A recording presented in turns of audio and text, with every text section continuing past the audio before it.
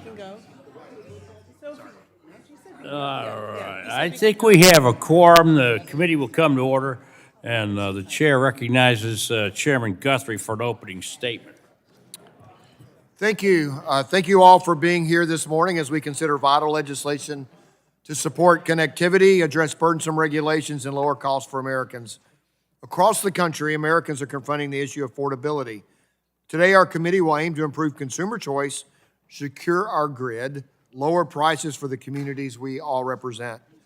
For example, the Homeowner Energy Freedom Act would help address home affordability by repealing several costly programs from the misnamed Inflation Reduction Act. Under the Biden-Harris administration, the Department of Energy issued efficiency regulations for every appliance in American households. Energy efficiency is important as a general matter, but it's a major problem when regulations are drafted to meet arbitrary standards despite diminishing returns on actual cost-effective gains in efficiency. Don't Mess With My Home Appliance Act addresses this issue, for example, by requiring DOE to consider appliances' full life cycle costs, including maintenance, when determining if a new standard is justified. We cannot allow ill-considered standards to hurt our ability to power federal facilities like VA hospitals.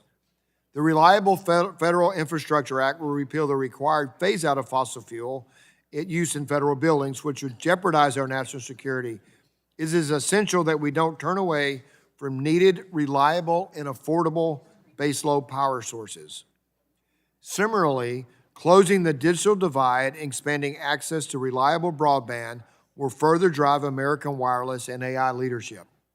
I see this firsthand in parts of my district that still lack the service they need to take full advantage of the digital economy. NTIA has now signed off nearly 30 states and territories' broadband plans in the BEAD program.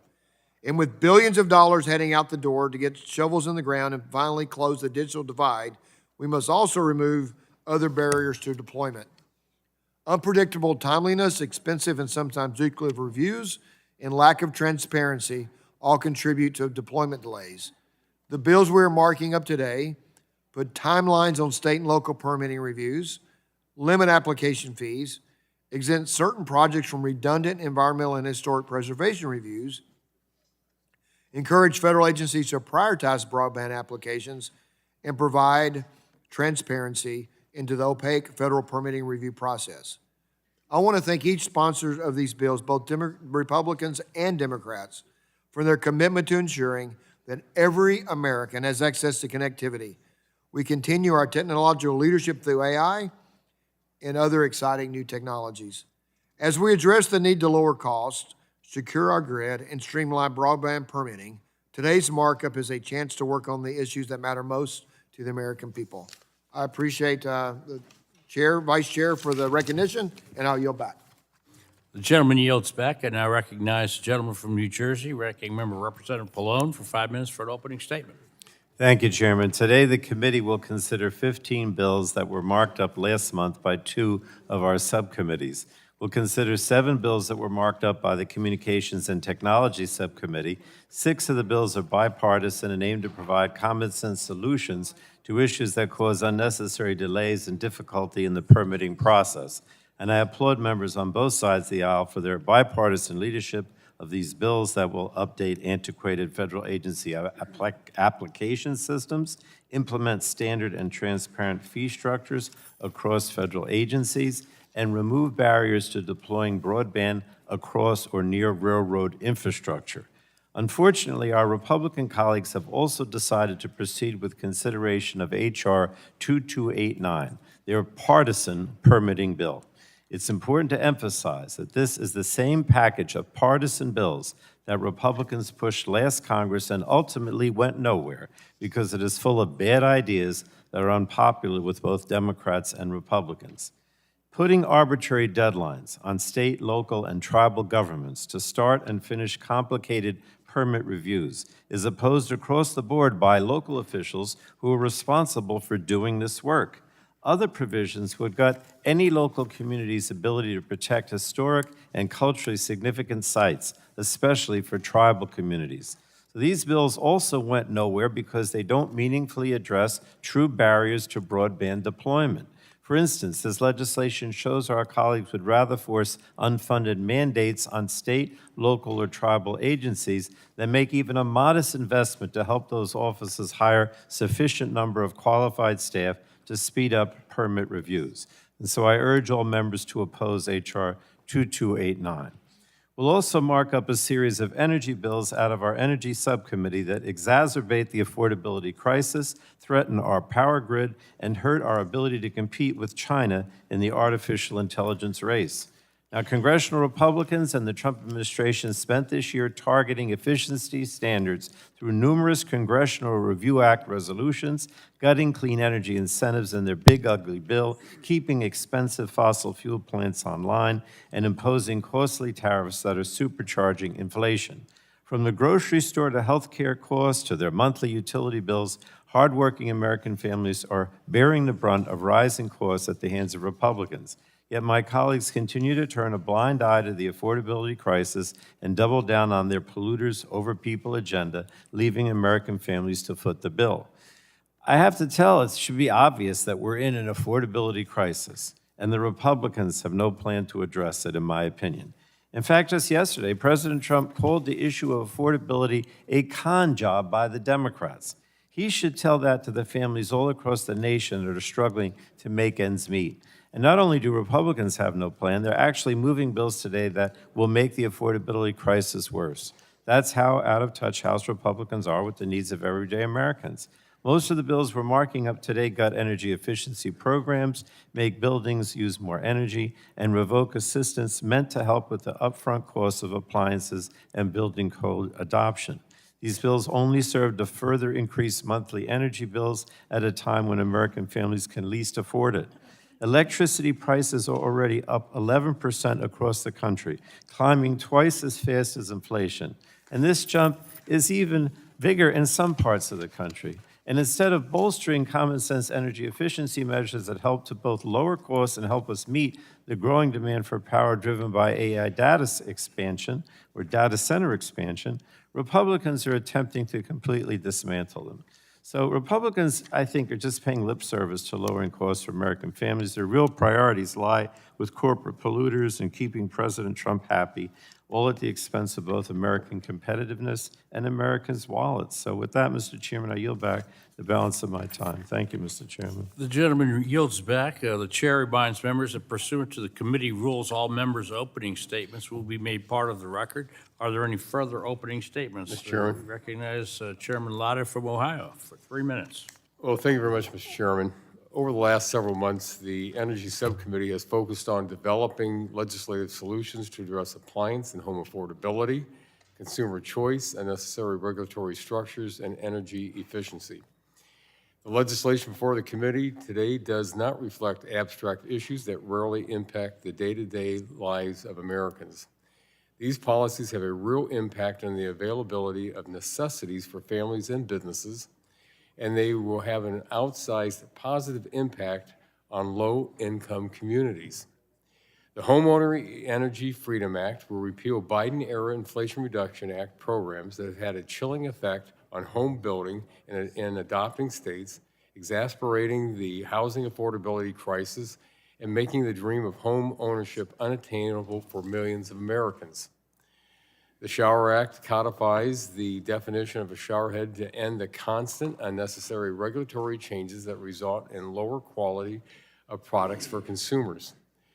H.R. 4626, the Don't Mess With My Home Appliance Act, reforms the statutory process for energy efficiency standards for appliances. It ensures future standards will be cost-effective, prevents the weaponization of standards to pursue fuel restrictions, and strengthens statutory direct-to-consumer protections. H.R. 1355, led by the gentleman from New York, reauthorizes the Weatherization Assistance Program to continue reducing energy costs for low-income homes by improving the energy efficiency of those envelopes. The Energy Choice Act of H.R. 3699 prioritizes consumer choice over the activist government regulation by prohibiting policies that effectively ban or severely limit energy services based on the source of energy. The committee will also be considering legislation to improve federal buildings and facilities, saving taxpayer dollars and bolstering our national security. H.R. 3474, led by the gentleman from Texas, the vice chair of the Energy Subcommittee, requires an assessment to determine whether mechanical insulation should be updated or installed during comprehensive energy and water evaluations of federal buildings. As the largest consumer of energy, it is important that the federal government prioritizes efficiency measures during routine audits. Lastly, H.R. 4690, the Reliable Federal Infrastructure Act, repeals requirements to phase out all fossil fuel-generated energy consumption in federal buildings. Just like consumers, federal facilities, include military installations, should not be forced to move away from reliable energy sources. Today, the committee has an opportunity to make statutory reforms that truly prioritize energy efficiency, cost savings for the taxpayer and consumer choice. These Republican solutions, along with the gentleman from New York's, will help lower American electricity bills and make home ownership more attainable for Americans across the country. I urge my colleagues to support these pieces of legislation, and I yield back. The gentleman yields back. Are there any further opening statements? I recognize Madam Matsui for 3 minutes for our opening statement. Thank you, Mr. Chairman. I'm glad we're taking up bipartisan broadband permitting bills today because broadband is an essential service. If you can't get online or can't afford to stay online, you're shut out of modern life. As we begin this markup, our job is to clear real barriers to broadband deployment and maintain safeguards for communities. We can do both, but we need real solutions, not rubber stamps. Local permitting departments, many of them understaffed, are bracing for a once-in-a-generation wave of broadband construction. Instead of supporting that, the Trump administration has thrown BEAD into chaos, freezing funds, forcing states to redo plans, and ripping out affordability protections. And now President Trump is threatening to illegally freeze more than $20 billion in BEAD non-deployment funds unless states scrap their AI safeguards. This would force states to choose between closing the digital divide and protecting the residents from AI harms, like rogue mental health chatbots, pushing our children to hurt themselves. Once again, the Trump administration is pushing for changes that cause delays and cost consumers. We see the consequences in my district. California is investing big to close the digital divide, including over $38 million in last-mile grants for Sacramento County alone. But we still need BEAD dollars to finish the job, to reach the dead zones just outside of Sacramento, and to connect the Delta farming communities stuck without reliable service. If we take one step forward on permitting while this administration pushes BEAD 2 steps back, we'll only widen the digital divide. Now, I'm encouraged by today's bipartisan bills that respect local input while making permitting more predictable and coordinated. The Digital Applications Act, which I co-lead, would create a one-stop online portal for broadband permitting on federal lands so providers can get timely decisions. On the other hand, I oppose the hyper-partisan American Broadband Deployment Act, which would slap local governments with rigid deadlines without added capacity and then automatically approve projects when the clock runs out.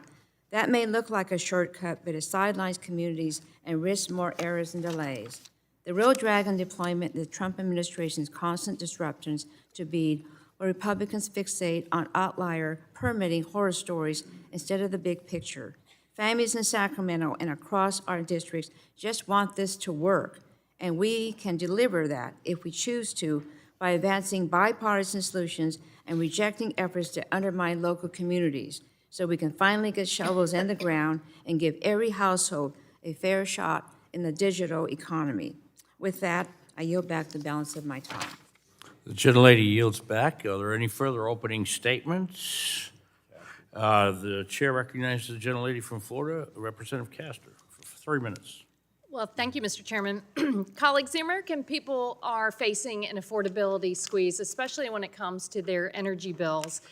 All of that squeeze is being made worse by the policies of the Trump administration and Republicans here in Congress. Household energy bills are up 11% this year, and in October, the president arbitrarily canceled over 300 clean energy projects across the country that would have helped keep energy bills lower They are essentially taking money away, taking savings away from hardworking American families.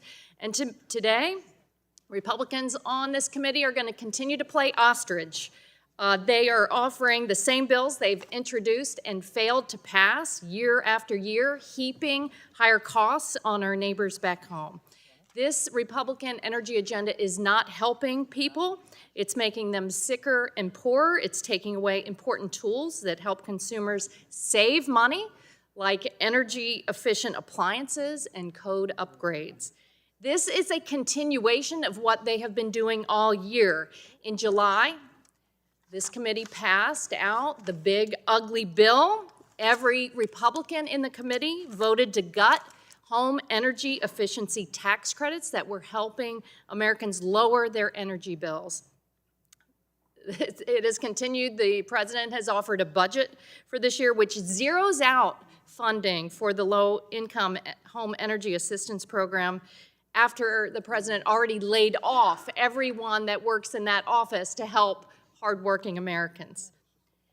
And on energy efficiency, existing law is very clear. The Energy Policy and Conservation Act requires the Department of Energy to adopt efficiency standards that reduce household and business utility bills while ensuring that consumers will continue to enjoy an abundance of models and project features where they have broad choices.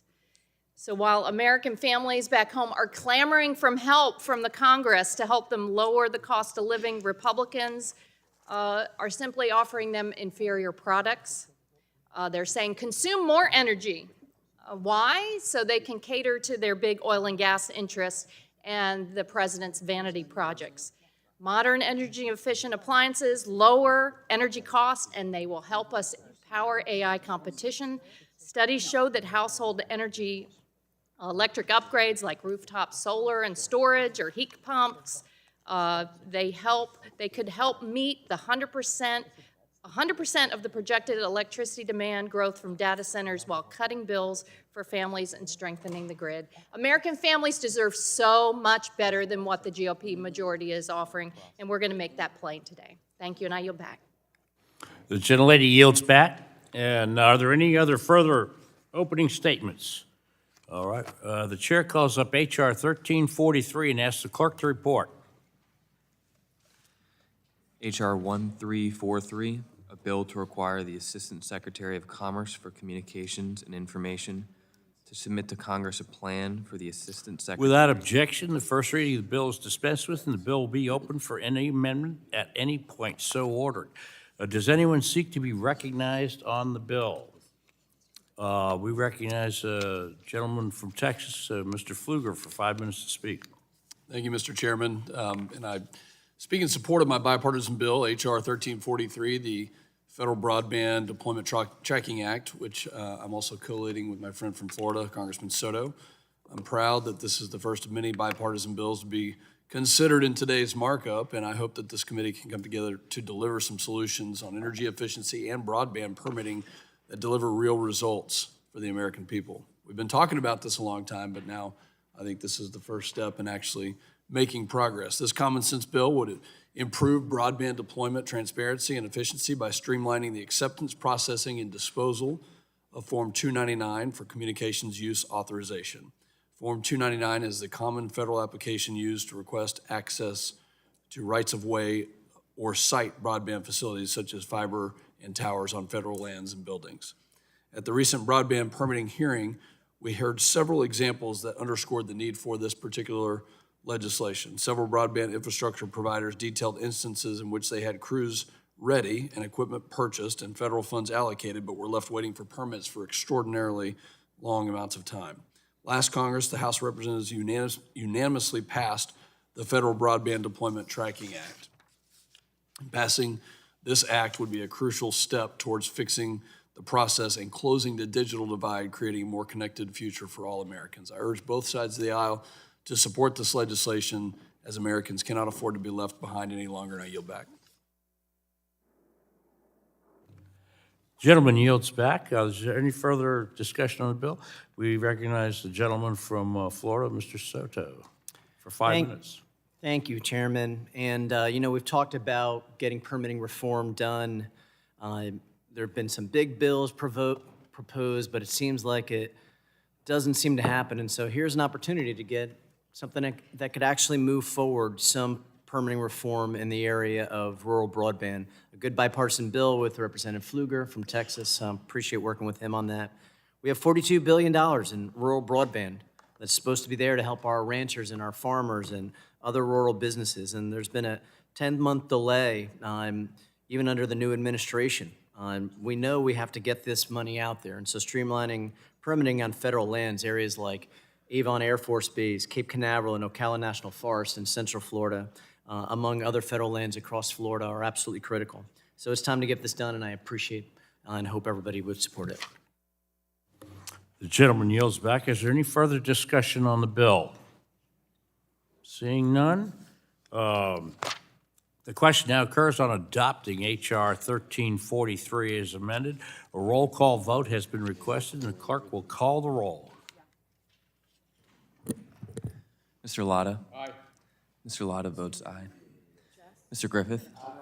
Mr. Griffith votes aye. Mr. Bilirakis? Mr. Hudson? Mr. Hudson votes aye. Mr. Carter of Georgia? Mr. Palmer? Mr. Palmer votes aye. Mr. Dunn? Aye. Mr. Dunn votes aye. Mr. Crenshaw? Mr. Joyce? Mr. Weber? Mr. Weber votes aye. Mr. Allen? Mr. Allen votes aye. Mr. Balderson? Mr. Balderson votes aye. Mr. Fulcher? Mr. Fulcher votes aye. Mr. Pfluger? Mr. Pfluger votes aye. Mrs. Harshbarger? Mrs. Harshbarger votes aye. Mrs. Miller-Meeks? Mrs. Kamick? Mr. Obernolte? Mr. Obernolte votes aye. Mr. James? Mr. James votes aye. Mr. Bentz? Mr. Bentz votes aye. Ms. Houchin? Mrs. Houchin votes aye. Mr. Fry? Mr. Fry votes aye. Ms. Lee? Ms. Lee votes aye. Mr. Langworthy? Mr. Langworthy votes aye. Mr. Kane? Mr. Kane votes aye. Mr. Ruley? Mr. Ruley votes aye. Mr. Evans? Mr. Evans votes aye. Mr. Goldman? Mr. Goldman votes aye. Mrs. Fedorchak? Mrs. Fedorchak votes aye. Mr. Pallone? Mr. Pallone votes aye. Ms. DeGette? Ms. DeGette votes aye. Ms. Schakowsky? Ms. Schakowsky? Ms. Schakowsky votes aye. Ms. Matsui? Ms. Matsui votes aye. Ms. Castor? Ms. Castor votes aye. Mr. Tonko? Mr. Tonko votes aye. Ms. Clark? Ms. Clark votes aye. Mr. Ruiz? Mr. Peters? Mr. Peters votes aye. Mrs. Dingell? Mrs. Dingell votes aye. Mr. Veazey? Ms. Kelly? Ms. Barragan? Ms. Barragan votes aye. Mr. Soto? Mr. Soto votes aye. Ms. Schreier? Ms. Schreier votes aye. Mr. Han? Mr. Han votes aye. Ms. Fletcher? Ms. Fletcher votes aye. Ms. Ocasio-Cortez? Ms. Ocasio-Cortez votes aye. Mr. Auchincloss? Mr. Auchincloss votes aye. Mr. Carter of Louisiana? Mr. Carter of Louisiana votes aye. Mr. Menendez? Mr. Menendez votes aye. Mr. Mullen? Mr. Mullen votes aye. Mr. Landsman? Mr. Landsman votes aye. Ms. McClellan? Ms. McClellan votes aye. Chairman Guthrie?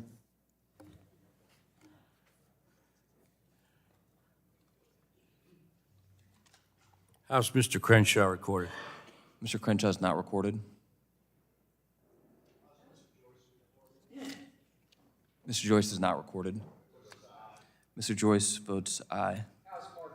Mr. Carter of Georgia is not recorded. Mr. Carter of Georgia votes aye. Mr. Crenshaw votes aye. How's Dr. Ruiz Mr. recorded? Ruiz is not recorded. Mr. Ruiz votes aye. Who else? How's Mr. Veazey recorded? Mr. Veazey is not recorded. Mr. Veazey votes aye. Are there any other votes? The clerk will report the call. Roll call.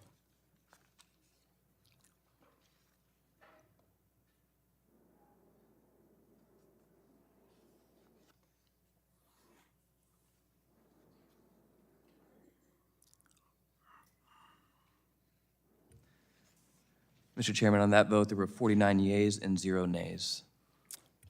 The ayes have it, and the bill is adopted. We now call up H.R. 1588 and ask the clerk to report. H.R. 1588, bill to require the Assistant Secretary of Commerce for Communications and Information to report to Congress on any barriers to Without establishing objection, the online. first reading of the bill is dispensed with, and the bill will be open for amendment at any point so ordered. Does anyone wish to be recognized on the bill? Yes, Ms. Dingell, please. You're recognized for 5 minutes.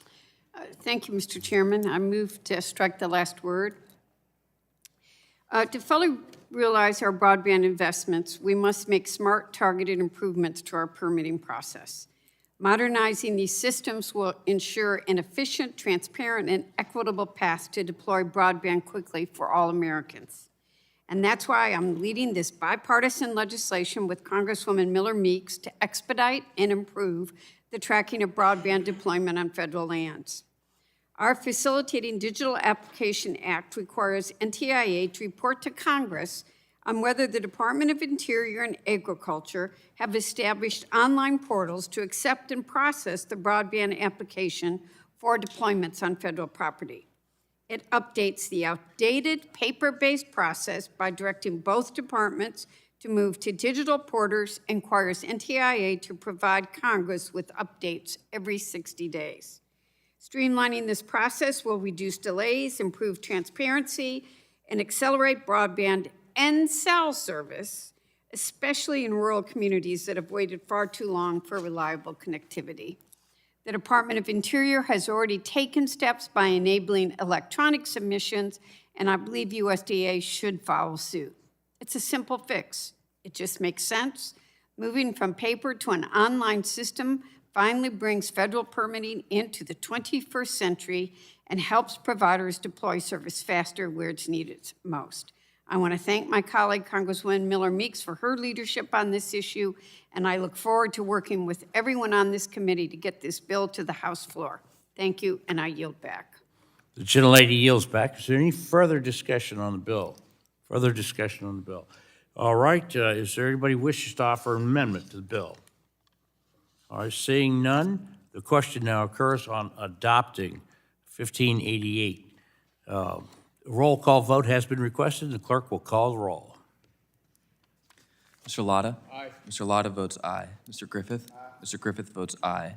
Mr. Bilirakis? Aye. Mr. Bilirakis votes aye. Mr. Hudson? Mr. Hudson votes aye. Mr. Carter of Georgia? Mr. Carter of Georgia votes aye. Mr. Palmer? Mr. Palmer votes aye. Mr. Dunn? Aye. Mr. Dunn votes aye. Mr. Crenshaw? Mr. Joyce? Mr. Joyce votes aye. Mr. Weber? Mr. Weber votes aye. Mr. Allen? Mr. Allen votes aye. Mr. Balderson? Mr. Balderson votes aye. Mr. Fulcher? Mr. Fulcher votes aye. Mr. Pfluger? Mr. Pfluger votes aye. Mrs. Harshbarger? Mrs. Harshbarger votes aye. Mrs. Miller Meeks? Mrs. Kamick? Mr. Obernolte? Mr. Obernolte votes aye. Mr. James? Mr. Bentz? Mr. Bentz votes aye. Mrs. Houchin? Mrs. Houchin votes aye. Mr. Fry? Ms. Lee? Mr. Langworthy? Mr. Langworthy votes aye. Mr. Kane? Mr. Kane votes aye. Mr. Ruley? Mr. Ruley votes aye. Mr. Evans? Mr. Evans votes aye. Mr. Goldman? Mr. Goldman votes aye. Mrs. Fedorchak? Mrs. Fedorchak votes aye. Mr. Pallone? Aye. Mr. Pallone votes aye. Ms. DeGette?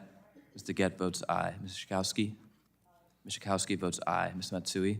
Ms. Matsui votes aye. Ms. Castor? Ms. Castor votes aye. Mr. Tonko? Mr. Tonko votes aye. Ms. Clark? Ms. Clark votes aye. Mr. Ruiz? Mr. Peters?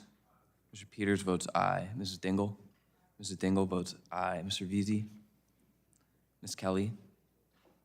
Ms. Barragan? Ms. Barragan votes aye. Mr. Soto? Mr. Soto votes aye. Ms. Schreier? Ms. Schreier votes aye. Mr. Hand? Mr. Hand votes aye. Ms. Fletcher? Ms. Fletcher votes aye. Ms. Ocasio-Cortez? Ms. Ocasio-Cortez votes aye. Mr. Auchincloss? Mr. Auchincloss votes aye. Mr. Carter of Louisiana? Mr. Carter of Louisiana votes aye. Mr. Menendez? Mr. Menendez votes aye. Mr. Mullen? Mr. Mullen votes aye. Mr. Landsman? Mr. Landsman votes aye. Ms. McClellan? Ms. McClellan votes aye. Chairman Guthrie? How is Mr. James recorded? Mr. James is not recorded. Mr. James votes aye. How is Ms. Lee reported? Ms. Lee is not recorded. Ms. Lee votes aye. How is Ms. Miller Meeks, Dr. Miller Meeks recorded? Mrs. Miller Meeks is not recorded.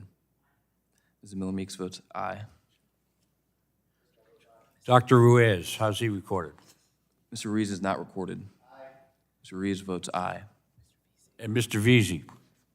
Mr. Veazey is not recorded. Mr. Veazey votes aye. Oh, and how is Mr. Crenshaw recorded? Mr. Crenshaw is not recorded. Mr. Crenshaw votes aye. The clerk will report the roll call.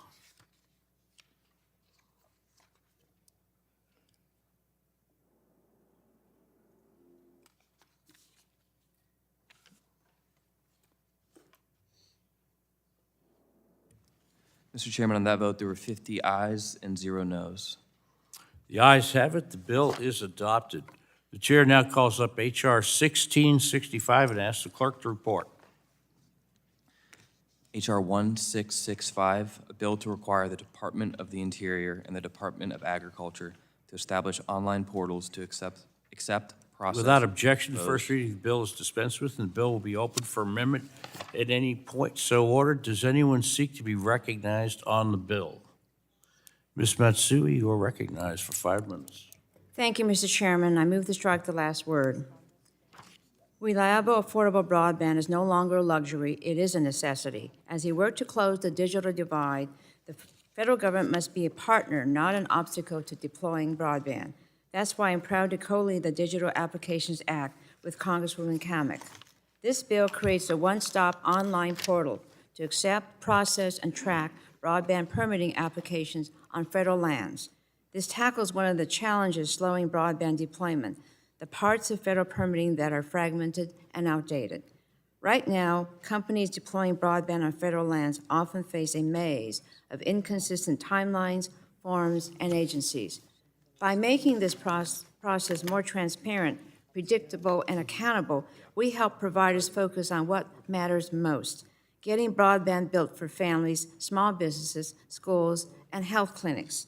This is real streamlining, practical, efficient, and respectful of safeguards and local needs. It is exactly the type of bipartisan targeted solution we should be advancing to close the digital divide and ensure every community can fully participate in our digital economy.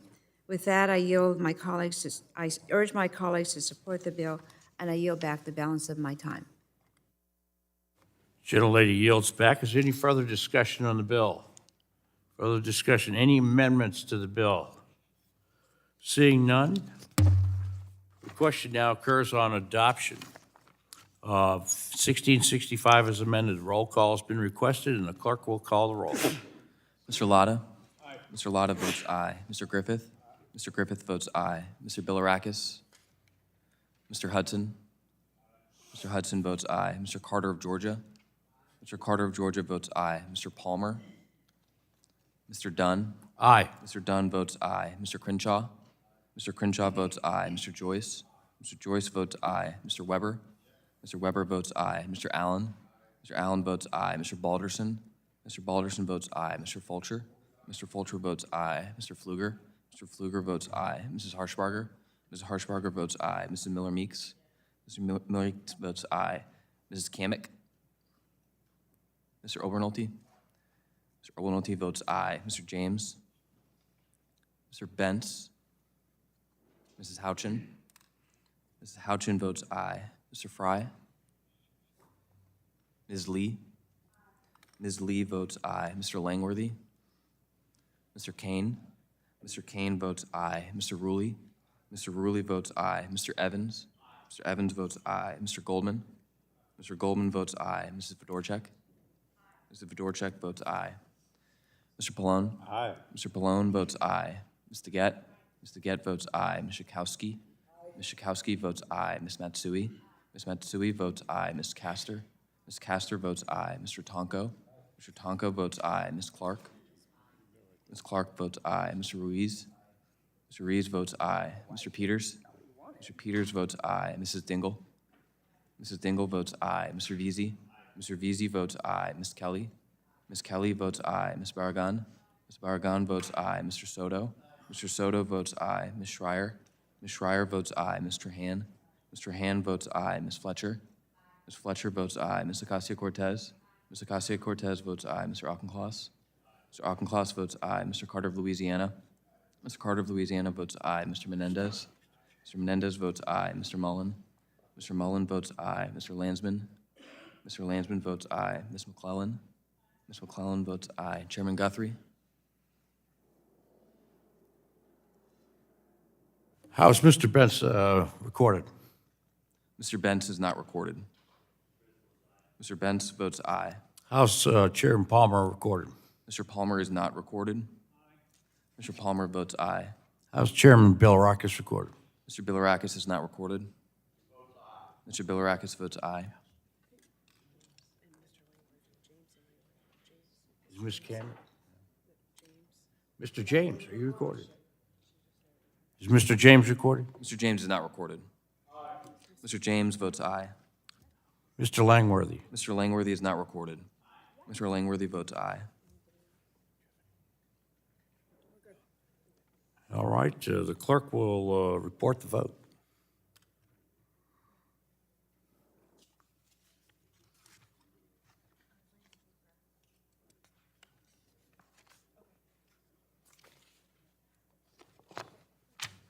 Mr. Chairman, on that vote, there were 51 ayes and 0 noes. The ayes have it, the bill is adopted. We now call up H.R. 1681 and ask the clerk to report. H.R. 1681, a bill to require the Assistant Secretary of Commerce for Communications and Information to establish an interagency strike force to ensure that certain federal land management agencies, including the Without objection, organizational... the first reading of the bill is dispensed with, and the bill will be open for amendment at any point. So ordered. Does anyone wish to be recognized on the bill? Chairman. Okay. Mr. Evans from Colorado. You're recognized for 5 minutes. Thank you, Mr. Chairman. I speak today in strong support of my bill, the Expediting Federal Broadband Deployment Review Act. This bipartisan legislation, which I'm proud to lead with Rep. Angie Craig from Minnesota, will help streamline broadband expansion to deliver fast, reliable internet to communities who need it most by creating a new system for broadband deployment requests on federal land. This legislation increases expansion by directing the National Telecommunications and Information Administration to establish an interagency strike force to support federal land management agencies' review of requests to deploy broadband over federal land. Colorado is the heart of the Rocky Mountain West, with more than 24 million acres of federal land.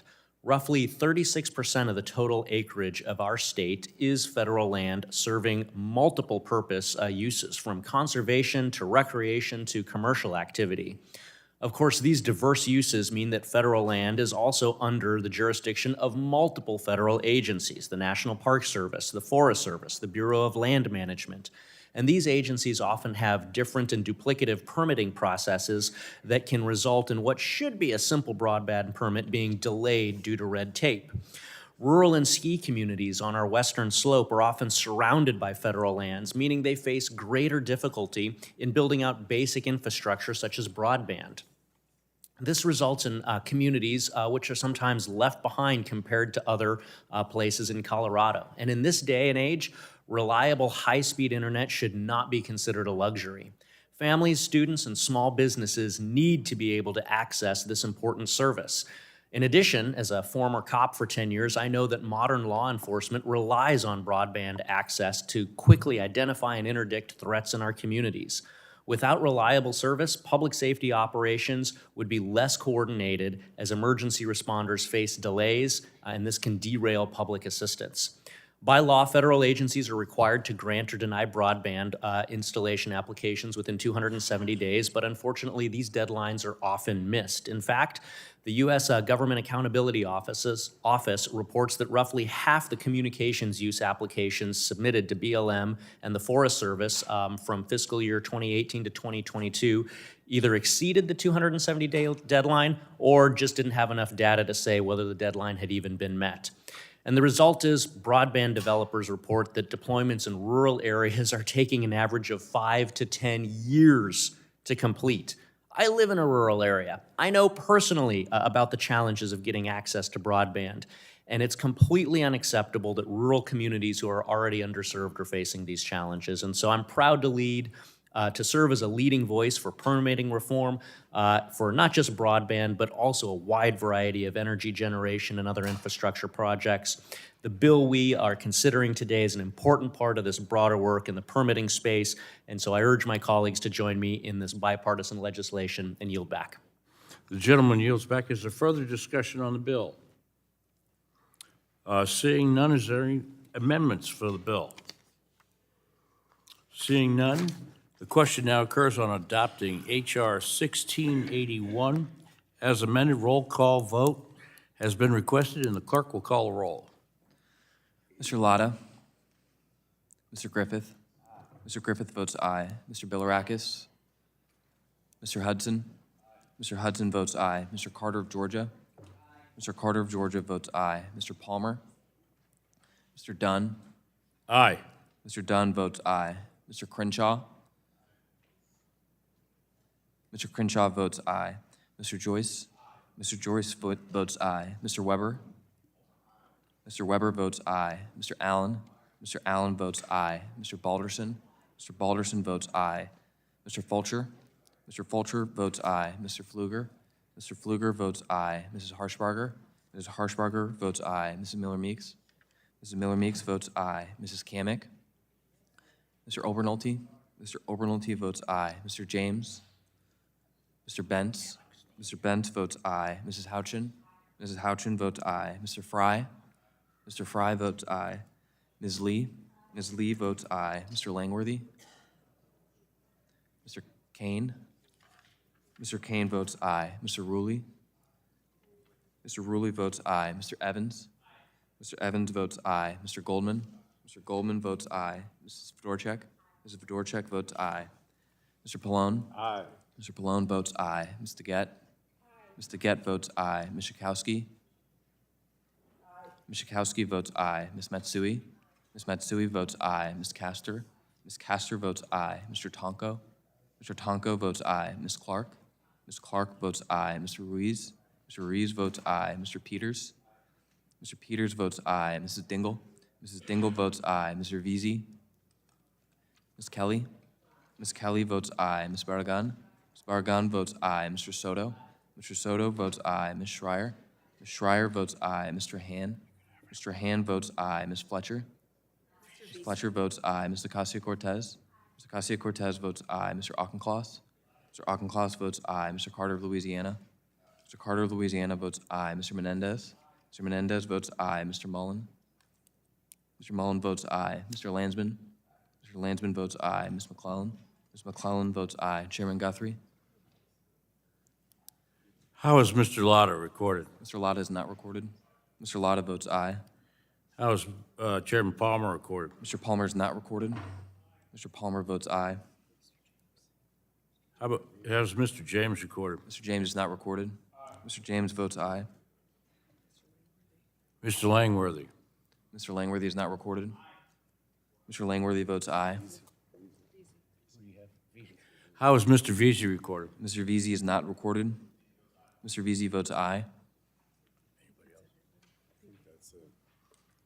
The clerk will report the ayes and nays.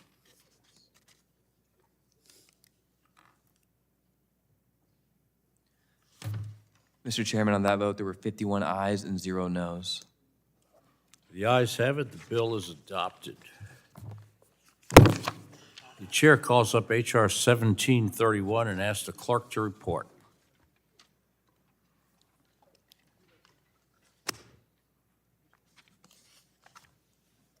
H.R. 1731, a bill to amend the Middle Class Tax Relief and Job Creation Act of 2012 to establish a uniform fee schedule applicable to the... Without objection, the first reading of the bill is dispensed with, and the bill will be open for amendment at any point so ordered.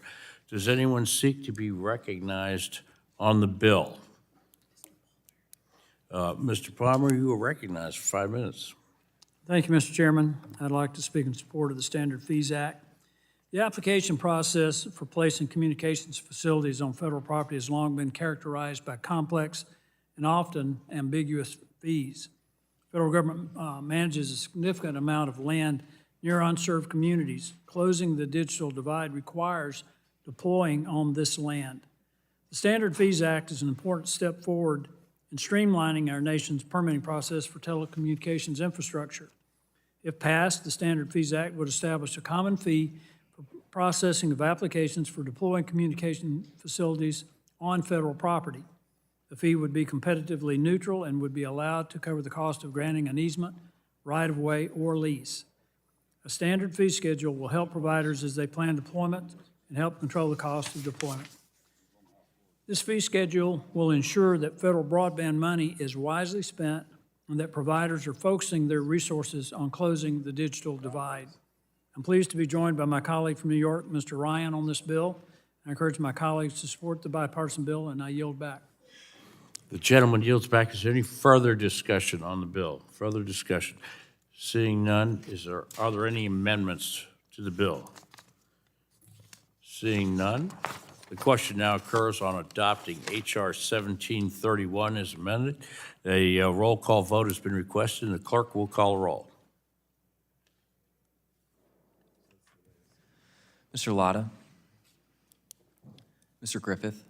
Mr. Griffith votes aye. Mr. Bilirakis? Mr. Hudson? Mr. Hudson votes aye. Mr. Carter of Georgia? Mr. Palmer?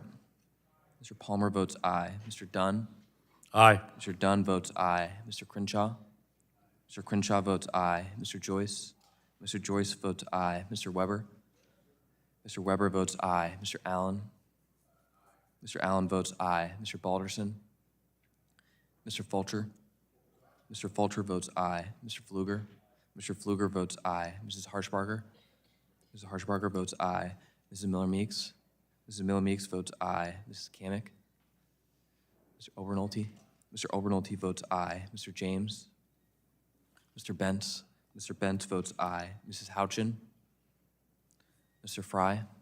Mr. Fry votes aye. Mrs. Lee? Mrs. Lee votes aye. Mr. Langworthy? Mr. Langworthy votes aye. Mr. Kane? Mr. Kane votes aye. Mr. Ruley? Mr. Ruley votes aye. Mr. Evans? Mr. Goldman? Mr. Goldman votes aye. Mrs. Fedorchak? Mrs. Fedorchak votes aye. Mr. Pallone?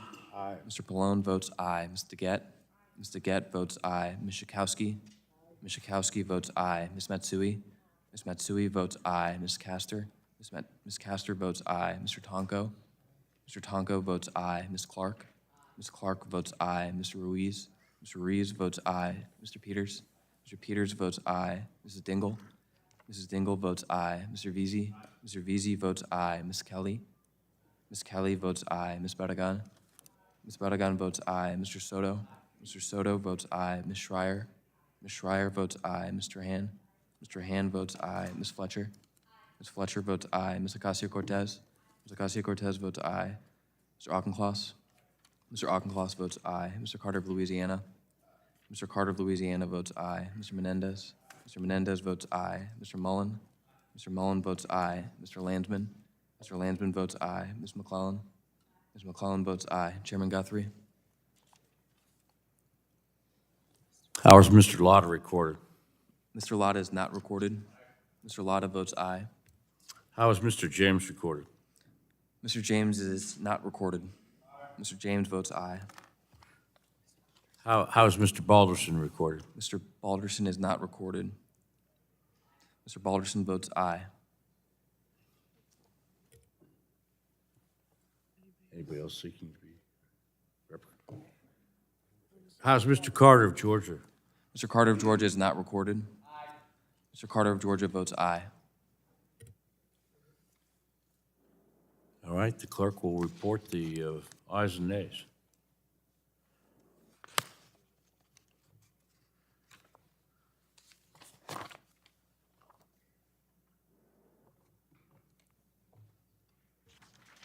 Mr. Chairman, on that vote, there were 49 ayes and 0 noes. The ayes have it, the bill is adopted. We now call up H.R. 6046 and ask the clerk to report. H.R. 6046, a bill to amend the Communications Act of 1934 to streamline the deployment of telecommunications or broadband services, facilities in the public right-of-ways and the right-of-way of railroad carriers, and for other purposes. Without objection to first reading, the bill is dispensed with, and the bill will be open for amendment at any point. So ordered. Does anyone wish to be recognized on the bill? The gentleman from Pennsylvania, Dr. Joyce, is recognized for 5 minutes to discuss the bill. Thank you, Mr. Chairman. The timely deployment of affordable high-speed internet to our rural communities is a critical matter for all of America. In communities across our country, like the district that I proudly represent in Pennsylvania, high-speed internet access is a prerequisite for accessing critical healthcare, economic, and government services. And without it, our families, our farms, our hospitals, our schools, actually all businesses are put at a complete disadvantage. And that is why we're here today, to consider legislation that will advance the public interest by working to eliminate the inefficiencies, the redundancies, and unnecessary red tape that have slowed down broadband deployment to date. H.R. 6046, this bipartisan, bicameral legislation that I was proud to work on with my colleague from California, Mr. Peters, and my colleague from Ohio, Mr. Landsman, eliminates existing hurdles in two ways. First, it makes clear that when a broadband provider wishes to deploy along a public right-of-way, which our bill defines as a public street, highway, route, or road, then the appropriate governmental authority with jurisdiction over that roadway is responsible for defining the permitting approval process. This includes setting the terms for appropriate safety reviews, as well as any costs and fees that might be assessed by affected third parties, including rail carriers that might cross the roadway at a designated crossing.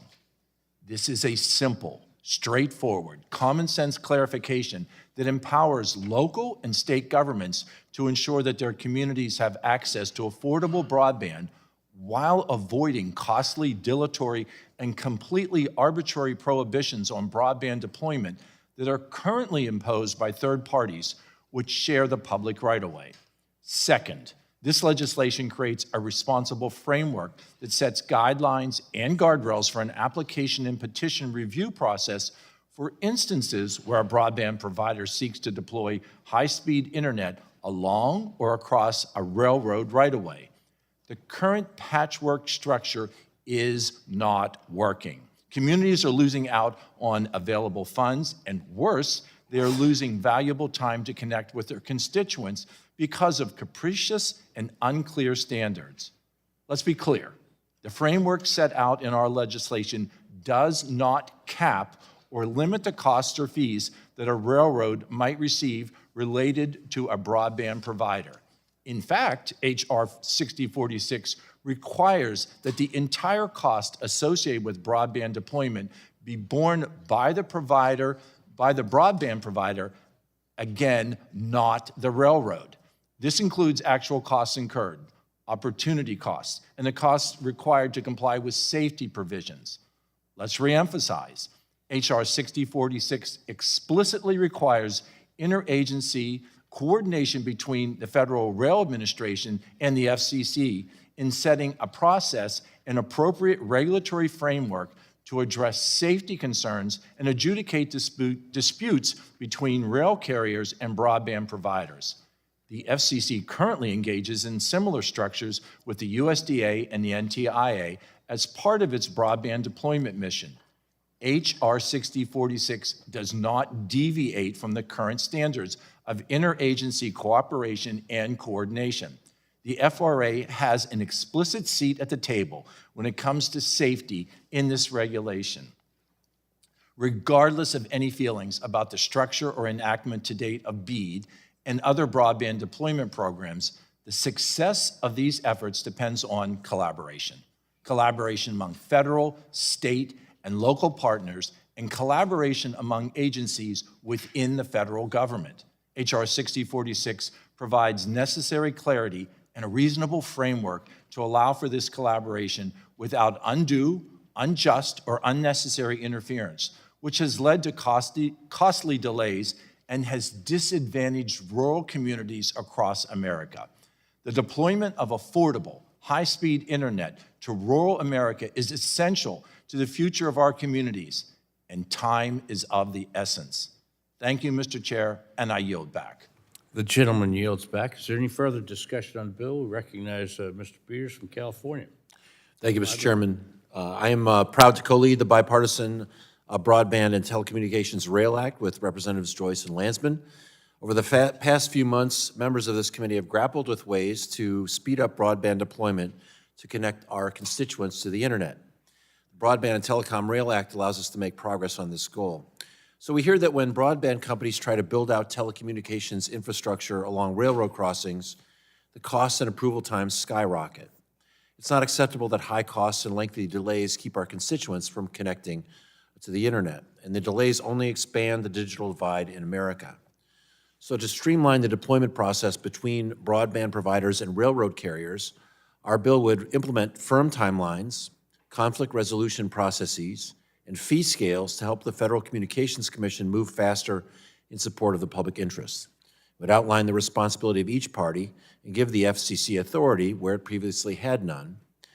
This bill solves a real problem we face in helping our constituents get connected to the internet.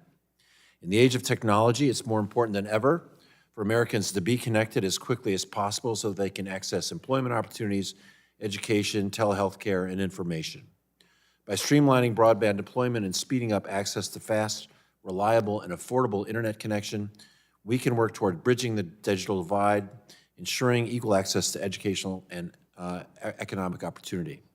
Thanks to my colleagues, Representatives Joyce and Landsman, for their dedication here, for working with us on this bipartisan bill. Look forward to continuing to work with you both as we continue to move this legislation forward. And I thank you, Mr. Chairman. I yield back. The gentleman yields back. Is there any further discussion on the bill? Further discussion. Mr. Landsman, you are recognized for 5 minutes to comment on the bill. Thank you, Mr. Chair. For the last 8 months, we have worked really closely with Dr. Joyce and Mr. Peters to get this important bipartisan bill to this point. I want to thank both of them for their good faith partnership and incredible leadership on this issue. Dr. Joyce has been fully committed to accomplishing this permitting reform in a thoughtful, bipartisan manner and has been a great partner in this work, and so has his staff.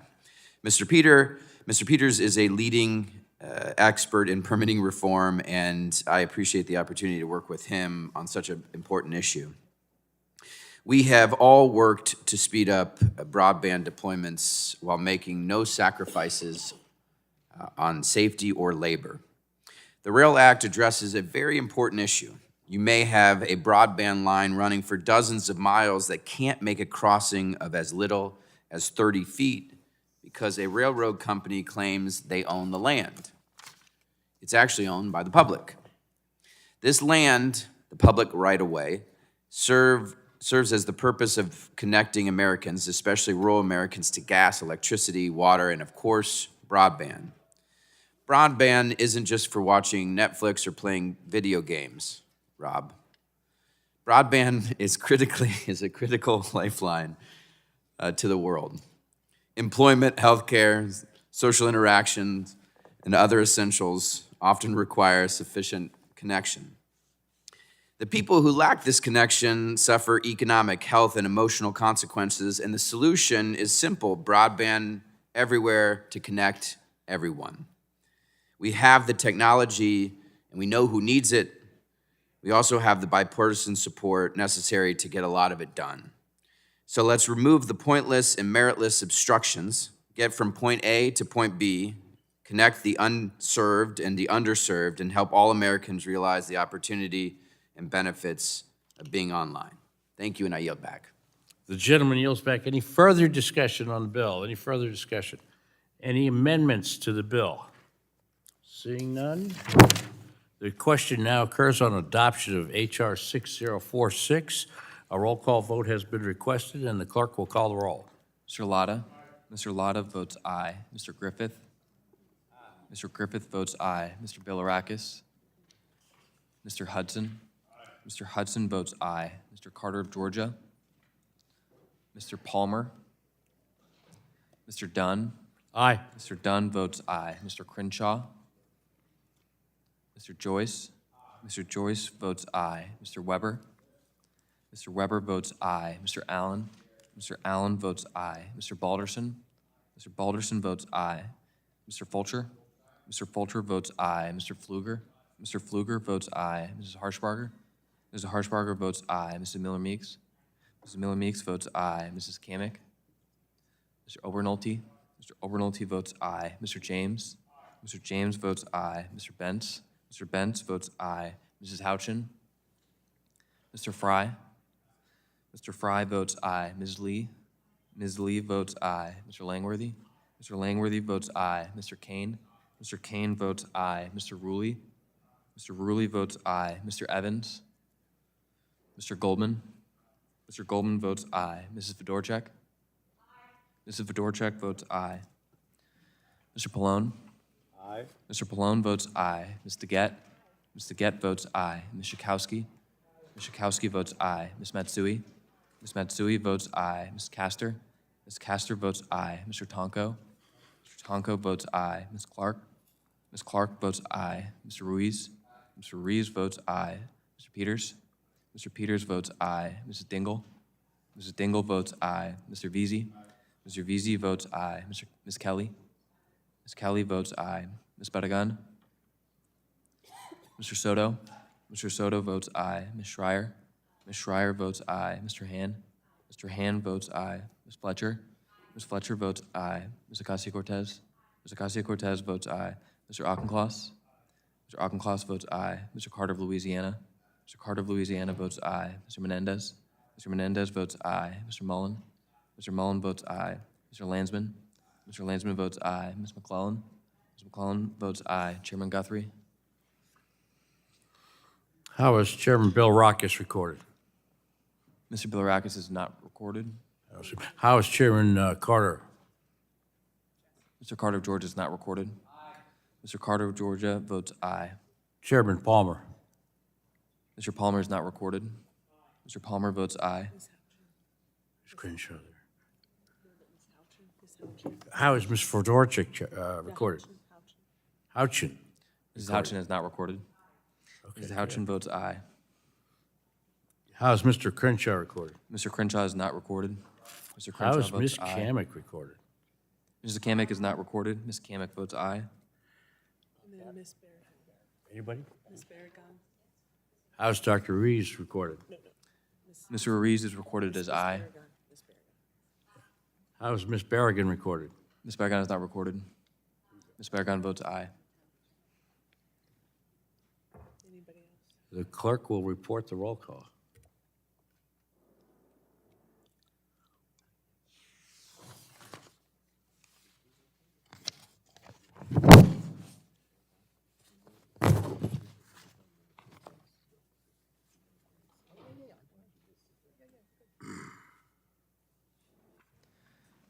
Mr. Chairman, on that vote, there were 51 ayes and 0 noes. The ayes have it, the bill is adopted. The chair now calls up H.R. 2289 and asks the clerk to report. H.R. 2289, a bill to provide that an eligible facility's request under Section 6409A of the Middle Class Tax Relief and Job Creation Act of 2012 is Without not subject to objection, the first reading is dispensed with, and the bill will be open for amendment at any point so ordered. Does anyone seek to be recognized on the bill? Mr. Carter of Georgia, you are recognized for 5 minutes. Mr. Chairman, I move to strike the last word. Thank you, Mr. Chairman. I'd like to express my support for my bill, the American Broadband Deployment Act of 2025. This bill brings together proposals from my Republican colleagues to cut red tape and speed broadband deployment. It streamlines approvals for new infrastructure by ensuring fees reflect actual cost, setting clear and timely permitting deadlines, and giving providers relief if they are wrongfully denied access. It also simplifies upgrades to existing infrastructure, like adding 5G, replacing copper with fiber, and deploying Open RAN, especially in areas that have already undergone environmental or historic reviews. Finally, It removes unnecessary environmental reviews for projects in previously disturbed rights-of-way and for replacing untrusted Chinese equipment, reducing delays that often take years on federal lands. These reforms will accelerate investment, lower barriers, and help connect all Americans. I urge my colleagues to support this bill, and I yield back.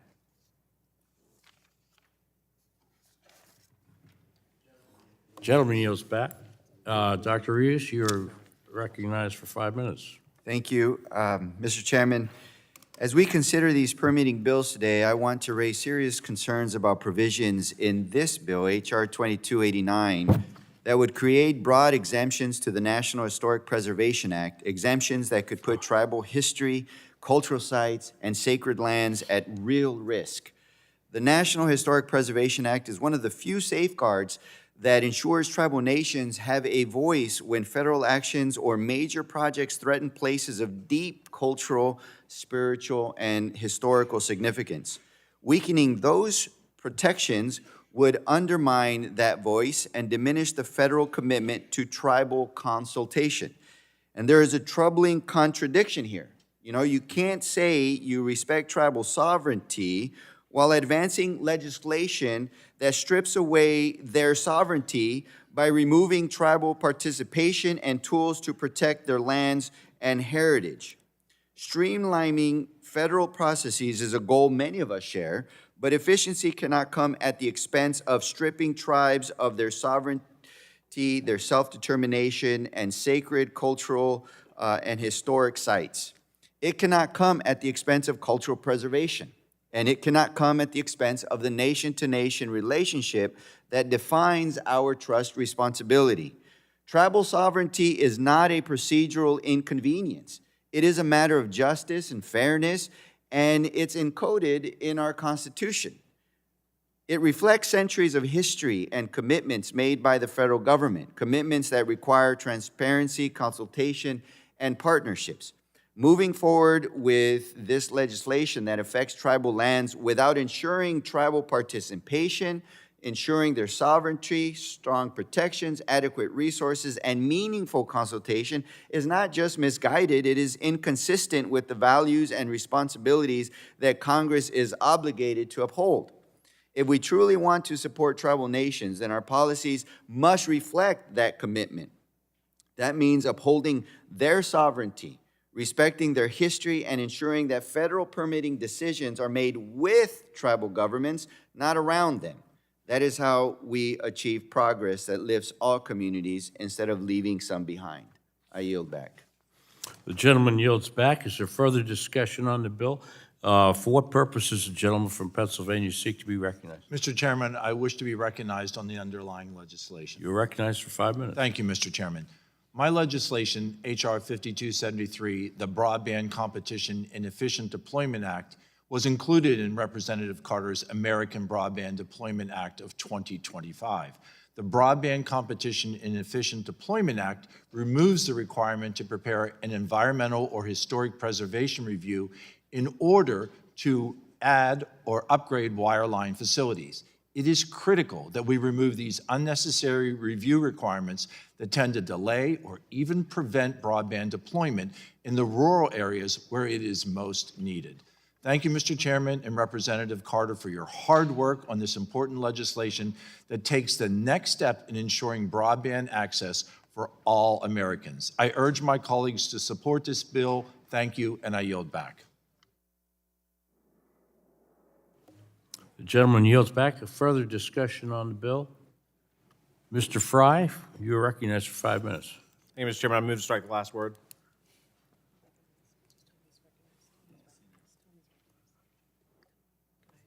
You're recognized. Thank you, Mr. Chairman. I wanted to highlight a key provision of within H.R. 2289, which is my legislation, the Trusted Broadband Networks Act.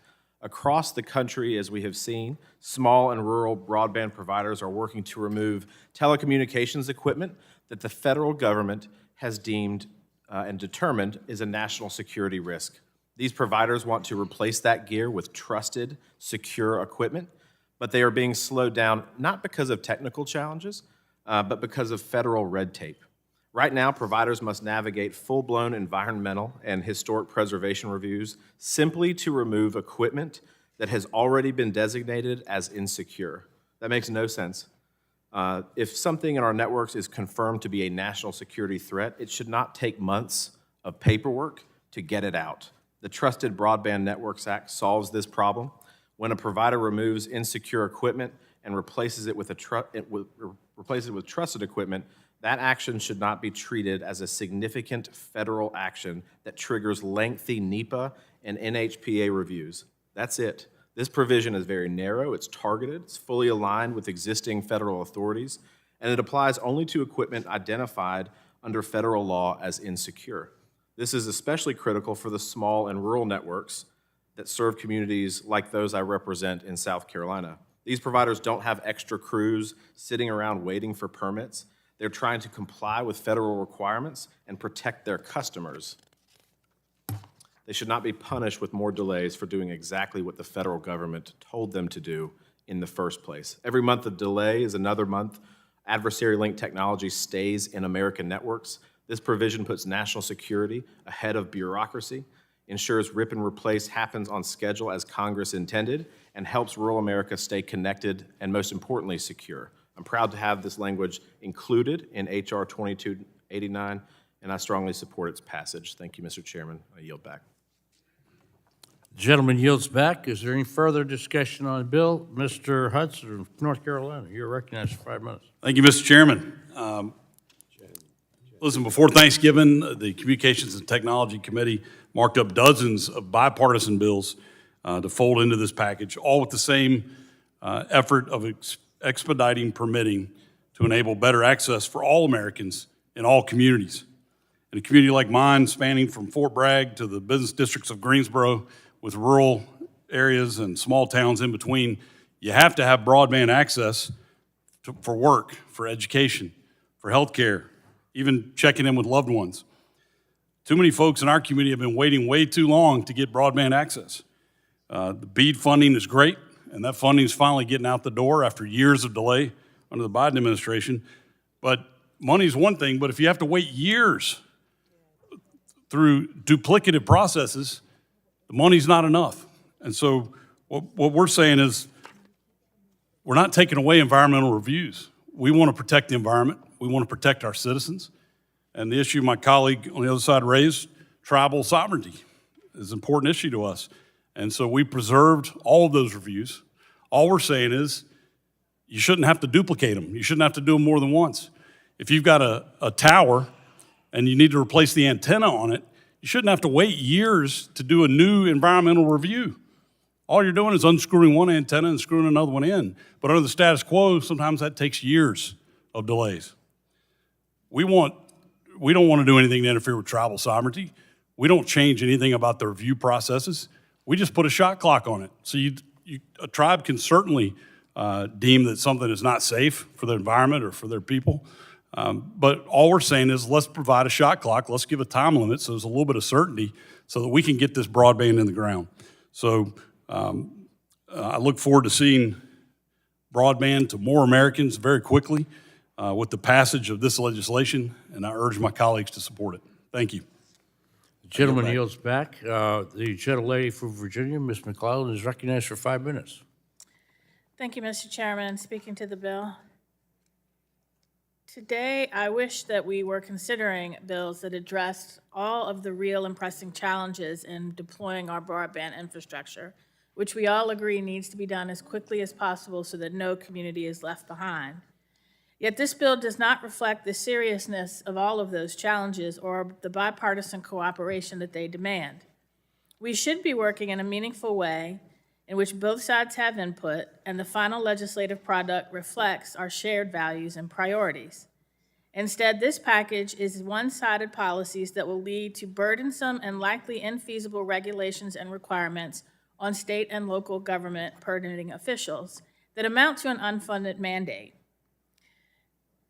I am sure that you heard during the committee hearings that the biggest barriers to broadband deployment are inconsistent pole attachment processes, disputes over rights of way, and a lack of sufficient personnel that are the real barriers to broadband project timelines, increase deployment costs, and undermine the timelines for getting communities connected.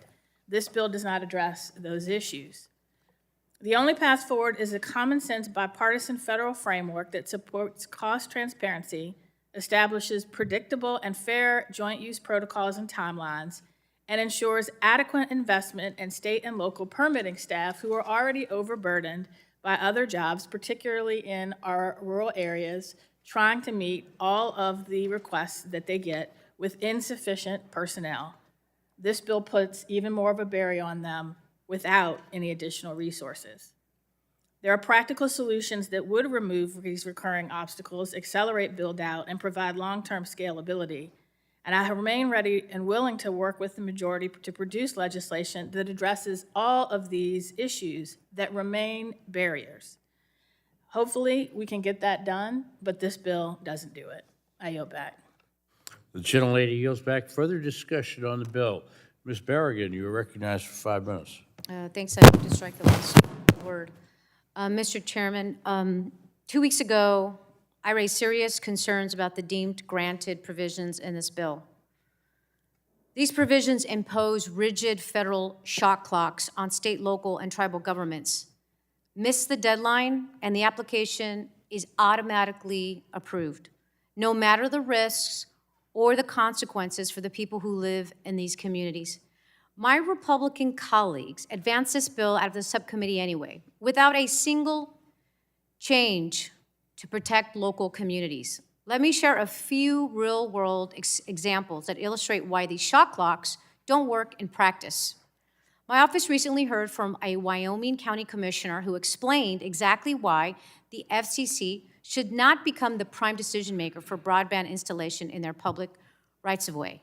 Anyone who's driven through rural America knows this well. Rural roads are often narrow, uncurbed, and maintained by part-time crews. Drainage ditches run along nearly every township road, and underground agricultural systems are highly vulnerable to accidental cuts. In places like this, one mistake can wash out a road, flood a field, or take out the infrastructure a whole community depends on. This commissioner, responsible for a county covering about 4,000 square miles and 600 miles of roads, describes the stakes, and I'm quoting, "This makes it challenging to monitor the activities inside rights-of-way, especially if the county is not the decision maker concerning placement and installation of infrastructure. If this potential law is codified, the county would, in essence, no longer be in charge of our roads' rights-of-way. We would essentially be at the mercy of infrastructure owners as to how we might go about performing our statutory defined duties associated with roadways in our counties. When a private party can dictate the operations of the government agency responsible for roadways, something has failed.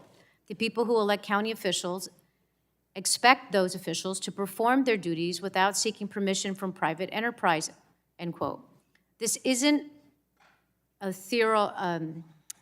just a theory. This county commissioner is telling us that federal shot clocks would give private companies more control over local roads than the elected officials responsible for them. These are the same rural counties that my Republican colleagues claim to champion. That should alarm every member of the committee. We also heard from a suburban county in the Midwest. They typically complete permit reviews for simple broadband infrastructure projects in about 15 working days. This is not a slow county. They are efficient and proactive. But as their county commissioner explained, BEAD-funded broadband infrastructure projects are far from simple. They can stretch for miles across multiple jurisdictions, and a single contractor could submit multiple massive applications at once, covering entire highways and segments. Local officials need time to make sure that digging doesn't damage roads, disrupt water or sewer lines, or create safety hazards for drivers. Federal shot clocks would force these officials to rush approvals on large, complex projects, ignoring local expertise and putting communities at risk. The lesson is clear. The bill assumes local governments are too slow. But even in efficient counties, rigid federal deadlines could create real-world risk and unsafe outcomes. These are real stories from real counties, rural and suburban. They all show the same truth. The federal shot clocks force local governments to gamble with public safety and surrender control to private companies. We should empower local communities, not strip them of authority. We should respect local expertise, not override it, and we should never put local governments at the mercy of private companies. For these reasons, I strongly oppose this bill and urge my colleagues to do the same. I yield back. The gentlelady yields back. Further discussion? Mr. Griffith for Virginia, you are recognized for 5 minutes. Thank you very much, Mr. Chairman. I understand the concerns of local government, but for some reason, the local governments sometimes have failed to read the full text of the bill, because it says they must approve or deny. And if they deny, they need to state a reason. So in the examples recently given, if there were in fact a problem with having been inundated by one company with hundreds of requests, they could deny a significant number of them, claiming that they need more time. They could deny them based on the fact that they think that may cause them problem with their road areas, that they need to be able to look into how this will impact narrow roads if it's a rural area where the roads are narrow or they've got other infrastructure issues. The problem has been is that they get no answer. Somebody files the request and there's no answer. It's not a yes answer. It's not a no answer. It's just a non-answer. If there is some information that the county or the local government needs in order to process further, they can deny it and say we can't process it at this point and must deny because we need more information on erosion if you're going to be digging, or we need more information on how your installation will affect our local road system. All of that's permissible. This bill doesn't change any of that. It just says instead of placing the request into a black hole, you have to give us an answer. You can answer yes, you can answer no. If you choose to put the application or the request for the permit into an obscure box somewhere and never get around to answering it, then the answer is going to be a yes under this bill. That's true. But they do not lose the ability to say no because we need more information on erosion, on impacts on our road system, on X, Y, or Z. All of that's permissible. It just says tell us why. Because what I suspect may happen is that if the request or the concern is one that can be answered by the permit applicant, they may go out and spend the money to get data to help the county make that decision. But right now, they don't have a clue. They don't know why they're not getting an answer. They just know they're not getting an answer. And that leads them to suspect, Mr. Chairman, it leads them to suspect that maybe they just don't want to deal with the issue at all, or maybe they have other interests in mind. I mean, there are some of our public utilities that also provide internet. Are they afraid of competition? Maybe. Those aren't legitimate. But concerns about roads, concerns about other infrastructure, concerns about erosion if there's digging taking place, nobody's going to question that those are legitimate and they can deny with this. And then if those issues can be resolved, the applicant can reapply at a later date. So these are not unreasonable, and they don't force an automatic yes if you give a negative answer. It only forces the automatic approval if you choose not to respond at all. I yield back. Gentleman yields back. Is there further discussion on the bill? Gentleman from New Jersey, you're recognized to speak on the bill. Thank you, Chairman. And here we are again. The party that claims to be in favor of small government and states' rights is once again explicitly undermining state and local government's authority to protect their communities from harm. Automatic approvals hold the potential to threaten the safety of local communities and the workforce installing this infrastructure. Republicans are imposing unrealistic timeframes on understaffed local governments to conduct permit application reviews, which, if not met, are automatically deemed approved without granting them any additional resources. House Republicans are doing nothing to support local and state governments after imposing these unrealistic shot clocks. That's probably why organizations that represent local government, such as the United States Conference of Mayors, the National League of Cities, the National Association of Counties, and the National Association of Telecommunications Officers and Advisors, strongly oppose the American Broadband Deployment Act, as they believe it represents another attempt by this Republican majority to take away authority and power from local governments to do that which they see is best. And so, I've been hoping for consistency from my friends across the aisle. They have yet to show it. This party is going to harm all of the municipalities, counties, and states that we work with and have the good fortune of representing. For that reason, I'll be a no and urge my colleagues to vote no as well. I yield back. I would yield to my great colleague from California. Thank you. I just wanted to respond to the argument that was made that local government could just deny it. They're not forced to approve it. They could just deny it. Under this argument, they won't have the ability to say, hey, we need more time. You're just saying, keep denying these applications, and they're going to have to reapply every 60 to 150 days until they have enough time in the process. That would be an expensive ordeal, and talk about inefficiency. So I think that's just a poor argument, and why I continue to oppose. With that, I yield back to the gentleman. Thank you. And I would just ask my colleague from Virginia, he talked about all these instances where these requests are put into a black box. I'm just wondering what data he is looking at that shows what percentage of these requests end up with no response, and what percentage of time that these requests are made does that happen? And if he has that information that he can provide to all of us on this committee.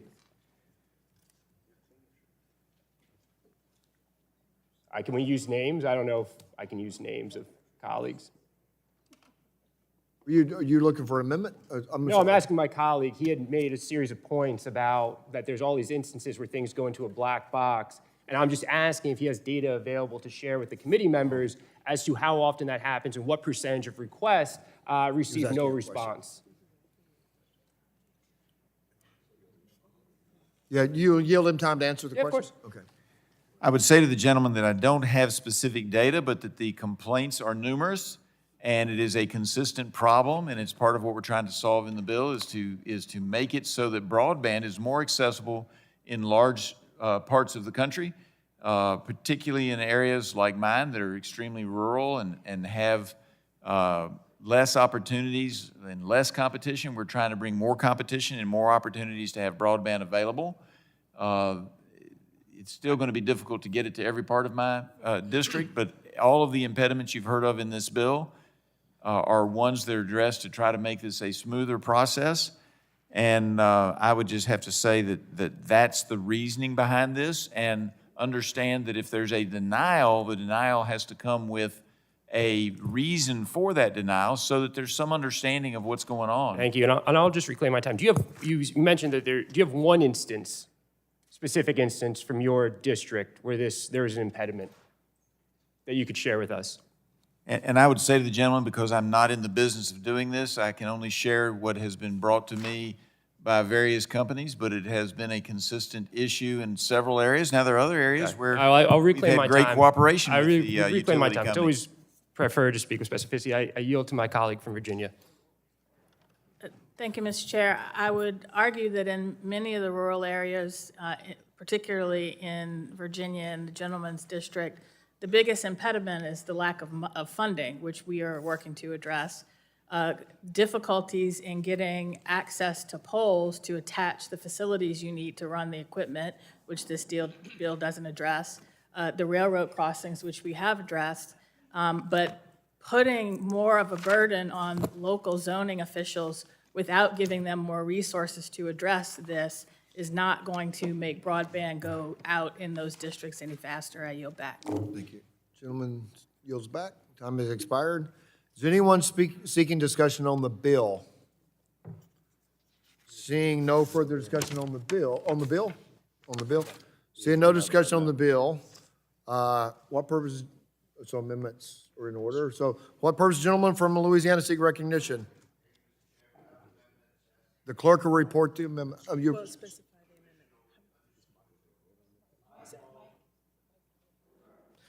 Thank you, Mr. Chairman. I have an amendment at the desk labeled provisional _01. The clerk will report the amendment.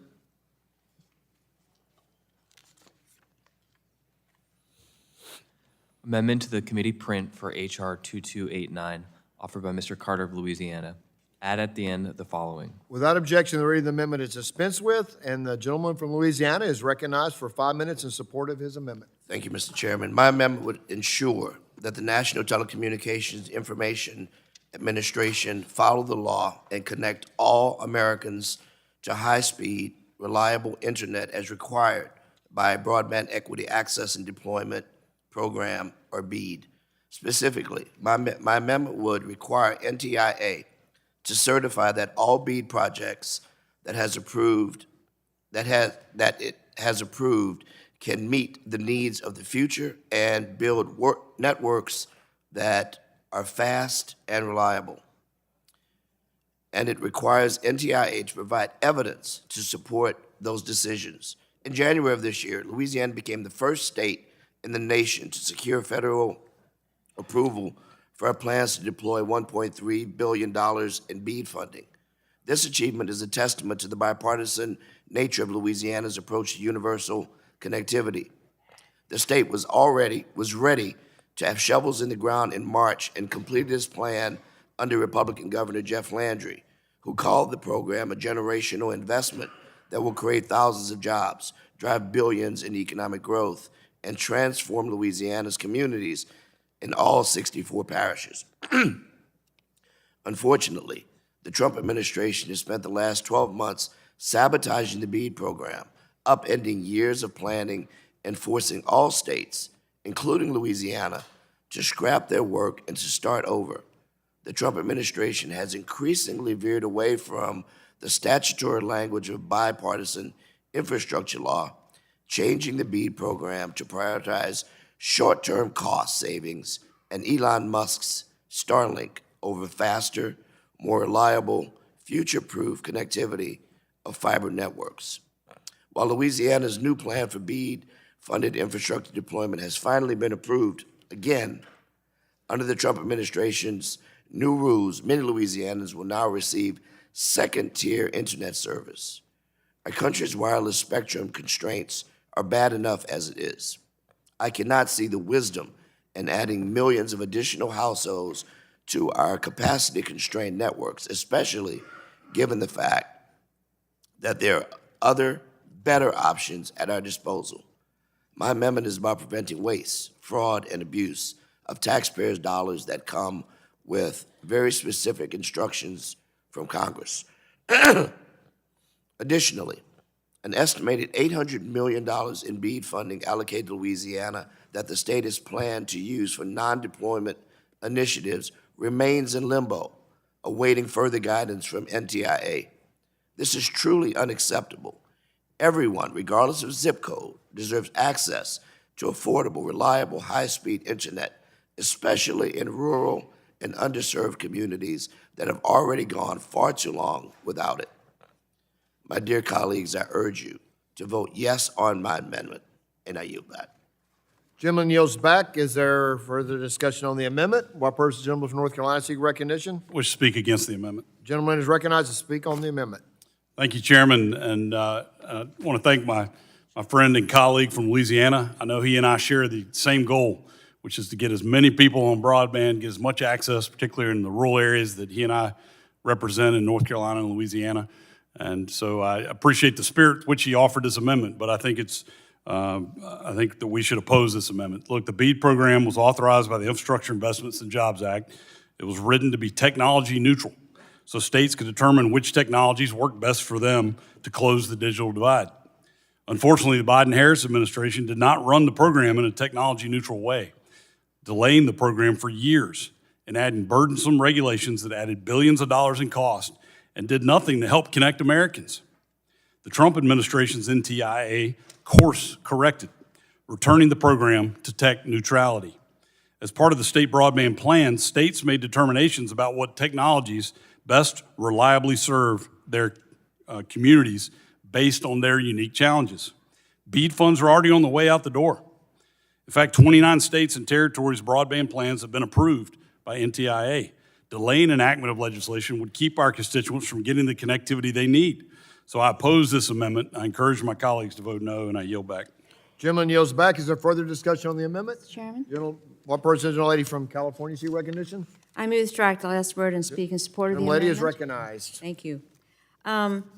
This common sense amendment makes sure the billions of dollars that Congress invested in the BEAD program do their job, delivering long-lasting, high-quality internet to the tens of millions of Americans still without a reliable connection. It's simple. It holds the Trump administration to the law.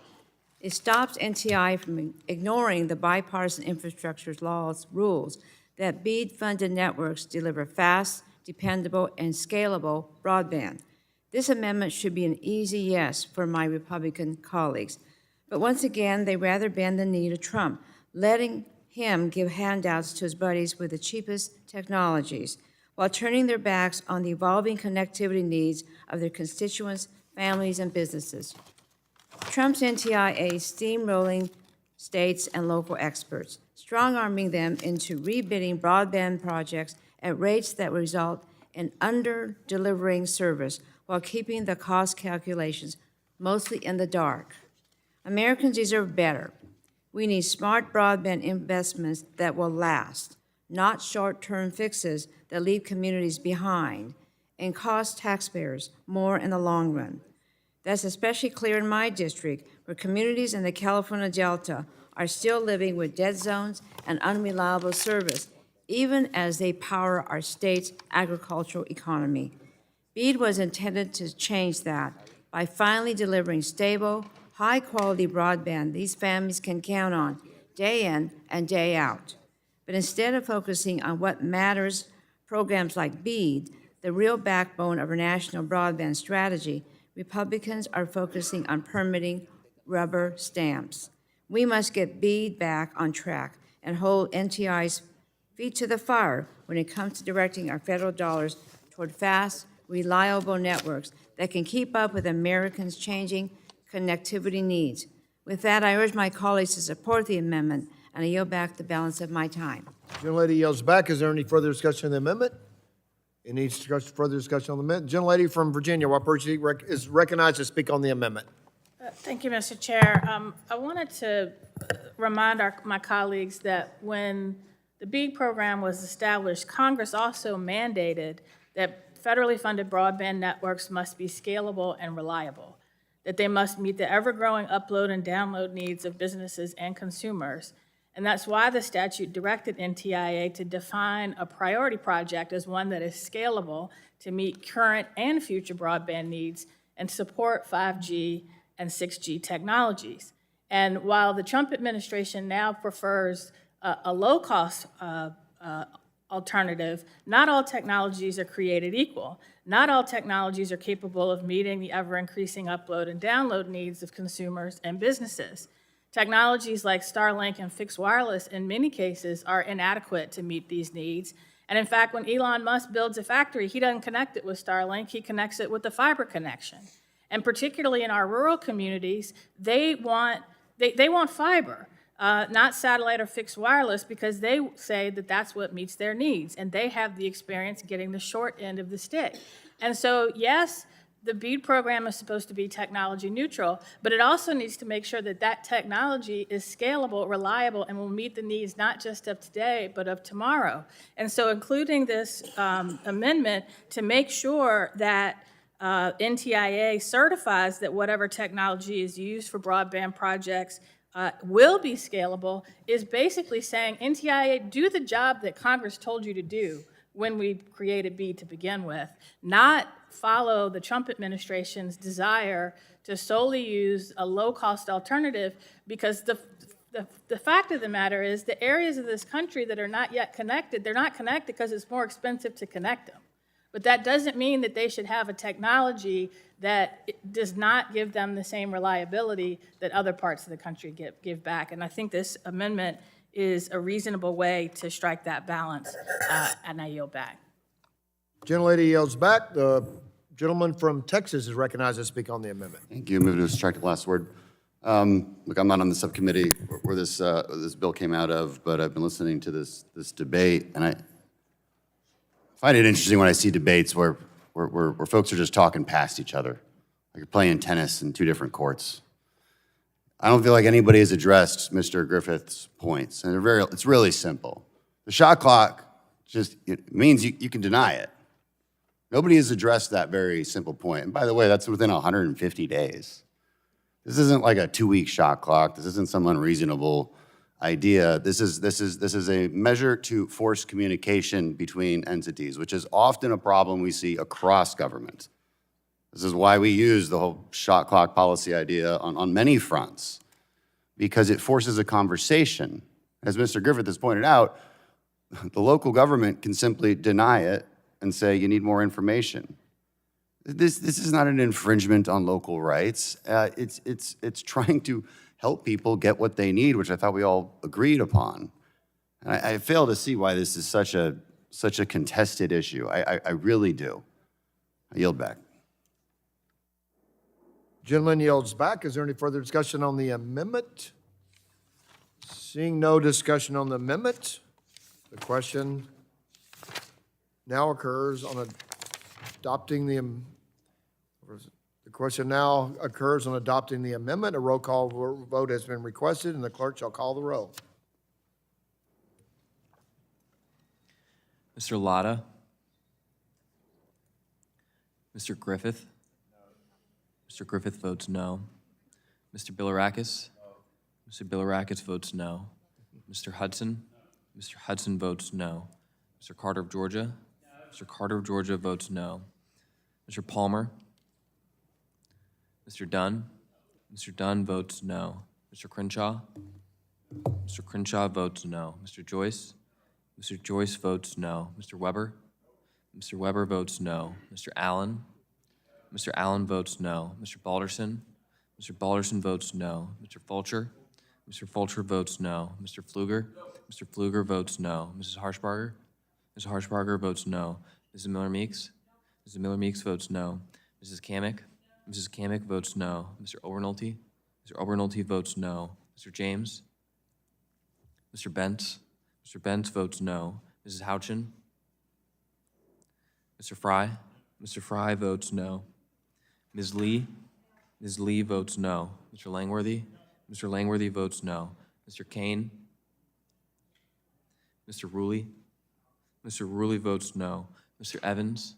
Mr. Evans votes no. Mr. Goldman? Mr. Goldman votes no. Mrs. Fedorchak?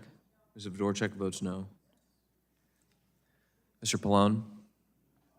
Mr. Pallone votes aye. Ms. DeGette? Ms. DeGette votes aye. Ms. Schakowsky? Ms. Schakowsky votes aye. Ms. Matsui? Ms. Matsui votes aye. Ms. Castor? Ms. Castor votes aye. Mr. Tonko? Mr. Tonko votes aye. Ms. Clark? Ms. Clark votes aye. Mr. Ruiz? Mr. Ruiz votes aye. Mr. Peters? Mr. Peters votes aye. Mrs. Dingell?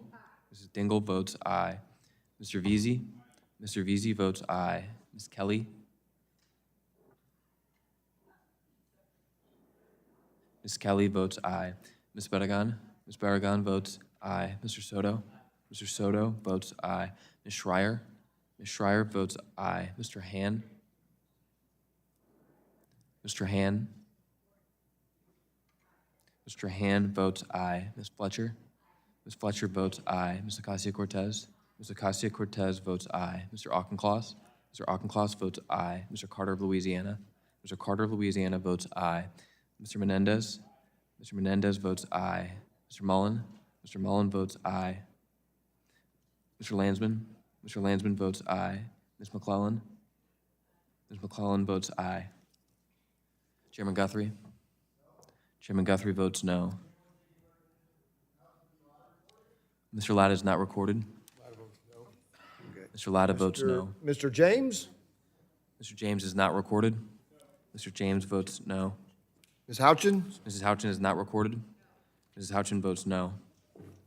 Anyone on the Democrat side seeking recognition to vote? Everybody, okay.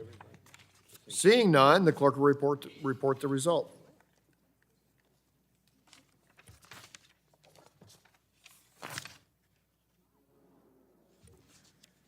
Mr. Chairman, on that vote, there were 24 ayes and 28 noes. The amendment is not agreed to. Are there further amendments?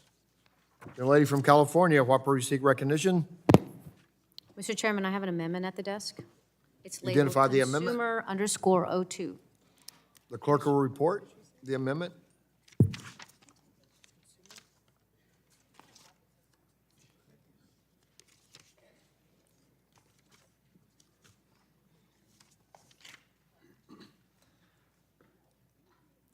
Amendment to the committee print for H.R. 2289, page 100, after line 18. Without objection, the reading of the amendment is dispensed with, and the gentlelady from California is recognized for 5 minutes in support of the amendment.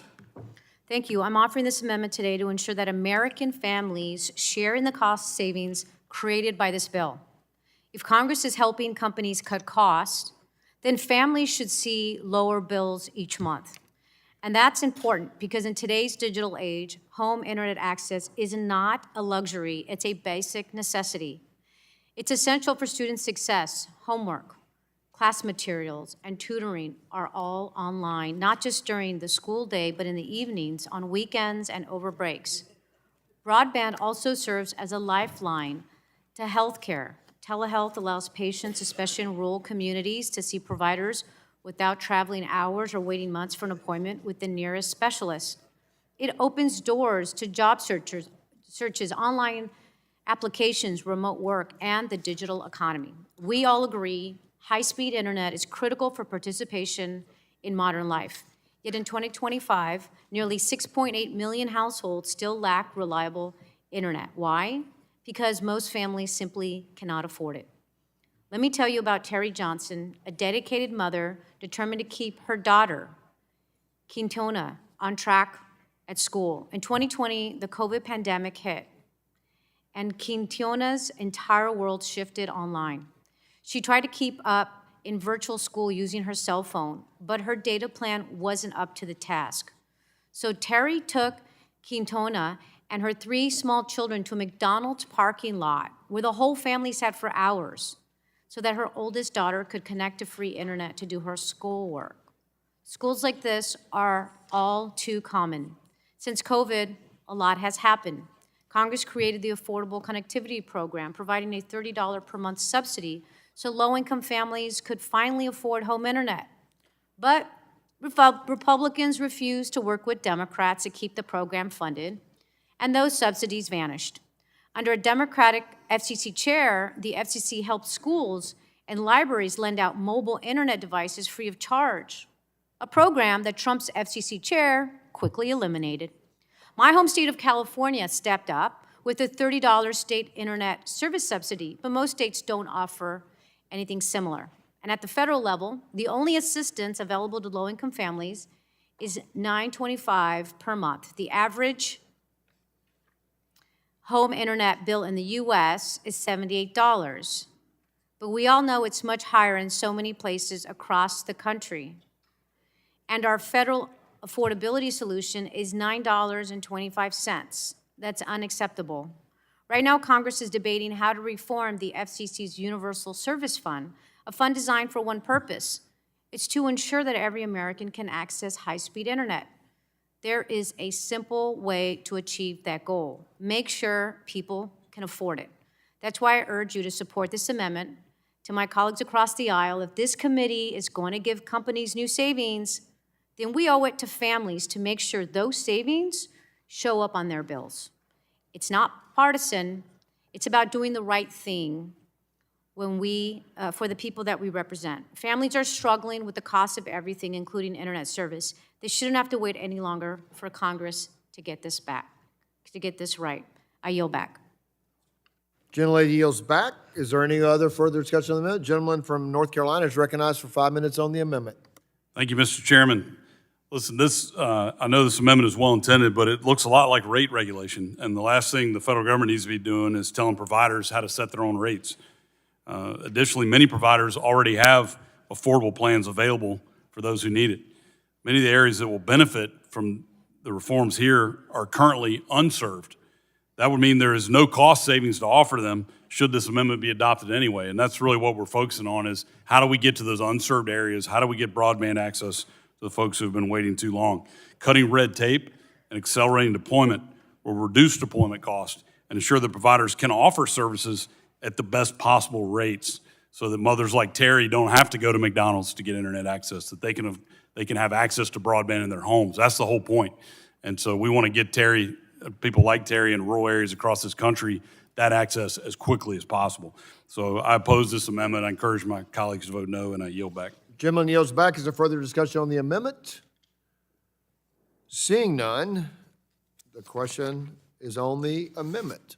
The roll call has been requested, and the clerk will call the roll. Mr. Lotta? Mr. Lotta votes no. Mr. Griffith? Mr. Bilirakis? Mr. Hudson? Mr. Hudson votes no. Mr. Carter of Georgia? Mr. Palmer? Mr. Dunn? Mr. Dunn votes no. Mr. Crenshaw? Mr. Crenshaw votes no. Mr. Joyce? Mr. Joyce votes no. Mr. Weber? Mr. Weber votes no. Mr. Allen? Mr. Allen votes no.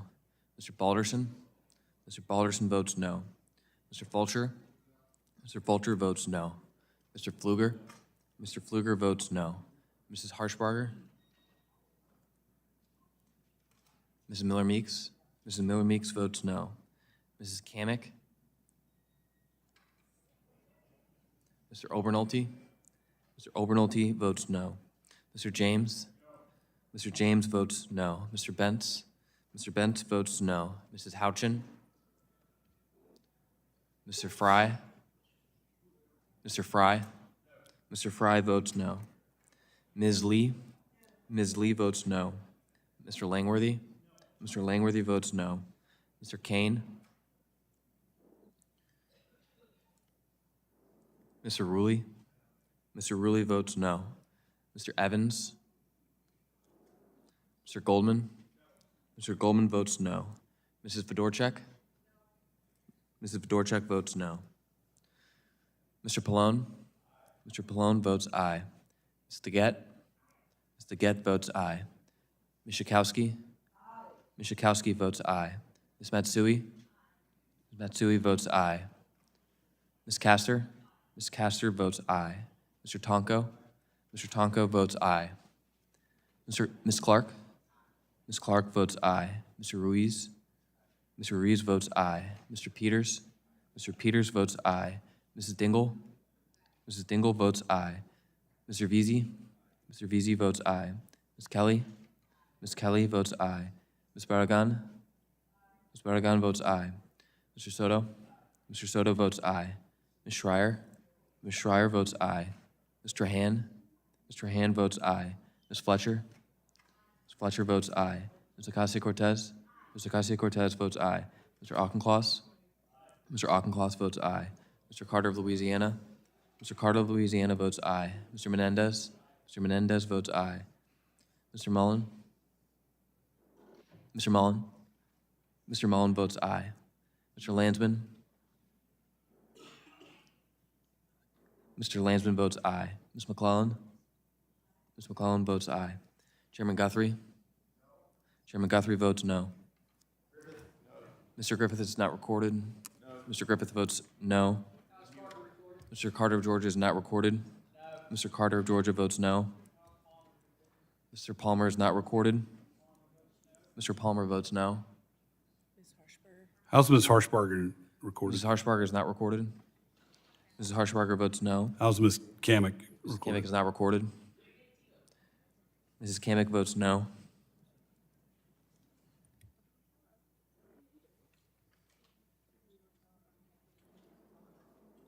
Okay, is that everybody?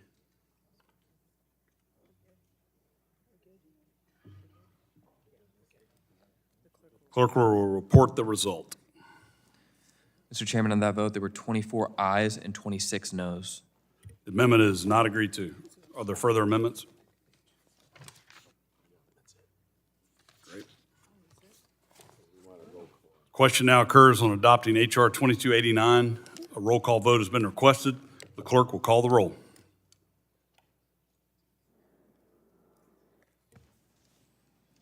Mr. Lotta? Aye. Mr. Lotta votes aye. Mr. Griffith? Mr. Bilirakis? Mr. Hudson? Aye. Mr. Hudson votes aye. Mr. Carter of Georgia? Mr. Palmer? Mr. Palmer votes aye. Mr. Dunn? Mr. Dunn votes aye. Mr. Crenshaw? Mr. Crenshaw votes aye. Mr. Joyce? Mr. Joyce votes aye. Mr. Weber? Mr. Weber votes aye. Mr. Allen? Mr. Allen votes aye. Mr. Balderson? Mr. Fulcher? Mr. Fulcher votes aye. Mr. Pfluger?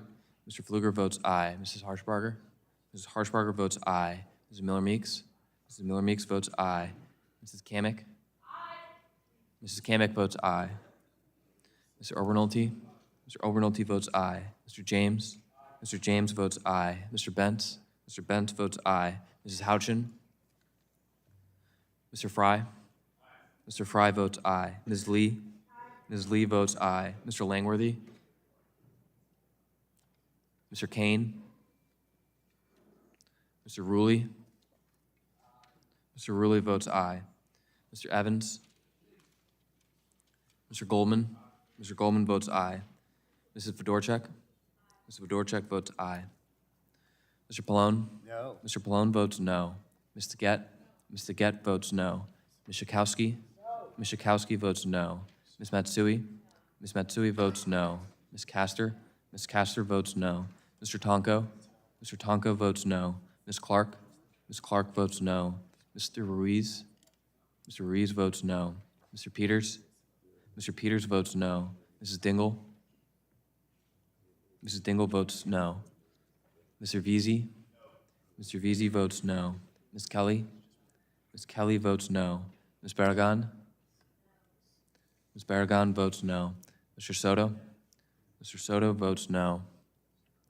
Ms. Schreier? Ms. Schreier votes no. Mr. Han?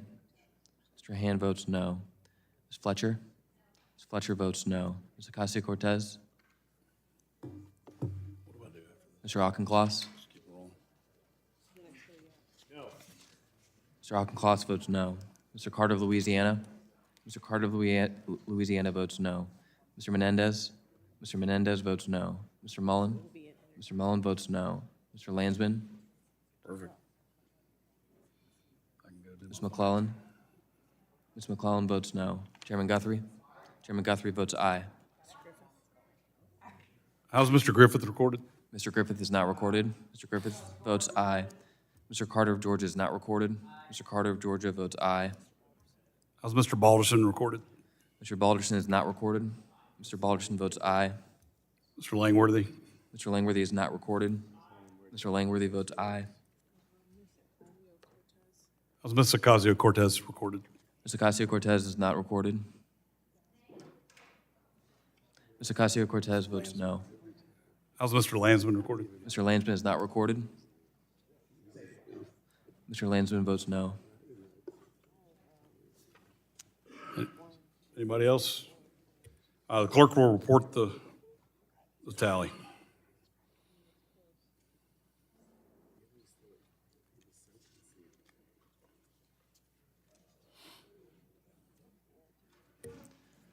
Mr. Chairman, on that vote, there were 26 ayes and 24 noes. The ayes have it. The bill is adopted. The chair calls up H.R. 3474 and asks the clerk to report.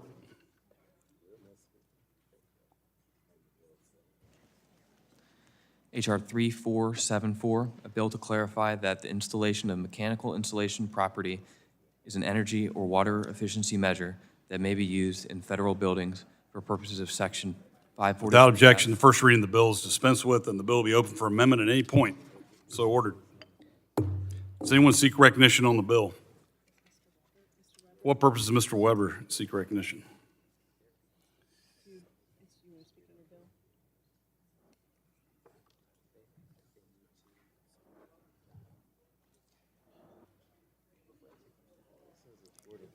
$34.74.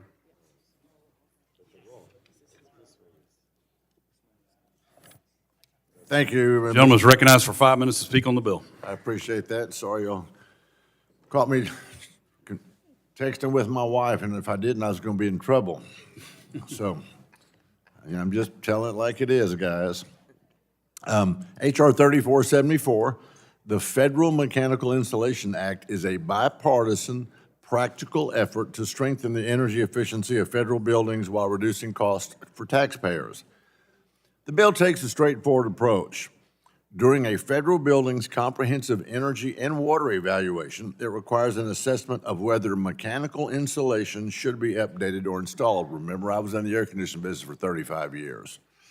This is a simple addition to an already existing process, and to be clear, it does not create a mandate or on private property or impose new requirements on the American people. The need for the bill is evident. The federal government is the largest energy consumer in the nation, and much of that demand comes from more than 300,000 federally owned buildings. Too many of these facilities operate with insufficient mechanical insulation, leading to wasted energy and unnecessary taxpayer expenses. By ensuring the federal buildings evaluate the benefits of improving their insulation, we can build a pathway to more efficient and responsible operations. This Federal Mechanical Insulation Act prioritizes true energy efficiency, and I urge my colleagues to support this legislation. And, Mr. Chairman, I yield back. Does anyone seek recognition to speak on the bill? Mr. Carter, you're recognized for 5 minutes to speak on the bill. Thank you, Mr. Chairman. I move to strike the last word.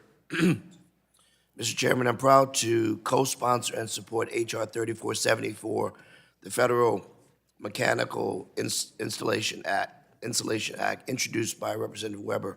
This is smart, targeted, and cost-effective bill that strengthens the federal government's own energy efficiency standards by making sure we aren't overlooking one of the simplest ways to cut waste, mechanical insulation. Right now, when federal agencies conduct comprehensive energy and water evaluations on their buildings, they review a range of systems, but mechanical insulation is not included, even though it's one of the most proven tools for reducing energy loss. This bill fixes that gap by requiring agencies to evaluate whether mechanical insulation should be installed or updated as part of their review. This is truly a common sense, bipartisan policy that will save money. Federal buildings are among the largest energy consumers in the country, and too often the government pays for wasted energy to escape through uninsulated pipes, ducts, and equipment. By modernizing these standards, we can reduce federal energy costs, which ultimately saves taxpayers money. Better insulation means systems run more efficiently, use less fuel, and emit fewer greenhouse gases. This is one of the lowest cost ways to lower emissions without interrupting operations or requiring expensive overhauls. Importantly, this legislation supports well-paying jobs for skilled workers, particularly pipe fitters, insulators, and other union trades who are essential to upgrading our federal infrastructure. These are stable, long-term jobs rooted in technical expertise, and this bill ensures that workers remain at the center of our modernization efforts. At its core, H.R. 3474 is about being responsible stewards of the taxpayers' dollars, reducing waste, and investing in efficient federal operations. I'm proud to stand behind this bill, and I urge my colleagues to join me in supporting it. I yield back. Thank the gentleman. Any further members wish to be recognized? Seeing none. If there's no further discussion, the vote occurs on the question now occurs on adopting H.R. 3474. A roll call vote has been requested, and the clerk will call the roll. Mr. Latta? Aye. Mr. Latta votes aye. Mr. Griffith? Mr. Griffith votes aye. Mr. Bilirakis? Mr. Hudson? Aye. Mr. Hudson votes aye. Mr. Carter of Georgia? Mr. Carter of Georgia votes aye. Mr. Palmer? Mr. Dunn? Mr. Crenshaw? Mr. Crenshaw votes aye. Mr. Joyce? Mr. Weber? Mr. Weber votes aye. Mr. Allen? Mr. Allen votes aye. Mr. Balderson? Mr. Fulcher? Mr. Pfluger? Mr. Pfluger votes aye. Mrs. Harshbarger? Mrs. Harshbarger votes aye. Mrs. Miller Meeks? Mrs. Miller Meeks votes aye. Mrs. Kamick? Mr. Obernolte? Mr. Obernolte votes aye. Mr. James? Mr. Bentz?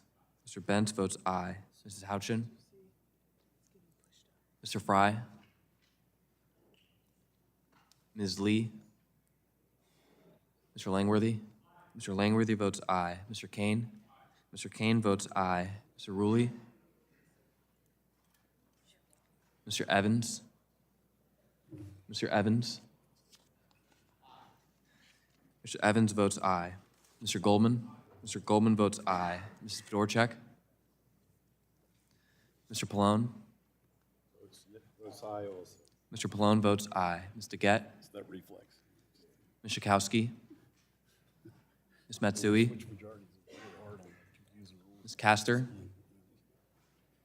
Mr. Tonko? Ms. Castor votes aye. Mr. Tonko? Mr. Tonko votes aye. Ms. Clark? Ms. Clark votes aye. Mr. Ruiz? Mr. Ruiz votes aye. Mr. Peters? Mr. Peters votes aye. Mrs. Dingell? Mrs. Dingell votes aye. Mr. Veazey? Ms. Kelly? Ms. Kelly votes aye. No, Chairman, you Ms. can't. Barragan? My knees Mr. are- Soto? Mr. Soto votes aye. Ms. Schreier? Ms. Schreier votes aye. Mr. Han? Mr. Han votes aye. Ms. Fletcher? Ms. Fletcher votes aye. Ms. Ocasio-Cortez? Ms. Ocasio-Cortez votes aye. Mr. Auchincloss? Mr. Auchincloss votes aye. Mr. Carter of Louisiana? Mr. Carter of Louisiana votes aye. Mr. Menendez? Mr. Menendez votes aye. Mr. Mullen? Mr. Mullen votes aye. Mr. Landsman? Mr. Landsman votes aye. Ms. McClellan? Ms. McClellan? Ms. McClellan votes aye. Chairman Guthrie? Chairman Guthrie votes aye. How's Ms. Matsui recorded? Ms. Matsui is not recorded. Ms. Matsui votes aye. How's Ms. DeGette? Ms. DeGette is not recorded. Ms. DeGette votes aye. How's Ms. Barragan recorded? Ms. Barragan is not recorded. Ms. Barragan votes aye. Okay, how's Mr. Veazey recorded? Mr. Veazey is not recorded. Mr. Veazey votes aye. Do we have any on this side? Mr. Palmer? How's Mr. Palmer recorded? Mr. Palmer is not recorded. Mr. Palmer votes aye. Go ahead. Mr. Dunn is not recorded. Mr. Dunn votes aye. Mr. Fry is not recorded. Mr. Fry votes aye.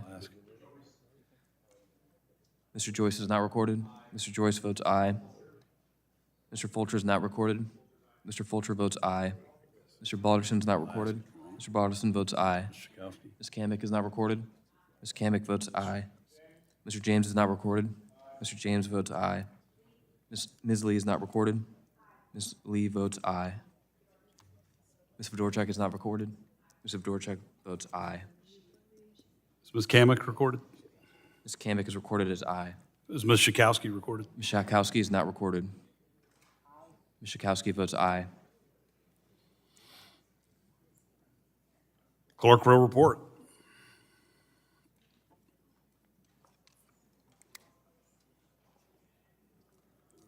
Mr. Chairman, on that vote, there were 51 ayes and 0 noes. The ayes have it. Bill is adopted. Chair calls up H.R. 3699 and asks the clerk to report. H.R. 3699, a bill to prohibit states or local governments from prohibiting or limiting the connection, reconnection, modification. Without objection, the installation- first reading of the bill is dispensed with, and the bill will be open for amendment at any point. So ordered. Does anyone seek to be recognized on the bill? Mr. Chairman. For purpose, the gentleman from New York seek to be recognized. Thank you, Mr. Chairman. We wish to speak on H.R. 3699. You're recognized for 5 minutes to speak on the bill.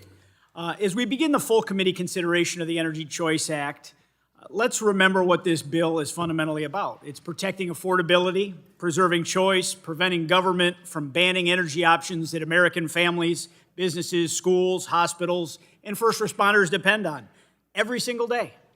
This legislation doesn't tell states what energy they must use. It stops them from telling Americans what energy they cannot use. Because when governments start banning energy sources, they don't make energy any cheaper. They make it more expensive. And the numbers couldn't be clearer. According to the National Association of Home Builders, full electrification mandates add between $15,000 and $22,000 for just the construction costs on a new home. That comes at a time when 75% of American households cannot afford a median priced home.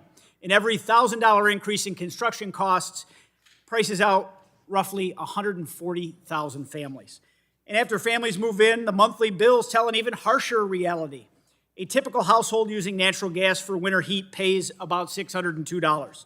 The same home forced to rely solely on electric heat pays over $1,000, a 42% cost increase every single year, according to the U.S. Energy Information Administration's winter fuel outlook. Even NYSERDA, New York's own energy authority, acknowledges that converting an existing home to full electrification costs between $18,000 and $28,000 in retrofit costs and panel upgrade costs alone. These affordability problems aren't limited to homeowners. Schools, businesses, farms, and hospitals, they face even steeper climbs. According to the U.S. Department of Energy, heating a classroom with electricity costs 85% more than using natural gas. Restaurants forced to switch from gas to electric cooking face nearly a 3 times higher annual energy cost, according to the EPA. And farmers are hit especially hard. Nearly 80% of farm operations rely on propane, natural gas, or diesel for grain drying, greenhouse heating, irrigation pumps, and livestock protection. And switching to electric can double or triple those energy costs during harvest or cold snaps, leading to increased prices at the grocery store. And for hospitals, nursing homes, emergency shelters, facilities that cannot afford to lose power when lives are on the line, the Department of Energy's resilience assessment shows that electric-only backup power can be 10 to 15 times more expensive to install and maintain than propane, diesel, or natural gas systems. Energy bans don't lower costs. They eliminate the most affordable options first.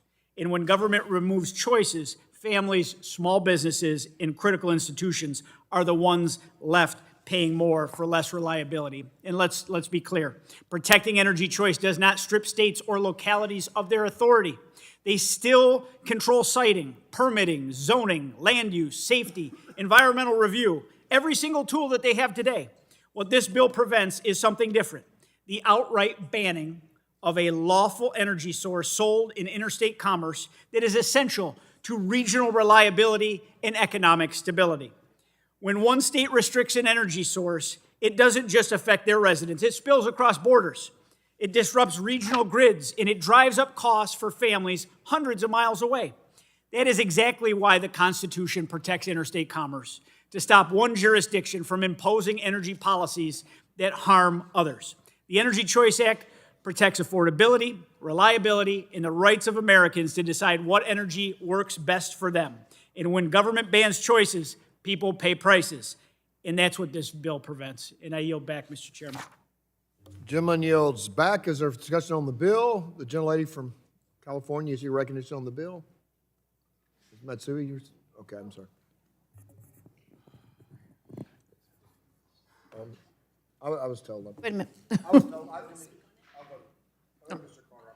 Okay, thank you. Gentleman from Louisiana, seek recognition on the bill. Gentleman's recognized. Thank you, Mr. Chairman. I move to strike the last word. Mr. Chairman, I must voice strong opposition to H.R. 3699, the so-called Energy Choice Act, which is anything but. For all of the rhetoric in Congress about smaller government, states' rights, and empowering local decision-making, this bill does the exact opposite. It is a sweeping, big government federal power grab that strips state and local governments of their core authorities to keep their residents safe. This bill would prohibit cities, counties, and states from adopting or enforcing any building codes, safety standards, or local policies that directly or indirectly affect access to an energy source, whether it's gas, propane, hydrogen, gasoline, or electricity. This is about all the implications. Think about all the implications here. That language can be so broad that it can override everything from fire safety codes to resilience standards, to decisions about how communities rebuild after disasters, something that can be incredibly detrimental in my district in South Louisiana. Local officials know the needs of their communities best. They are the first people residents call when there's an explosion, a carbon monoxide leak, a pipeline accident, a wildfire, or a grid failure. But under this bill, those same local officials would be prevented from providing protection in place that fit their community. This bill doesn't create choice. It takes choice away from the people on the ground who understand their communities and their risk best. It is also important to underscore that this bill could raise energy costs for families that are already stretched thin. State utility commissions exist for one reason: to protect ratepayers from unnecessary or unreasonable utility spending. But if a commission wants to reject a costly, wasteful, or obsolete infrastructure project, this bill would stop them. When these commissions can't do their jobs, those costs don't disappear. They get passed straight to the customer and in higher monthly energy bills. At a time when families are already struggling with higher energy costs, Congress should strengthen ratepayer protections, not handcuff the very entities responsible for holding utilities accountable. There's nothing small government about a federal law that preempts local control, undermines safety standards, handcuffs state regulators, and blocks communities from choosing the energy system that works best for them. If anything, this bill is Washington at its worst, imposing a one-size-fits-all mandate on every community in America. The truth is simple. Local leaders, not federal politicians, know how to keep their communities safe. They know when infrastructure makes sense for them. They know what risks exist. They know how to balance reliability, affordability, and public health. This bill strips that judgment away and concentrates power in Washington instead of in the communities that know it best. Trust our local government. That's why they're there. For these reasons, I urge my colleagues to reject this bill, protect local authority, protect public health and safety, protect ratepayers, and vote no on this legislation. I yield. The gentleman yields back, and the chair recognizes Mr. Carter from Georgia to speak on the bill. Mr. Chairman, I move to strike last word. Gentleman's recognized. Mr. Chairman, I'm proud to co-sponsor H.R. 3699, the Energy Choice Act, and I thank my friend, Representative Langworthy, for introducing this bill. This common-sense legislation prohibits states and local governments from banning energy service connections, modifications, or expansions based on the source of energy that is to be delivered. The American public deserves affordable, reliable energy. Limiting what sources of energy can be used is foolish. In a time where AI is on the rise and electricity demand is forecast to skyrocket across the country, we must look at all of the above solutions for energy. We truly need every electron available to power our growth. Top-down green new energy regulations will halt growth and raise energy prices. H.R. 3699 ensures that American citizens and businesses have the right to choose what sources of energy best fit their needs. I want to thank Representative Langworthy for introducing this legislation, and I urge my colleagues to vote for this bill. Thank you, Mr. Chairman, and I yield back. Gentleman yields back. For what purpose is the gentlelady from, anyone speak on the bill? Gentlelady from California recognized for 5 minutes to speak on the bill. Thank you, Mr. Chairman. I move to strike the last word in speaking. Thank you. As my colleagues have pointed out, the broad and vague wording of this bill would inadvertently eliminate many of the critical safety regulations that state and local governments use to protect our communities. In California and across the West, we know all too well that energy policy is a matter of life and death when it comes to wildfires. And because of this risk, we've given the California Public Utilities Commission the authority to order a public safety power shutoff during high-risk conditions to prevent power lines from sparking a catastrophic wildfire. Unfortunately, this bill is drafted so broadly it would prohibit public safety power shutoffs, putting communities across California at unnecessary and extreme risk. And it doesn't stop there. This same language would be used to attack emergency safety shutoffs during earthquakes. It could ban building codes that help prevent electrical fires. This is not a trivial matter. In California, we need every tool available to prevent deadly fires and keep families safe. This bill would rip those tools away and tie the hands of state and local officials who are working hard to keep us safe. I urge my Republican colleagues to put public safety ahead of the needs of their oil and gas buddies and oppose this bill. I yield back the balance of my time. Gentlelady yields back. The gentleman, anybody seek recognition to speak on the bill? The gentleman from Texas is recognized for 5 minutes to speak on the bill. Thank you, Mr. Chairman. Move to strike the last word. The Energy Choice Act, it restores balance in our energy policy. First, it protects energy choice. It ensures consumers decide how they heat their homes, cook their meals, and power their homes and businesses. The bill does not pick energy source winners and losers. It ensures energy access remains diverse and competitive. Why do we feel like we need this? Because across the country, in states like California and New York, they're pushing misguided bans on natural gas hookups and other reliable and affordable energy sources. So, of course, the wealthy elites in these states, they can afford to virtue signal with their luxury policy beliefs. Why? Because they don't even look at their electric bills. You know who does? Regular middle-class families and businesses. So these top-down mandates force families into higher-cost options instead of choosing what works best for their needs and their budgets. And so for too long, our country has fallen victim to this radical environmentalism instead of rational environmentalism, where alarmist climate change worldview is divorced completely from reality. Because the truth is that cutting off energy options in an era where we need way more energy, not less, does nothing to help the environment and does everything to hurt regular Americans trying to pay their bills. That's why I urge my colleagues to support the Energy Choice Act to protect energy freedom, secure energy dominance for our country, and promote prosperity for our own people. Thank you, Mr. Chairman. I yield back.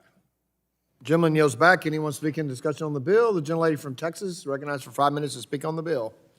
Thank you so much, Chairman Guthrie. I move to strike the last word. Great, thank you. As co-chair of the Natural Gas Caucus, I understand how damaging arbitrary bans on energy sources can be to providers' ability to supply dependable, affordable energy.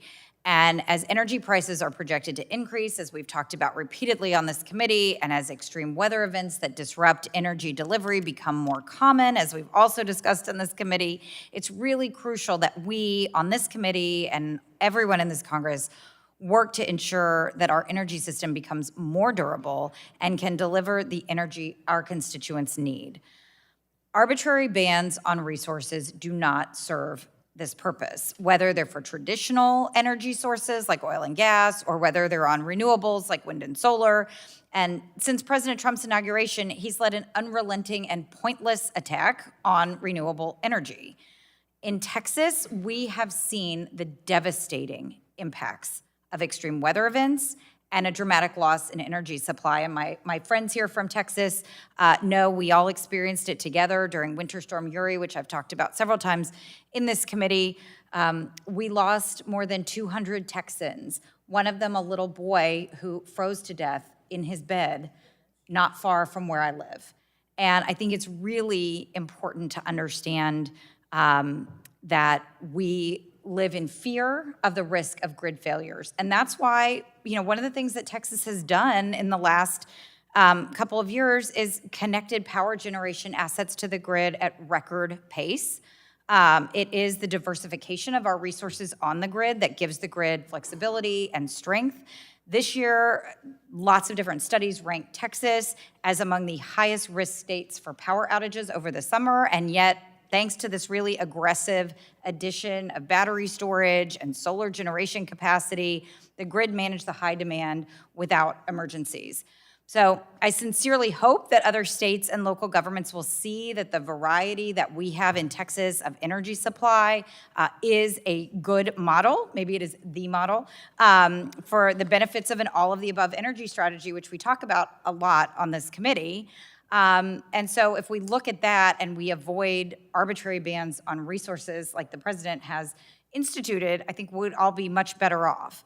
But in this committee, it's our responsibility to ensure that our energy system is positioned to deliver and provide durable, affordable energy. And unfortunately, I think the bill that we're considering right now falls short of that goal.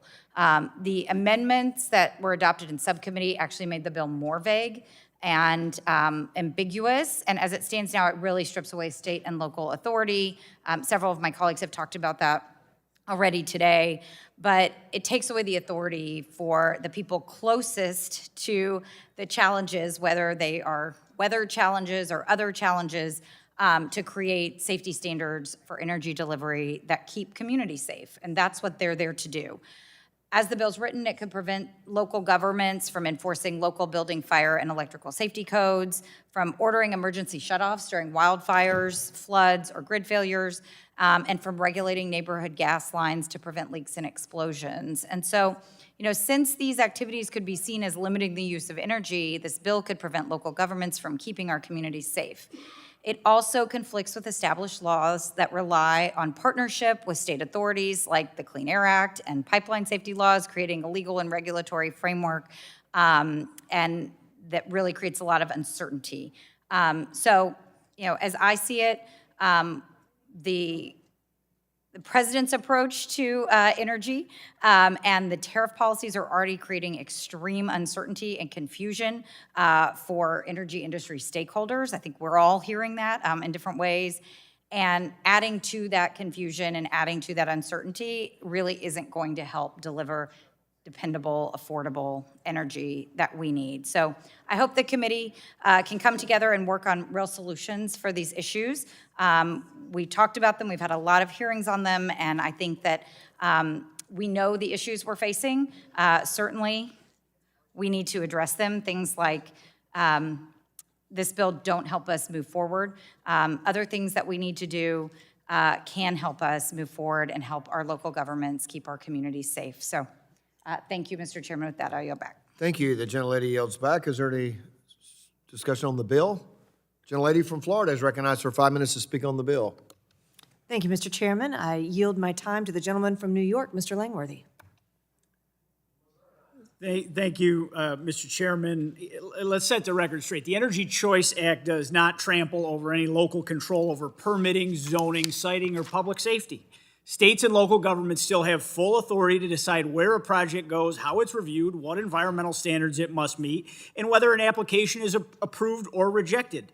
They can deny a project for traffic impacts, noise, wetlands, height restrictions, community character. Every traditional land use and permitting rationale remains fully intact, as does the public safety components. What this bill prevents is something entirely different, a blanket ideological ban on an entire energy source that exists in interstate commerce. That's the key distinction. This legislation doesn't touch permitting. It doesn't touch zoning. It doesn't touch siting. It doesn't touch NEPA or state environmental review. Localities can still reject a solar project. They can still reject a wind turbine. They can still deny a pipeline or a substation if it violates zoning or environmental rules. What they can't do is outlaw the underlying fuel itself. Permitting authority stays with the states. Zoning authority stays with the localities. Land use authority stays exactly where it is today. The only thing that this bill stops is the use of bans to eliminate lawful, affordable, reliable energy sources and to force every family and business into a single, more expensive option. I may share some of the views of my colleague from Texas if I lived in Texas, but my state has decided to arbitrarily ban safe and reliable fuels that have created a life and death situation for people that live in my cold weather community. This is not preemption of local review. It is protection against energy and prohibition. I mean, and also on the idea of natural disaster being in danger here. I lived this in one of the harshest blizzards in my community, and as we see across upstate New York on a regular basis, that's what's created this dilemma for the people of the state of New York, where we had hurricane-force winds and 6 feet of snow all at once. And the grid went down and people froze to death in their homes. And now we have a state that in their infinite wisdom has banned future buildings having anything but fully electrical heat. Those people would have gotten a death sentence, and our death toll would have been 10, if not 100 times higher. So this is a life and death matter for my constituents and many constituencies across the United States of America. And I want to thank the gentlelady from Florida for yielding me her time, and I yield back. Gentlelady yields back. I yield back, Mr. Chairman. Gentlelady yields back. And further discussion on the bill. Gentleman from New Jersey is recognized for 5 minutes on the bill. Thank you, Chairman. I just want to, I appreciate my colleagues across the aisle, but my colleague from Georgia said that limiting sources of energy would be, quote, foolish. I agree. That's why I'm surprised when President Trump canceled Revolution Wind that Republicans were all silent on it. He even spoke to that we need an all-the-above strategy in energy production. We've had Secretary Wright here who has said he does not believe in all-the-above strategy. So when the administration's not here, you guys speak to the power and all-the-above strategy on energy production. When you have the opportunity to press them on why they're canceling offshore wind, why they're rolling back investments in renewable energy that create greater energy production, you have nothing to say. Even our colleague from Texas was critical of, quote, cutting off energy options. But that's exactly what the Trump administration's doing. So where is the criticism of the Trump administration when they are taking us in the wrong direction, limiting options that states like Rhode Island, New Jersey, North Carolina want to have? You guys are all silent then. We know that we need more energy production, but we need to press the administration to stop picking winners and losers like you suggest that they do. And an important reminder from my colleague from Texas was talking about New York and California and all these woke states. Texas must be the most woke state because 30% of their energy production comes from renewable energy. So why won't we want that across the country? It's just ridiculous. But I'm glad they're finally saying the right things. I hope they say it when the administration's here, and I hope they push back on all the harm that this administration is doing, not just when it's convenient. And then with that, I yield back. Someone yields back. Further discussion on the bill? Gentlelady from Florida, seek recognition on the bill, or have? Thank you, Mr. Chairman. I have an amendment at the desk. So it's appropriate time for amendments. Since there's no further discussion, the lady has amendment at the desk. You report your or identify the amendment. Labeled MN_03. 03. The clerk will report. Amendment to the committee print for HR 3699. Without objection, the reading of the amendment is dispensed with, and the gentlelady from Florida is recognized for 5 minutes in support of the amendment. Well, thank you, Mr. Chairman. My amendment seeks to address some of the very serious flaws with the bill. The bill is overly broad. It has a very disruptive preemption of local and state policies. It's a concerning threat to the health and safety of our neighbors back home.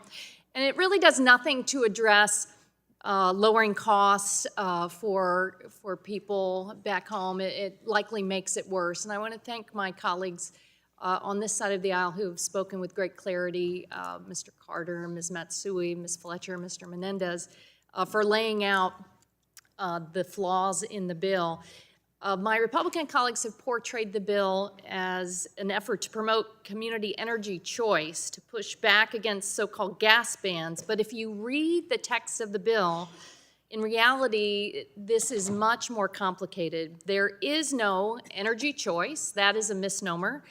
The bill is a sweeping federal power grab that overrides state and local rights. It impedes safety standards, and it makes it harder for utility commissions to fairly assign cost. It's full of vague language that would upend decades of established practice meant to protect the public, and it will create chaos when they go to implement it. This bill would make our communities less safe. My neighbors in Florida know how quickly our local utilities must respond to emergencies like Hurricanes Helene and Milton, which devastated my community last year. So in many communities that face other catastrophes, whether it's floods or wildfires or grid failures, utilities will order shutoffs. But this bill could block cities and counties from doing that. And municipalities often have other protections to deny high-risk hydrogen or propane installations near homes and schools, hospitals, but this bill would block those protections. This bill could prevent local governments from enforcing local building, fire, and electrical safety codes. It could interfere with approving or citing new gas stations. And it could make it harder to regulate neighborhood gas lines to prevent leaks and explosions. You know, builders and inspectors, utilities all depend on stable federal regulation to provide clear rules. But if this bill removes those rules, local officials will not have the guidance they need to approve permits or conduct inspections. States will have to enforce other federal laws, like the Natural Gas Pipeline Safety Act and the Clean Air Act, but this bill will conflict with those provisions. So all of this creates too much confusion, and as a result, projects will be stalled and cost will go up for homeowners and businesses. Speaking of costs, let's look at the text of the bill. A state or local government may not adopt, implement, or enforce a law or regulation that prohibits or limits the connection, reconnection, modification, or access to an energy service based on the type or source of energy. We discussed this in the Energy Subcommittee. This creates a lot of problems. For example, this could prevent state utility regulators from setting certain electricity rates for data centers or allowing incentives for curtailable loads. That could lead to slower AI build-out and higher rates for everybody. So my amendment helps alleviate some of this confusion. It clarifies the bill's scope, but it would still outlaw state and local governments from direct prohibition of an energy service, like implementing a natural gas ban. It would make the bill do what the majority actually says that it does. My amendment would also explicitly preserve the authorities of local governments and regulators to implement energy rates and tariffs and the safety of energy infrastructure. These are common sense clarifications that we should all agree on. State and local leaders know how to keep their communities safe. We should trust them to do that, not tie their hands and take choices away from them. So if my friends across the aisle are serious about defending local control and public safety and fair, responsible energy governance, they should support my amendment. In the end, the American people want cleaner, cheaper energy, safe energy. Let's not move in the opposite direction through this bill and heap higher costs on families back home. I urge my colleagues to support my amendment, and I yield back my time. Gentlelady yields back. Is there any discussion on the amendment? The gentleman from New York is recognized to speak on the amendment. Mr. Chairman, I move to strike the last word and speak. Gentleman is recognized to speak on the amendment. Thank you, Mr. Chairman. Once again, states do not lose a single ounce of their regulatory power under this bill, not one.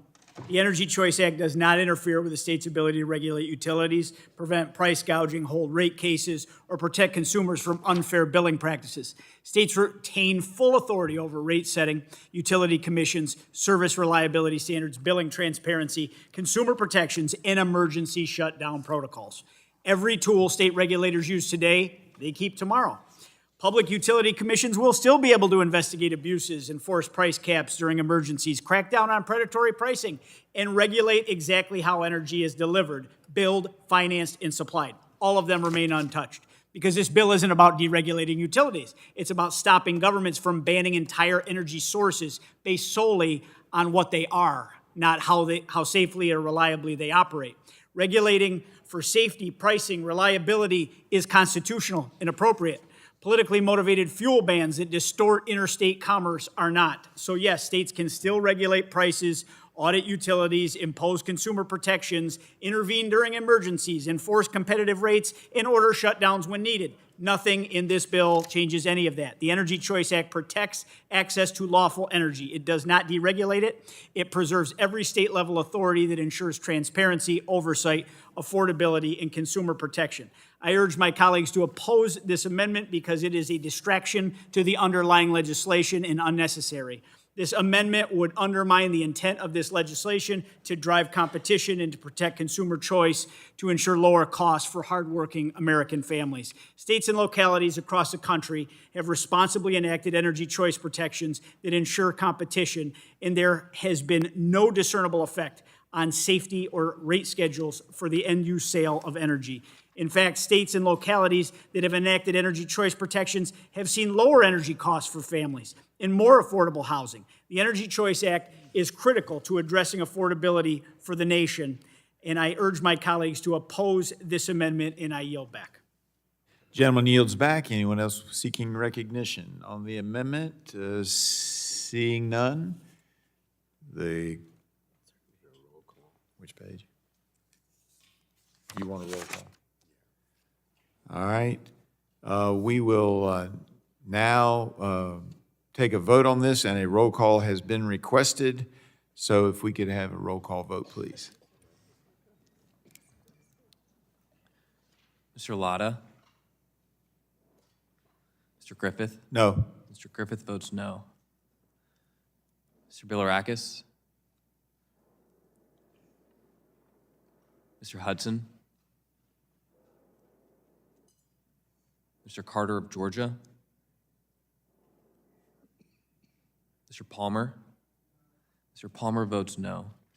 Mr. Dunn? Mr. Dunn votes no. Mr. Crenshaw? Mr. Joyce? Mr. Joyce votes no. Mr. Weber? Mr. Weber votes no. Mr. Allen? Mr. Allen votes no. Mr. Balderson? Mr. Balderson votes no. Mr. Fulcher? Mr. Fulcher votes no. Mr. Pfluger? Mrs. Harshbarger? Mrs. Harshbarger votes no. Mrs. Miller Meeks? Mrs. Miller Meeks votes no. Mrs. Kamick? Mrs. Kamick votes no. Mr. Obernolte? Mr. Obernolte votes no. Mr. James? Mr. James votes no. Mr. Bentz? Mr. Bentz votes no. Mrs. Houchin? Mr. Fry? Mr. Fry votes no. Ms. Lee? Ms. Lee votes no. Mr. Langworthy? Mr. Langworthy votes no. Mr. Kane? Mr. Kane votes no. Mr. Ruley? Mr. Ruley votes no. Mr. Evans? Mr. Evans votes no. Mr. Goldman? Mr. Goldman votes no. Mrs. Fedorchak? Mrs. Fedorchak votes no. Mr. Pallone? Mr. Pallone votes aye. Ms. DeGette? Ms. DeGette votes aye. Ms. Schakowsky? Ms. Schakowsky votes aye. Ms. Matsui? Ms. Matsui votes aye. Ms. Castor? Ms. Castor votes aye. Mr. Tonko?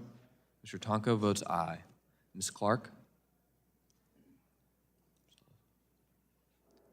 Mr. Ruiz? Mr. Ruiz votes aye. Mr. Peters?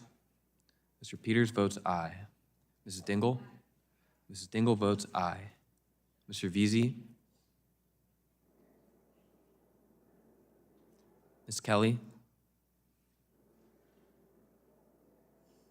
Ms. Barragan? Ms. Barragan votes aye. Mr. Soto? Mr. Soto votes aye. Ms. Schreier? Ms. Schreier votes aye. Ms. Trahan? Ms. Fletcher? Ms. Ocasio-Cortez? Mr. Auchincloss? Mr. Auchincloss votes aye. Mr. Carter of Louisiana? Mr. Carter of Louisiana votes aye. Mr. Menendez? Mr. Menendez votes aye. Mr. Mullen? Mr. Mullen votes aye. Mr. Landsman? Mr. Landsman votes aye. Ms. McClellan? Ms. McClellan votes aye. Chairman Guthrie? Chairman Guthrie votes no. Mr. Chairman. How's Mr. Latta recorded? Mr. Latta is not recorded. Latta votes no. Mr. Latta votes no. Mr. Carter of Georgia is not recorded. Mr. Carter of Georgia votes no. Mr. Crenshaw? Mr. Crenshaw is not recorded. Mr. Crenshaw votes no. Ms. Trahan? Ms. Trahan is not recorded. Ms. Trahan votes aye. Ms. Fletcher? Ms. Fletcher is not recorded. Ms. Fletcher votes aye. Ms. Ocasio-Cortez? Ms. Ocasio-Cortez is not recorded. Ms. Ocasio-Cortez votes aye. Mr. Pallone? You recorded? You got recorded, okay. Anyone else seeking recognition so their vote can be recorded? All right, seeing none, if the clerk would report the vote, please.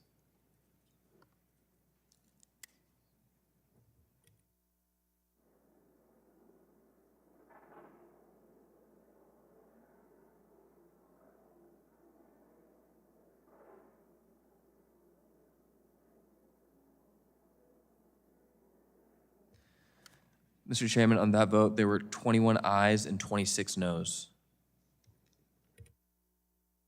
21 ayes, 26 noes. The amendment is not agreed to. Are there further amendments? Seeing no further amendments,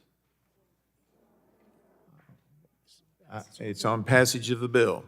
All those in favor say aye. No? No. Roll call's been requested. If the clerk will please call the roll.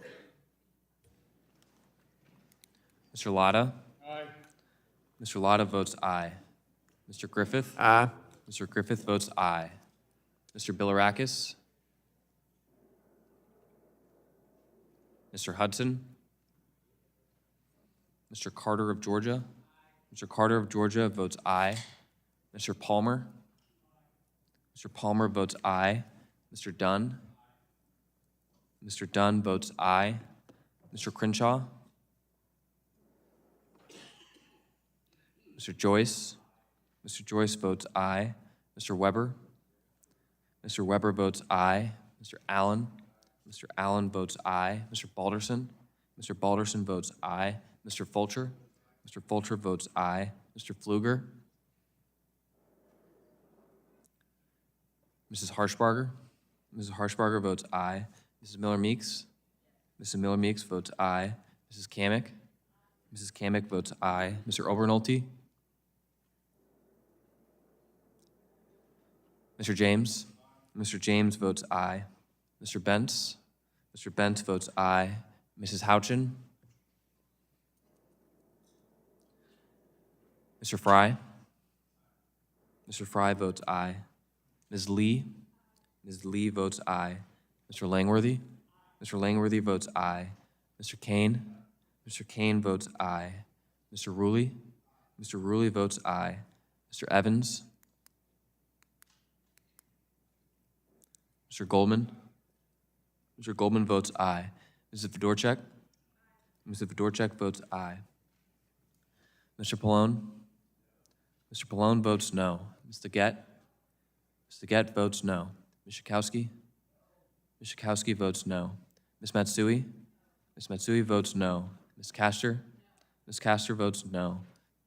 Mr. Tonko? Mr. Tonko votes no. Ms. Clark? Mr. Ruiz? Mr. Ruiz votes no. Mr. Peters? Mr. Peters votes no.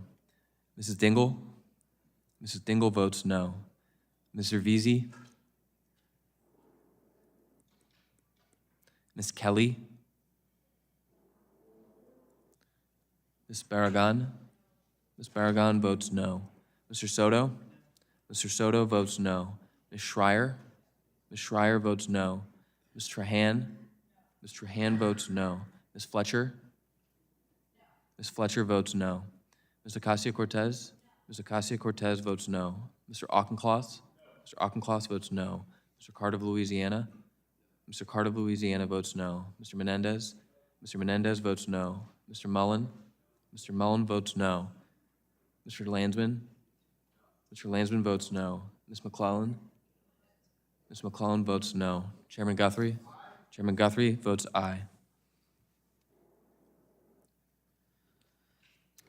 How's Mr. Crenshaw recorded? Mr. Crenshaw is not recorded.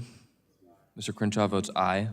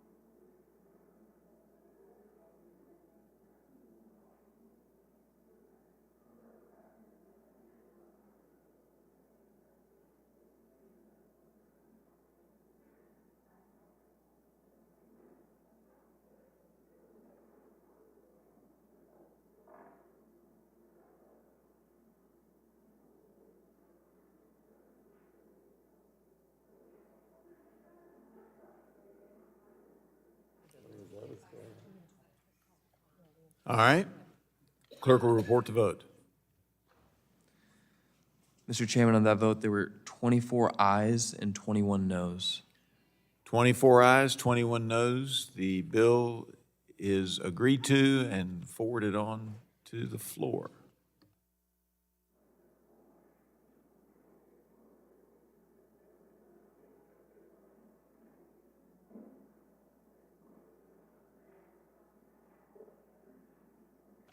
Chair now calls up H.R. 5184 and asks the clerk to report. H.R. 5184, a bill to prohibit the Secretary of Energy from enforcing energy efficiency standards applicable to manufactured housing and for other purposes. Without objection, the first reading of the bill is dispensed with, and the bill will be open for amendment at any time. So ordered.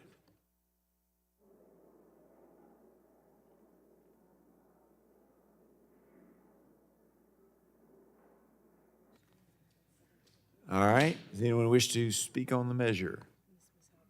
Recognize the gentlelady from Indiana, Ms. Houchin, for 5 minutes. Thank you, Mr. Chairman. I move to strike the last word. Thank you to Chairman Guthrie and Ranking Member Pallone. I'm speaking today in support of my bill, H.R. 5184, the Affordable Homes Act, which I introduced with Congressman Mike Flood. Across the country, the housing market continues to tighten, and families are feeling the impact. Manufactured housing is a proven, cost-effective solution serving first-time home buyers, young families, and seniors, yet Washington has created conflicting regulatory regimes that increase compliance costs and slow production. That's what the Affordable Homes Act aims to fix. It's straightforward and common sense. It restores HUD's long-standing role as the single regulator for manufactured housing construction standards and removes DOE's overlapping authority. The bill also reflects bipartisan collaboration. We adopted an amendment to allow DOE to retain an advisory role, ensuring agencies can share technical expertise without creating conflicting or unworkable requirements. The goal is clarity, not chaos, so manufacturers can build more homes and families can afford them. The bottom line is, when standards are clear, homes get built. The Affordable Homes Act delivers that clarity, and I urge my colleagues to support H.R. 5184, the Affordable Homes Act. Thank you, Mr. Chairman, and I yield back. Gentlelady yields back. Now recognize the gentleman from New Jersey, Mr. Pallone, for 5 minutes. Thank you, Mr. Chairman. Americans know all too well that we're in the midst of a housing crisis. Not only are we facing a shortage of housing, but also historically high home prices that Americans are struggling to afford. Manufactured homes, however, are an important component of our affordable housing stock. And I appreciate my Republican colleagues' concern for the cost of buying a new home. The current housing affordability crisis and shortage is concerning, and it's crushing American families' dreams. However, H.R. 5184 is far from a real solution to solving this crisis. In fact, I'm concerned it will only make matters worse. The bill attempts to revoke the Department of Energy's May 2022 Energy Conservation Standard for manufactured housing. Supporters of this bill suggest that DOE's standards for manufactured homes are negatively impacting affordability, and I think nothing could be further from the truth. What's really impacting housing affordability is Trump's disastrous tariffs on essential building materials and appliances, not energy efficiency standards that lower monthly energy bills. In reality, the Department of Energy worked with the U.S. Department of Housing and Urban Development to balance upfront costs with long-term affordability, and to revoke the rule is just robbing families of significant and much-needed energy cost savings. When talking about affordability, it's imperative that we also consider the cost of actually living in these homes, and energy use is a big part of that. And this is even more important at a time when electricity costs are spiking across the country. The bill also removes DOE's authority to set efficiency standards for manufactured homes and shirks the responsibility to HUD. Not only does this give away energy and commerce jurisdiction, which always concerns me, but it also jeopardizes cost savings for millions of Americans. In the years that HUD was previously responsible for setting energy efficiency standards for manufactured homes prior to 2007, the agency failed to act. So it's no wonder that energy costs for manufactured homes are 70% more per square feet higher compared to site-built homes. So DOE's May 2022 standard was long overdue. Manufactured housing residents had gone without an updated standard for nearly 30 years before the Department of Energy final rule. Now, why should we trust HUD to safeguard manufactured housing residents from exorbitantly high energy bills now after so many years of inaction? While the bill was amended during the subcommittee markup to allow DOE to make efficiency recommendations to HUD on energy conservation standards, which HUD, I think, is likely to ignore, That amendment still failed to address the fatal flaws in the underlying bill. The bill still nullifies DOE's manufactured housing rule, jeopardizing billions in savings for families. And this is entirely unacceptable. We should be fighting to raise the standard of living of manufactured housing residents, not lowering it. So I still strongly oppose this bill, and I support making housing more affordable for Americans, but I don't think that H.R. 5184 is the solution, Mr. Chairman. I yield back. Gentleman yields back. Anyone else seeking recognition on the bill?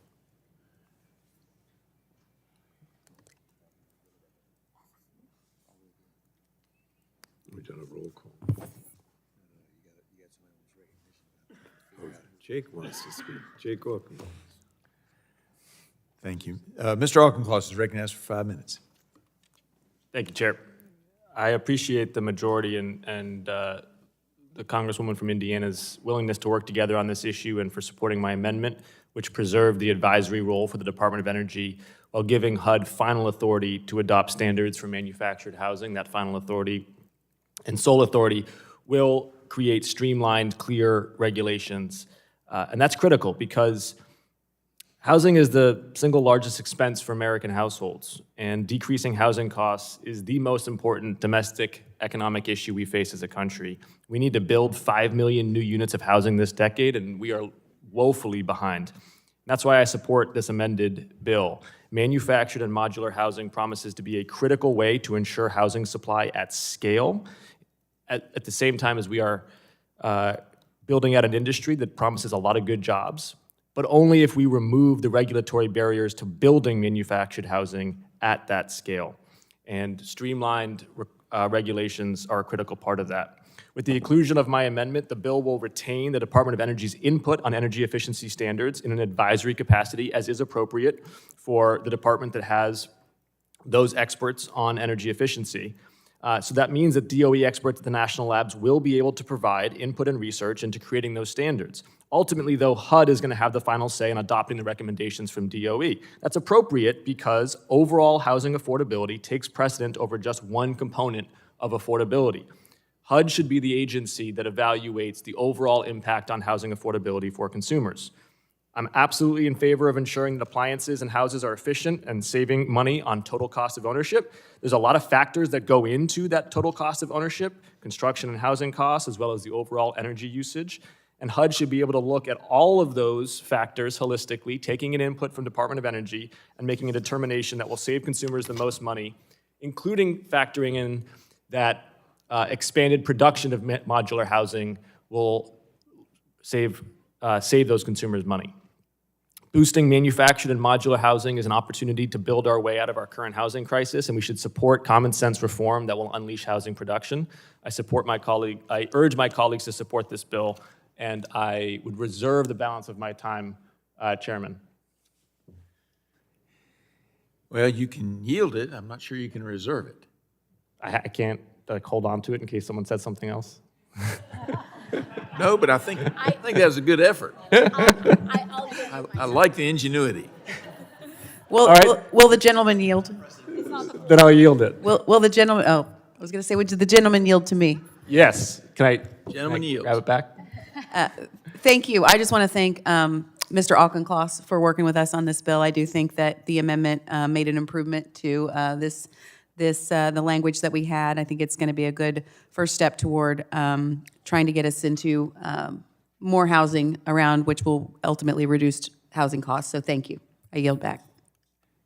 Gentlelady yields back to the gentleman. What would the gentleman like to do at this point?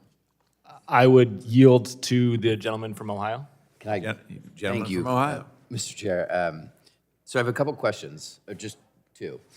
The May 22nd standard question, which is, so obviously the goal here is to build more housing, less expensive housing, which I support, and having the clear standard makes sense. The DOE advisory role is very smart, so I want to thank both of you.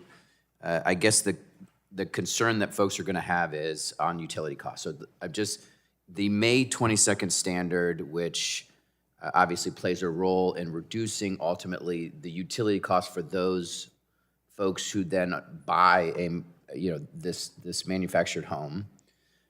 Is that in jeopardy? And if so, what are the ways in which we should tackle what would be a real challenge if people are going to have to start paying higher utility bills? So the gentleman from Ohio is yielding back to the gentleman from Massachusetts, who I will yield now back yield to- to the gentlelady from Indiana to answer the question. Thanks. I'll yield to her first. Yeah, sure. I was just going to say that my view, which is why one of the reasons why I brought the bill, is that when we're trying to get people in homes, yes, do we want to get to energy efficiency standards? We do, but if they're adding to the cost of the ultimate purchase, then the consumer should be able to choose the price level at which they can get into the home, and that might be getting into the home as a priority over the necessary energy efficiency standards, which may be able to go back to a budgeting issue later in a household. So I'm trying to get people into homes. I think, not that we're not concerned about energy efficiency, but we certainly, in my view, need to prioritize getting the cost down, and this is a way to do that. The gentlelady from Indiana yields back to the gentleman from Massachusetts, who now yields the remainder of his time to the gentleman from Ohio. You yield back? Back to Massachusetts, sorry. Thank you. At the core of this bill is just a question of who decides, right? So Energy Department put out these standards, and HUD can adopt them if they want to. The question is, who makes the comprehensive decision about the total cost of ownership for these houses? And the status quo before was nobody, right? It was DOE and HUD debating it, and that created a very predictable bureaucratic confusion. What this bill does is it says HUD decides. Now, HUD, you have to go ask Department of Energy for their input, but ultimately, HUD, we trust you to take into account both energy efficiency issues, which matter for total cost of ownership, and the potential increase in cost of production and distribution, which also matters for total cost of ownership. And you, HUD, should balance that to lower overall costs for consumers. I yield back. Gentleman yields back. Do we have anyone else seeking recognition on? Gentleman from Ohio is recognized for 5 minutes. I just want to thank you both again. I do appreciate the intent here, and I'm on the fence, legitimately on the fence, and I appreciate the argument and the work. Clearly, standardizing the process here makes a lot of sense, and I know that the cost to build is a big part of why we have a housing crisis, and the cost of housing is so much higher than it should be. The utility cost piece does worry me. Obviously, I know it worries all of you. So I guess the question is not one to be answered in today, but what should we be doing to monitor, right, to make sure that this isn't leading to folks going into homes where they're then paying much higher utility rates, and if there is a way in a bipartisan manner to work on helping folks if that is the case, right? So we want people to be able to make that decision. I get that, and get into that home. I appreciate that. Could I ask the gentleman to yield to me when he's It's a real finished? debate now. Yeah, of course. Okay. I just wanted you to know that the Department of Energy worked with HUD to set the 2022 energy conservation standard for manufactured housing. And the standard is projected to save consumers $5 billion in costs, even when you include the upfront costs. Now, while there is a slight increase in the upfront purchase price of manufactured housing, that cost is spread over the life of the mortgage, and homeowners will immediately see energy savings on their monthly bills. So then benefits and energy savings to the consumer offsets the increase in the purchase price, in my opinion. So I didn't want you to think that that this wasn't a concerted effort to address affordability, both with the actual energy monthly bill as well as with the cost of the home when you buy it. Yeah. I yield back to Would the gentleman from Ohio yield? One moment. I appreciate that. I do realize, though, that it does increase the cost, right? And so for some folks, maybe it priced them out of that home. I don't have any of this data in front of me, but I suspect that's probably true. I do think, assuming this passes, that one thing we should work on together is at least monitoring, figuring out how to track this. but appreciating that it probably will lead to folks having to pay more in utility costs, and what is it that we should be doing together to ease that burden, which I think we can do. I yield to, Mr. Chair, can I yield my? Yields the gentleman from Massachusetts. I just reiterate, nothing stops HUD from adopting those standards, again, if they want to. This bill is not actually about any specific standard. It's about who decides and who is best positioned to take into account total cost of ownership. And when it's total cost of ownership for a house, I think the Department of Housing and Urban Development is best positioned to do that. Totally agree with you about the question of overall utilities costs. I think there the biggest impact we're going to have, frankly, is on transmission and generation questions that we're working on in this committee as well. And so we don't want to try to boil the ocean in this one bill. Fair enough. I yield back. Gentleman yields back. Anyone else seeking recognition? Seeing none, we will now vote on H.R. 5184, and a recorded vote is requested. All those in favor say aye. The clerk will call the roll. Aye. Mr. Lotta? Aye. Mr. Lotta votes aye. Mr. Griffith? Aye. Mr. Griffith votes aye. Mr. Bilirakis? Mr. Hudson? Mr. Carter of Georgia? Aye. Mr. Carter of Georgia votes aye. Mr. Palmer? Mr. Palmer votes aye. Mr. Dunn? Mr. Crenshaw? Mr. Joyce? Mr. Joyce votes aye. Mr. Weber? Mr. Weber votes aye. Mr. Allen? Mr. Allen votes aye. Mr. Balderson? Mr. Balderson votes aye. Mr. Fulcher? Mr. Fulcher votes aye. Mr. Pfluger?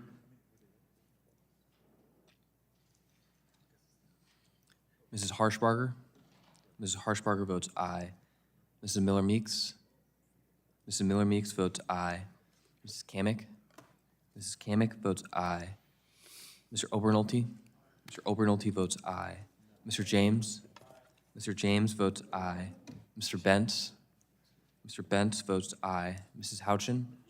Mrs. Houchin votes aye. Mr. Fry? Mr. Fry votes aye. Ms. Lee? Ms. Lee votes aye. Mr. Langworthy? Mr. Langworthy votes aye. Mr. Kane? Mr. Kane votes aye. Mr. Ruley? Mr. Ruley votes aye. Mr. Evans?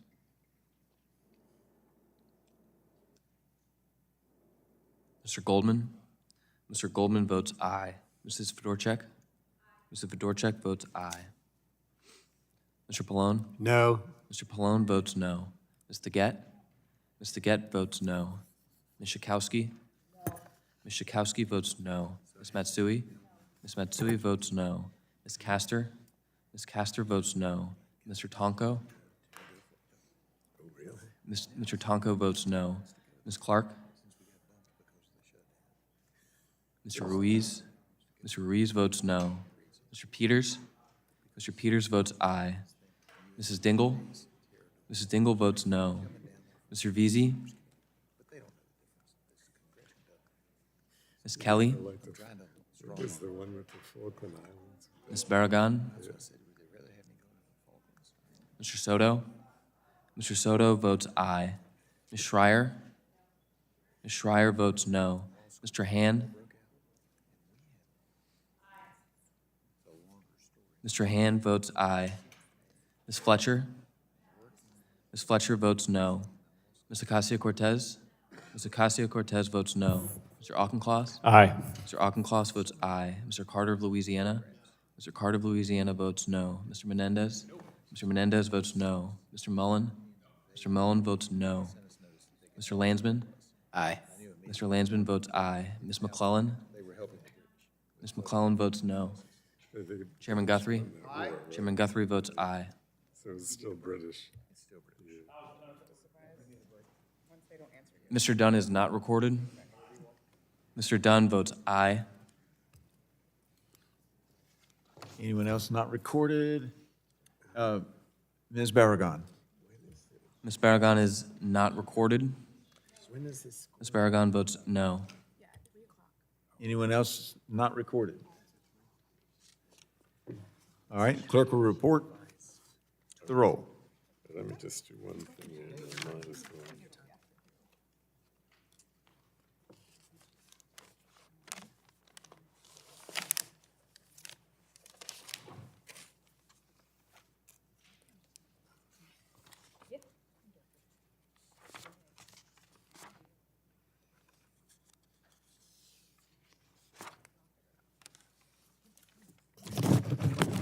Yes, sir. Mr. Chairman, on that vote, there were 30 ayes and 16 noes. 30 ayes, 16 noes, the bill's agreed to.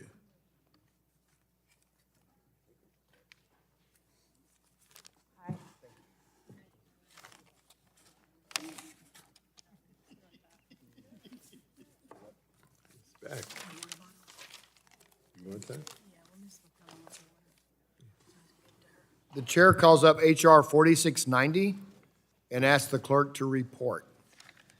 H.R. 4690, a bill to amend the Energy Conservation and Production Act to repeal certain federal buildings' energy efficiency performance standards and for other purposes. Without objection, the first reading of the bill is dispensed with, and the bill will be open for amendment at any point. So ordered. Does anyone seek to be recognized on the bill? Gentleman from New York is recognized for 5 minutes to speak on the bill. Thank you, Chairman Guthrie. This legislation is about restoring something Washington has been losing for far too long, which is common sense. When taxpayers fund federal buildings, they rightfully expect those buildings to be powered by the most reliable, affordable, and resilient energy systems available, not by whatever technology happens to be politically fashionable at the time.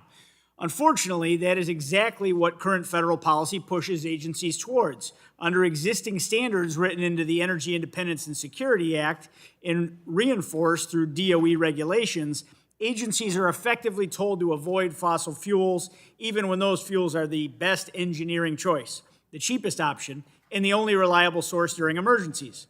These mandates create a government-wide bias toward one preferred energy pathway, regardless of whether it works everywhere, regardless of whether the grid can support it, and regardless of what it costs the American taxpayers. Let's be clear, this is not about efficiency, it isn't about innovation. It's about ideology dictating infrastructure decisions that should be based on strictly performance and mission needs. And the consequences aren't just theoretical.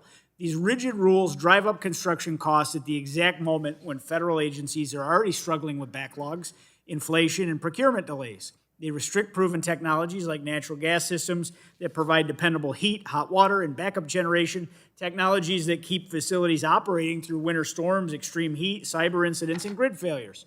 When the power grid goes down, electrification mandates don't keep a hospital warm or a secure facility online. Resilient, diversified energy systems do. Think about the buildings affected. VA hospitals, where veterans receive life-saving care. Military installations that underpin our national defense. Research laboratories that handle complex, sensitive, and sometimes dangerous work. Emergency operations centers that coordinate responses in the worst moments. These buildings cannot afford to hope for the best. They cannot rely solely on an electric grid that is already strained and increasingly vulnerable to extreme weather and foreign adversaries. Yet current policy treats reliable fuels as outdated relics instead of essential components of a resilient energy strategy. Taxpayers are paying more and getting less reliability in return, not because of engineering necessity, but because some policymakers in Washington that think they should be picking winners and losers in our energy markets. This approach is not responsible governance. It is not fiscally conservative. It certainly does not reflect the priorities of Americans who expect their government buildings to function in all conditions, not just when the weather is mild and the grid is stable. The Reliable Infrastructure Act corrects course. It restores neutrality in federal building standards, ensuring that agencies can evaluate all energy options based on cost, performance, and reliability. The bottom line is simple. Reliability is not partisan, affordability is not partisan, and protecting taxpayer dollars is not partisan. The bill reflects all three. I urge my colleagues to support this bill, and I yield back. Gentleman yields back. Is there any seeking to speak on the amendment? On the bill? Mr. Tonko from New York, you're recognized for 5 minutes to speak on the bill. Thank you, Mr. Chair. I move to strike the last word. Gentleman's recognized. Thank you. I believe it is appropriate for us to expect that the actions of our federal government carry with them some extra responsibility. that we should hold ourselves to a higher standard, and we should want our agencies to operate efficiently and as good stewards of taxpayers' dollars. We should want our agencies to lead by example, helping to support the use of innovative, American-made technologies. We should want our private sector and individual citizens to believe that following the best practices of the building operations and management of our federal government is worth considering for their own purposes. And that really was the intent of Section 433 of the Energy Independence and Security Act when it was enacted in 2007. We heard at the subcommittee markup, both during the debate on this bill as well as Mr. Weber's bill, that the federal government is the largest property owner as well as the largest energy consumer in the United States. Shouldn't we want our government to take steps to operate their buildings more efficiently, to reduce their operational costs, to reach to innovation? Section 433 requires new and renovated federal buildings to make incremental progress toward phasing out their use of fossil fuels. And while the Department of Energy had been slow to implement the requirement since 2007, there has been so much recent progress to make these goals achievable. In the nearly 2 decades since this section's enactment, there have been technological advancements in the design and in the operations of buildings. There are cost-effective, well-performing alternatives for space heating, water heating, and many appliances. Heat pumps work. Their costs have come down, and their performance has improved significantly, including in colder climates. We should be excited for the possibility of American-made heat pumps heating and cooling our public buildings. Instead, this bill wants to lock us into the past, regardless of how much technological innovation does occur. If we can encourage reasonable steps for the federal government to reduce its wasteful consumption of fossil fuels, we should do so. I encourage members to oppose this bill, and with that, Mr. Chair, I yield back. Gentleman yields back. Is there further discussion on the bill? Seeing none, are there any amendments to the bill? Seeing none.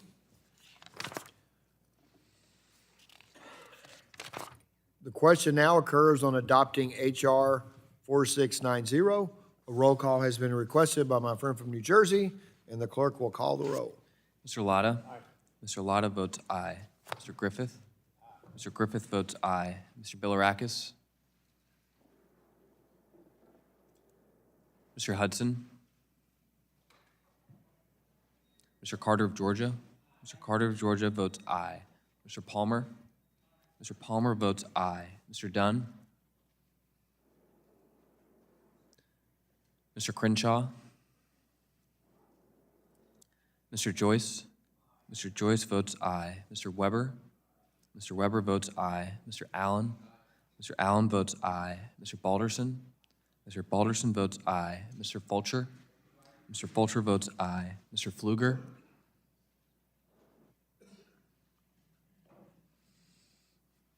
Mrs. Harshbarger? Mrs. Harshbarger votes aye. Mrs. Miller-Meeks? Mrs. Miller-Meeks votes aye. Mrs. Kamick? Mrs. Kamick votes aye. Mr. Obernolte? Mr. Obernolte votes aye. Mr. James? Mr. James votes aye. Mr. Bentz? Mr. Bentz votes aye. Mrs. Houchin? Mrs. Houchin votes aye. Mr. Fry? Mr. Fry votes aye. Ms. Lee? Ms. Lee votes aye. Mr. Langworthy? Mr. Langworthy votes aye. Mr. Kane? Mr. Kane votes aye. Mr. Ruley? Mr. Ruley votes aye. Mr. Evans? Mr. Evans votes aye. Mr. Goldman? Mr. Goldman votes aye. Mrs. Fedorchak? Mrs. Fedorchak votes aye. Mr. Pallone? Mr. Pallone votes no. Ms. DeGette? Ms. DeGette votes no. Ms. Schakowsky? Ms. Schakowsky votes no. Ms. Matsui? Ms. Matsui votes no. Ms. Castor? Ms. Castor votes no. Mr. Tonko? Mr. Tonko votes no. Ms. Clark? Mr. Ruiz? Mr. Ruiz votes no. Mr. Peters? Mr. Peters votes no. Mrs. Dingell? Mrs. Dingell votes no. Mr. Veazey? Ms. Kelly? Ms. Barragan? Ms. Barragan votes no. Mr. Soto? Mr. Soto votes no. Ms. Schreier? Ms. Schreier votes no. Mr. Hand? Mr. Hand votes no. Ms. Fletcher? Ms. Fletcher votes no. Ms. Ocasio-Cortez? Ms. Ocasio-Cortez votes no. Mr. Auchincloss? Mr. Auchincloss votes no. Mr. Carter of Louisiana? Mr. Carter of Louisiana votes no. Mr. Menendez? Mr. Menendez votes no. Mr. Mullen? Mr. Mullen votes no. Mr. Landsman?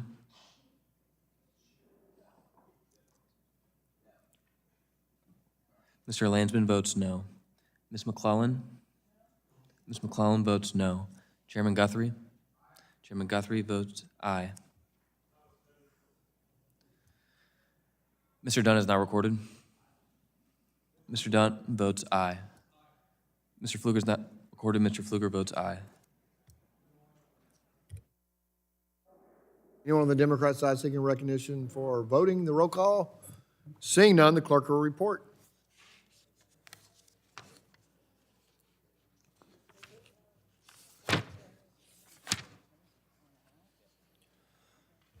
Mr. Chairman, on that vote, there were 27 ayes and 21 noes. The ayes have it, and the bill is adopted. The chair calls up H.R. 4593 and asks the clerk to report. H.R. 4593, a bill to amend the Energy Policy and Conservation Act to revise the definition of a showerhead. Without objection, the first reading of the bill is dispensed with, and the bill will be open for amendment at any point. So ordered. Does anyone seek to be recognized on the bill? What purpose? The gentleman from South Carolina is recognized to speak on the bill for 5 minutes. Mr. Chairman, I move to strike the last word. Gentleman is recognized. Thank you, Mr. Chairman. Last, at the subcommittee level, I think some of my colleagues on the other side were a little bit bothered by some of the punny jokes that we had in my remarks, so I made sure to add more. There's nothing quite like a shower act in December. Let it flow, let it flow, let it flow. Some of our colleagues may want to freeze debate on this bill, but today we're actually going to talk about common sense.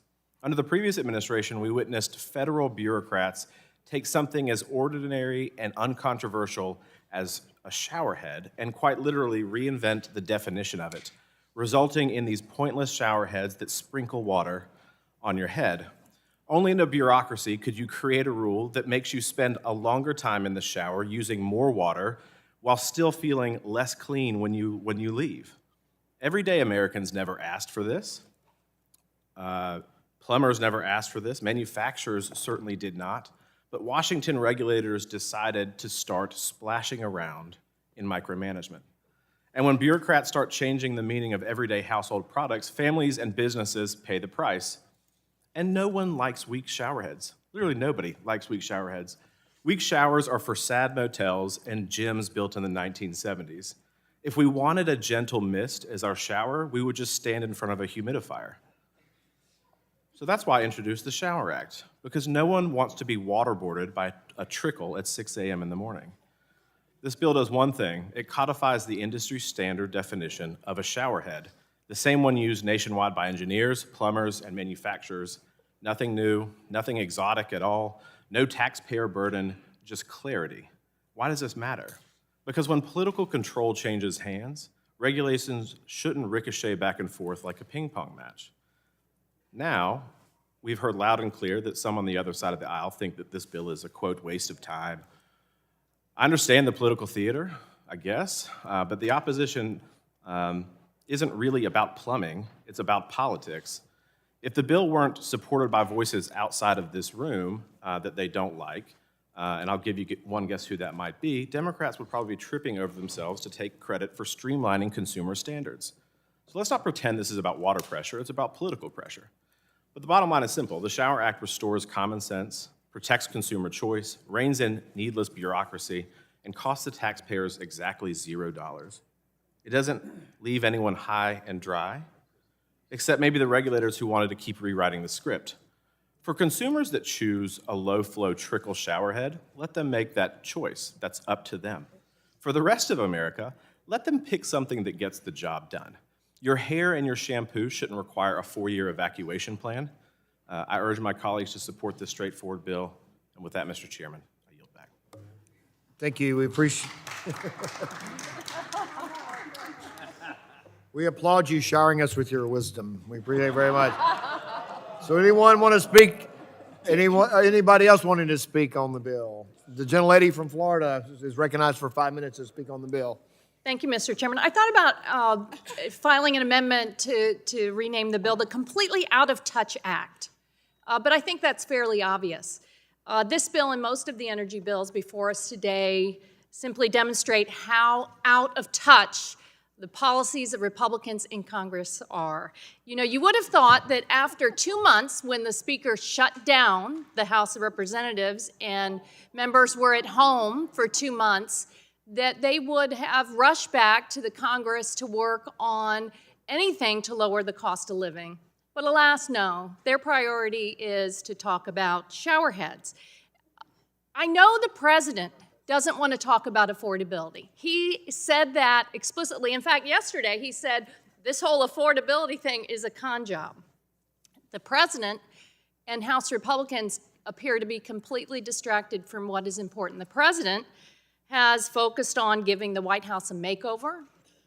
He tore down the entire East Wing to make way for a 90,000 square foot, $300 million ballroom funded by corporations who have something to gain from this administration. That ballroom has gone from 500 square feet to 650 square feet to 999 square feet. Now it's proposed to over 1,300 square feet.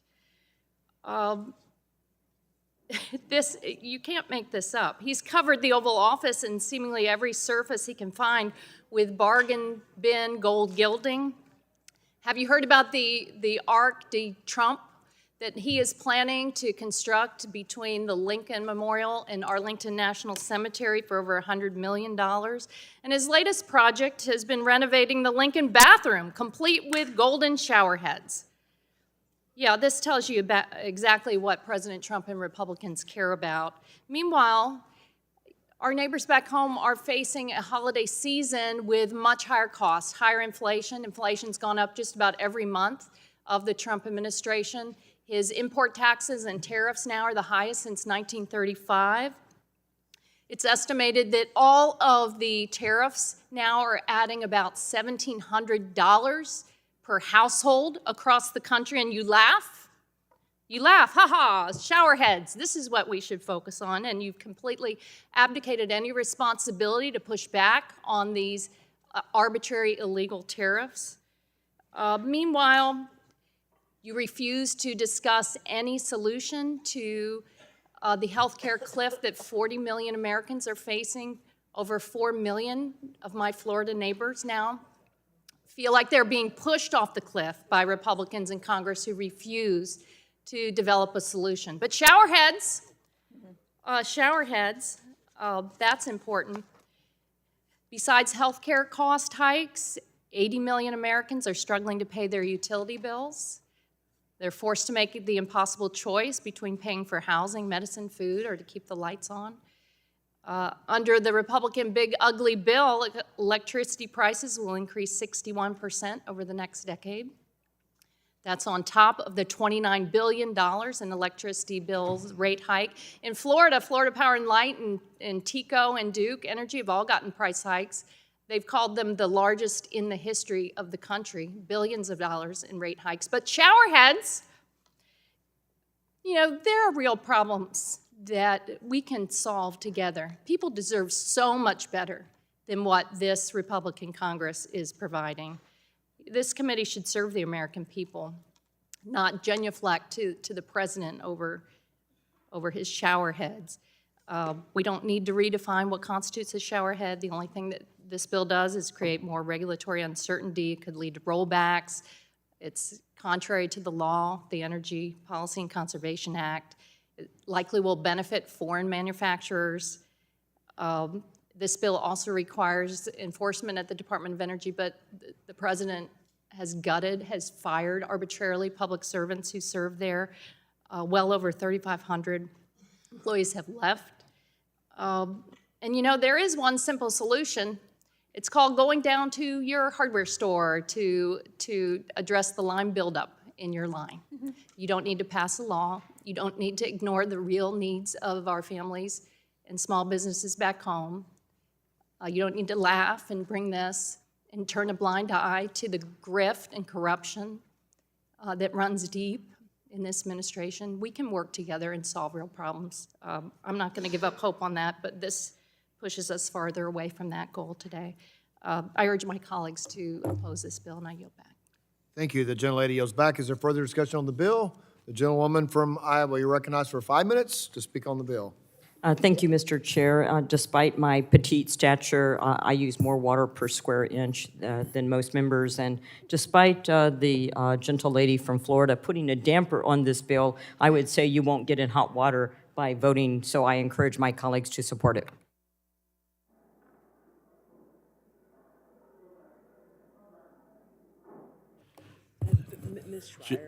Gentlelady yields back.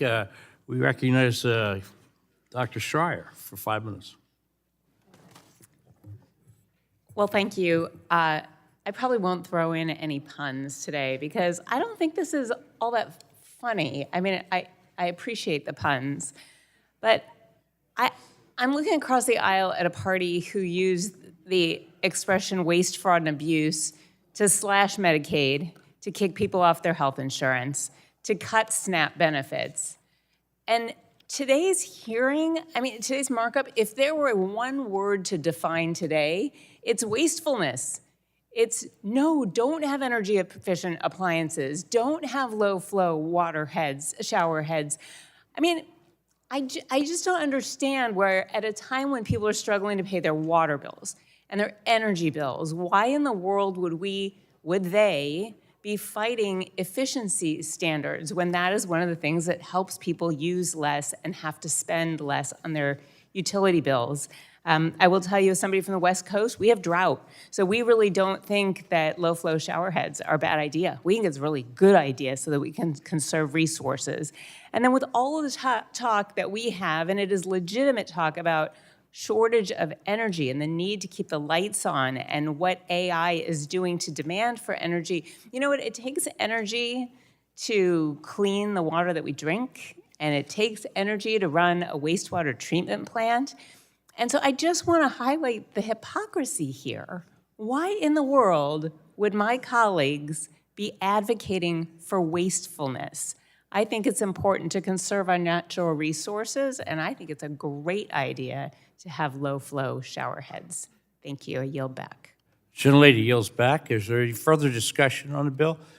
Ms. Houchin, do you have comment? Recognized for 5 minutes to speak on the bill. Mr. Chairman, I'm going to yield my time to Mr. Fry. Gentlelady yields back. Any further discussion? No. She yielded to Mr. Fry. Oh, Mr. Fry, I'm sorry. Thank you, Mr. Chairman. I would just like to remind my colleague on the other side that went off on the Trump administration, the affordability issue was caused by the Biden administration and congressional Democrats turning a blind eye to what was happening in America when inflation rose 11, 12, 20%. They turned a blind eye to inflation rising faster than incomes to meet it. They turned a blind eye to a president who literally sleptwalked through his entire presidency, and the American people suffered for it. It is because of Democrats that we are even in a healthcare discussion right now, because Obamacare was told that premiums would rise if you pass it, and guess what it did? And Democrat votes passed it again in the COVID era before my time here in Congress, when everyone said, if you do this, premiums will rise, and guess what? They did. So this entire first year, to the member from Florida, is correcting the big mistakes that Democrats have made at the expense of the American people. So they can make this cute with the president putting a shower head on, but again, this is about personal choice. Why is it Washington, D.C.'s prerogative to come in and tell the rest of the country on this small bill or anything big that they should have one standard for the entire country? People should make that personal choice. Most people that I talk to want real showers. If they want to be spritzed like a potted plant, they can go get that shower head. But that's not what we're about. This is about personal choice. It's about responsibility and the distraction and the rhetoric about the failures of the Trump administration. I just find that really rich coming from a party that caused the healthcare problem that we're in right now and caused the economic damage that the American people currently feel. With that, Mr. Chairman, I yield back. I yield back. Gentleman yields back. I recognize Ms. Ocasio-Cortez for 5 minutes. Thank you. All right, I'll bite. I have 2 points, 2 questions here. One, as a person who has installed their own shower heads, who has, encountered this, if you are having a dribbly shower, is this not a water pressure issue in your home? I mean, generally, like mechanically, I'm trying to engage this in good faith, genuinely. And secondly, it seems as though we're blaming the shower head on a water pressure issue, and in doing so, we are deregulating a piece of hardware that actually drives people's water bills up. And if we want to talk about affordability, and if we want to be in touch with working people's lives, my hope is that we've had that experience, that we know the things that we're legislating, and why would we make this affordability problem worse? I mean, I'm really trying to approach this earnestly. And if we can solve this problem by addressing a water pressure issue, there's no need to be changing regulations that increase people's water bills in the name of quote unquote personal choice. This is how our healthcare system got deregulated too. People talking about, Americans should have the personal choice of getting totally fleeced by their health insurance companies. Americans should have the personal choice of having industries deregulated to the point that they are unloading costs onto everyday working people. And so, I appreciate the efforts put into the limericks and such here, but really, as someone who's trying to approach this matter in good faith, I genuinely try not to approach legislation of just being reflexively Republican, but as a person who does care about costs, I worry that these weakened standards are going to drive up people's water bills. I worry about the environmental impact of it. Drought is genuinely a problem. And I kind of don't, it really may be a water pressure issue, genuinely. And so I say this because I just kind of want to give credence to the concerns that are put around this, and I'm not sure that those underlying concerns have been addressed. And with that, I yield back. The gentlelady yields back. Further discussion. Mr. Menendez from New Jersey, you're recognized for 5 minutes. Thank you, Chairman. When I'm back home, the issues that people want to talk about are the healthcare crisis, the $1 trillion in cuts that Republicans supported to Medicaid, the largest cut to SNAP in the program's history. People are devastated by Trump's immigration enforcement, tearing families apart, apprehending U.S. citizens, and all of the harm that this president is causing. So I would just ask, and I'm curious if the sponsor of the bill from South Carolina would be willing to answer how many in-person town halls he's hosted this year. I asked the question. I would yield my time if he wants to answer the question. How many in-person town halls you've hosted this year? Because my point is that how responsive we are to the issues of our constituents. And what we seem to agree on is there's an affordability crisis. And I've not had one person in my district come to me in the town halls I've had both in person, virtually, and say shower heads are the pressing issue that they have. So that's what I'm hearing. And so I was just curious if the sponsor wanted to volunteer, and I'll yield my time, how many in-person town halls he's had, because there seems to be a disconnect from what we're hearing from our constituents who we engage with directly versus what you may be hearing. But if you choose not to, that's fine, because there's also criticism of the last administration. But an Economic Policy Institute report from March of this year said that, quote, South Carolina is experiencing an economic boom. That's great.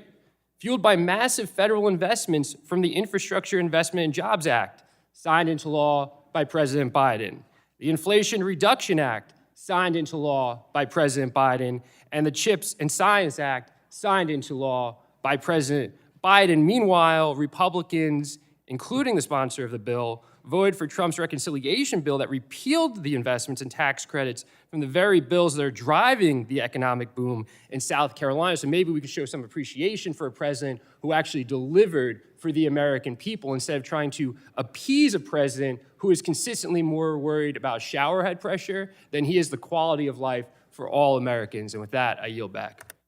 Gentleman yields back. Further discussion on the bill. I recognize Mr. Soto from Florida for 5 minutes. Thank you so much, Mr. Chairman. President Trump promised to lower prices on day one, but yesterday he called the affordability issue a Democratic hoax. How far we've come in about 11 months. He also snoozed through half the meeting, so I think the sleepwalking comment is pretty interesting and timely. Healthcare rates spiking 200 to 300% right now. And what do we see House Republican majority doing? Nothing. We have a couple members who are moderates who are trying to help with the proposal, but I don't know that it's ever going to come to the floor because the speaker's dead set against it. We see energy rates spiking, and Trump cancels renewable energy projects, wind projects, hydro projects, solar projects, all at a time when demand is spiking because of data centers, which we should be supporting with more all the above energy. And then food costs are rising, but no farm bill since 2018. Tariffs are decimating farmers and ranchers. But don't worry, they'll oppose trickle-down showerheads and support trickle-down economics. Big ugly law gets passed, record cuts to Medicaid and SNAP to fund tax breaks for billionaires. The irony is we're begging for us all to work together to resolve some of these issues, and all it takes is a few folks to have courage to sign the discharge petition that is literally on the floor right now. 4 Republicans can join that, and we could at least address the healthcare issue that this committee and this Congress has failed to address. I have the second most Obamacare of any district in the nation. There are more Republicans on the ACA than Democrats, especially in Florida and Texas, and so I'm sure we could have great debates over showerheads, but the real issue is healthcare costs right now, and that's what we should be working on, and I yield back. The gentleman yields back. Further discussion on the bill. Further discussion on the bill. Any amendments for the bill? No amendments. All right. The question now occurs on adopting H.R. 4593 as, well, the roll call has been requested, and the clerk will call the roll. Mr. Latta.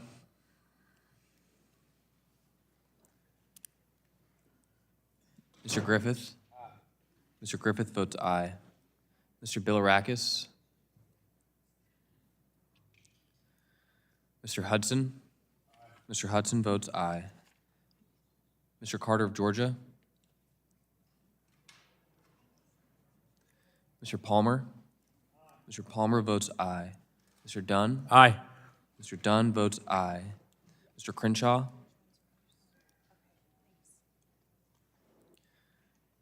Mr. Joyce. Mr. Joyce votes aye. Mr. Weber.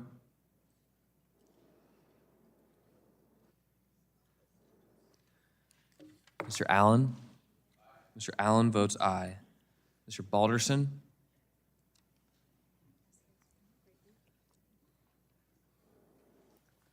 Mr. Fulcher. Mr. Fulcher votes aye. Mr. Pfluger. Mr. Pfluger votes aye. Mrs. Harshbarger. Mrs. Harshbarger votes aye. Mrs. Miller Meeks.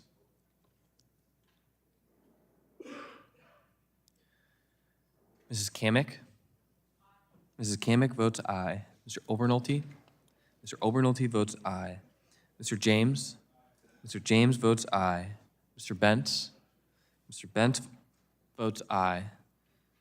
Mrs. Houchin. Mrs. Houchin votes aye. Mr. Fry. Mr. Fry votes aye. Ms. Lee. Ms. Lee votes aye. Mr. Langworthy? Mr. Langworthy votes aye. Mr. Kane? Mr. Kane votes aye. Mr. Rulli? Mr. Rulli votes aye. Mr. Evans? Mr. Evans votes aye. Mr. Goldman? Mr. Goldman votes aye. Mrs. Fedorchak? Mrs. Fedorchak votes aye. Mr. Pallone? Votes no. Mr. Pallone votes no. Ms. Deget? Ms. Deget votes no.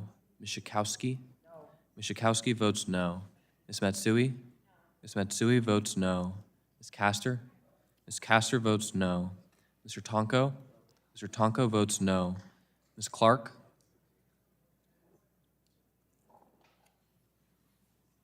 Mr. Ruiz? Mr. Ruiz votes no. Mr. Peters? Mrs. Dingell? Mrs. Dingell votes no. Mr. Veazey?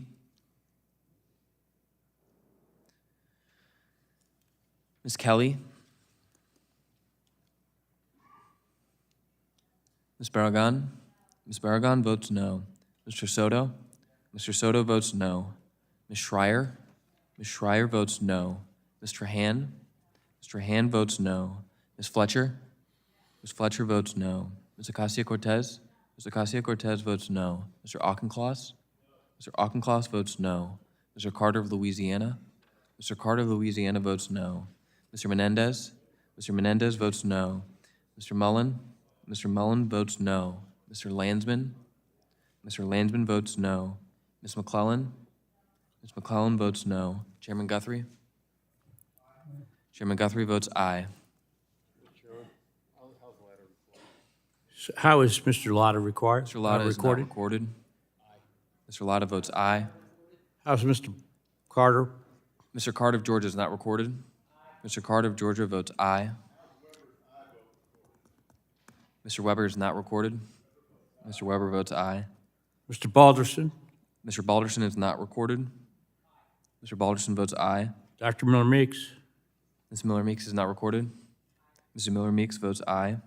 Does anybody else seek recognition for recording their vote? The clerk will report the roll call.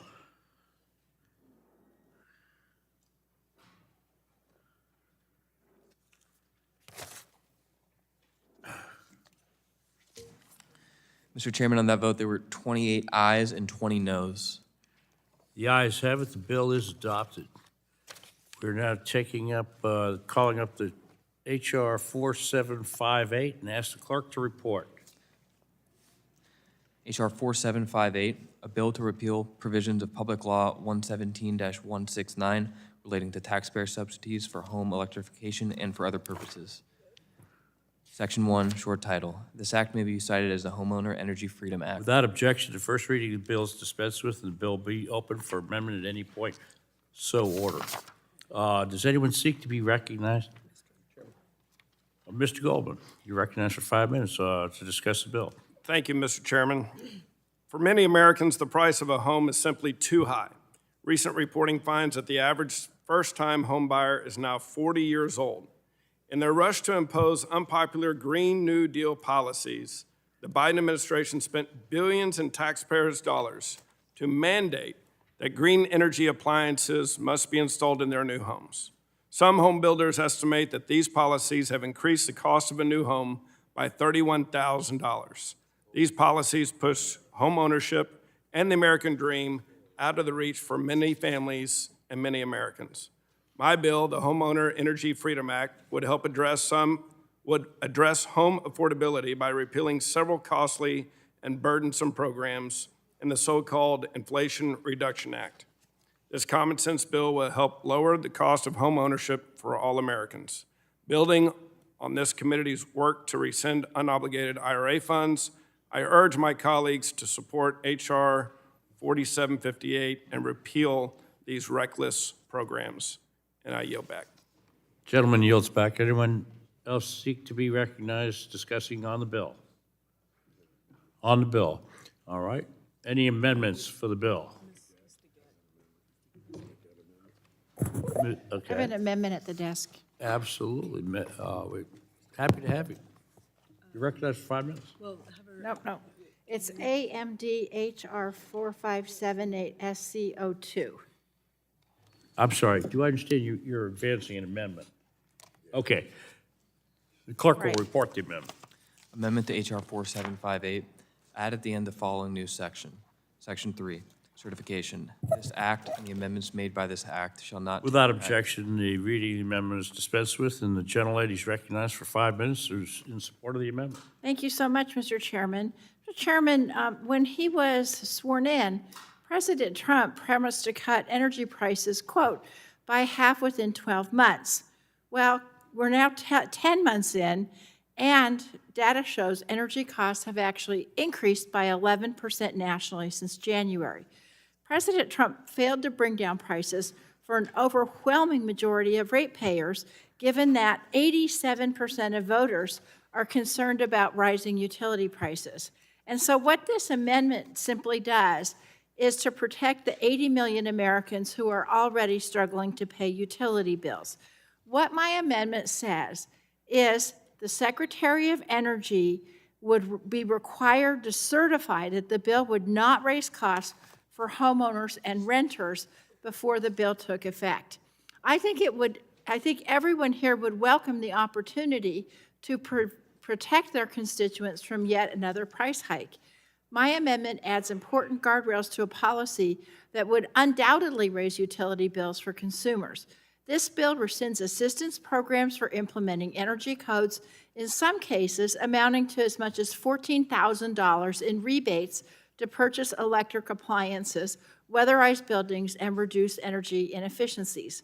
So let's discuss the claims that building codes and efficiency standards are too costly. The difference in cost for an Energy Star washer in 2003 was on an average over $500 more expensive in today's dollars. Now, of course, that's a significant upfront cost. It's worth noting, however, that currently the difference in upfront costs between Energy Star and non-Energy Star appliances is much narrower. Today, an Energy Star washer is only $50 to $200 more, and even less for other appliances. That being said, I don't agree with my colleagues' concerns about upfront costs.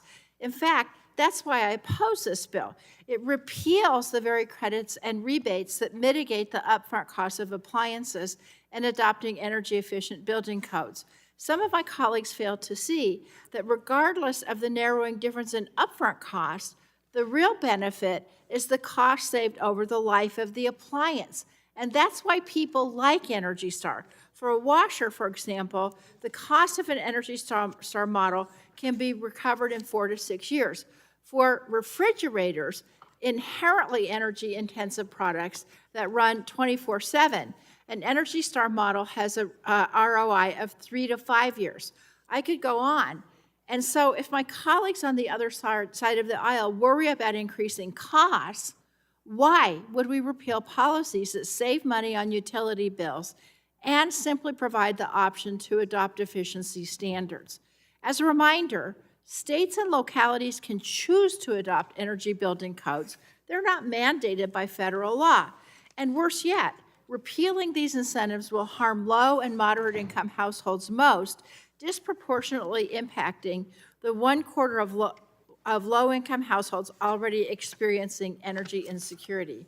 So if you agree, we don't want Americans' utility bills to increase, then vote for my amendment so we can specifically say to everybody, your costs will not increase no matter what happens in this bill. I urge my colleagues to adopt the amendment, and I yield back. Gentlelady yields back. Is there any further discussion on the amendment? Gentleman from Texas is recognized for 5 minutes to speak on the amendment. Thank you, Mr. Chairman. I just want to point out that when President Trump and his administration came in, they did agree to cut energy prices. In 2024, April, the average gas price was $3.91 a gallon. In 2025, October, the average gas price was $3.06 a gallon. So that indeed is lowering energy prices in our country. And this amendment is a tactic to delay implementation of the Homeowner Energy Freedom Act until the Secretary of Energy certifies it won't increase costs for homeowners and renters. I oppose this amendment because the Homeowner Energy Freedom Act is focused on improving housing affordability by reducing forced and expensive green energy mandates on new homes. These green new energy building codes on homes will add well over $20,000 to the cost of new homes in certain regions. These green new energy provisions effectively force builders and developers to install electric appliances rather than natural gas alternatives.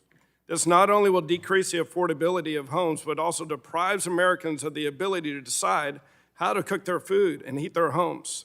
These actions will push homeownership out of the reach of thousands of American families. I urge my colleagues to oppose this amendment, and I yield back. Gentleman yields back. Is there further discussion on the amendment? Gentlelady from Virginia is recognized for 5 minutes to speak on the amendment. Thank you, Mr. Chair. I think part of what's getting lost in this debate are families who, once they're in a home, you may be in a home for a very long time, you have insulation, air sealing, ventilation, appliances that you need to replace. By the time you replace them, new, more efficient models have come out that if you are able to afford installing them, will ultimately lower your energy costs. And this bill eliminates a program, one of the few programs that still provides tax breaks for low and middle income Americans. And this committee spent so much time, months, arguing over a bill that made permanent tax breaks to people who made over $500,000, to allow them to have up to $15 million exemption for gift and estate taxes, to allow tax credits for them to buy airplanes. And yet, for a family in the city of Richmond that makes less than $70,000, this committee is now going to say, you can't get a rebate of up to $1,600 to upgrade insulation and air sealing and ventilation in your home, even though we know that's going to ultimately reduce your costs. We're saying to families that live in homes that are 20, 30, 50 years old, that were built with appliances that are inefficient, that are going to need to be replaced eventually, you're on your own. And I don't understand for the life of me why that provision is in this bill when it's not a mandate. It's one of the few benefits that we can give to American families that are trying to figure out, how do I pay my rent and my energy bill and groceries and childcare and on and on and on. And that's why I think at a minimum, we ought to at least take a look at what is the effect of repealing this rebate program going to have on energy bills for these families going forward. And that's why I support the amendment, and I yield back. The lady yields back. Is there further discussion on the amendment on the Republican side? Any further on the Democrat side? Seeing none, there's no further discussion. The vote will occur on the amendment. The yeas and nays have been requested, and the clerk will call the roll. Mr. Latta? No. Mr. Latta votes no. Mr. Griffith? Mr. Griffith votes no. Mr. Bilirakis? Mr. Bilirakis votes no. Mr. Hudson? Mr. Hudson votes no. Mr. Carter of Georgia? Mr. Carter of Georgia votes no. Mr. Palmer?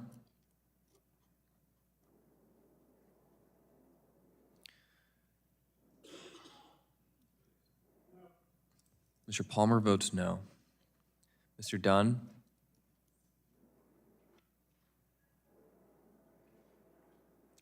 Mr. Crenshaw?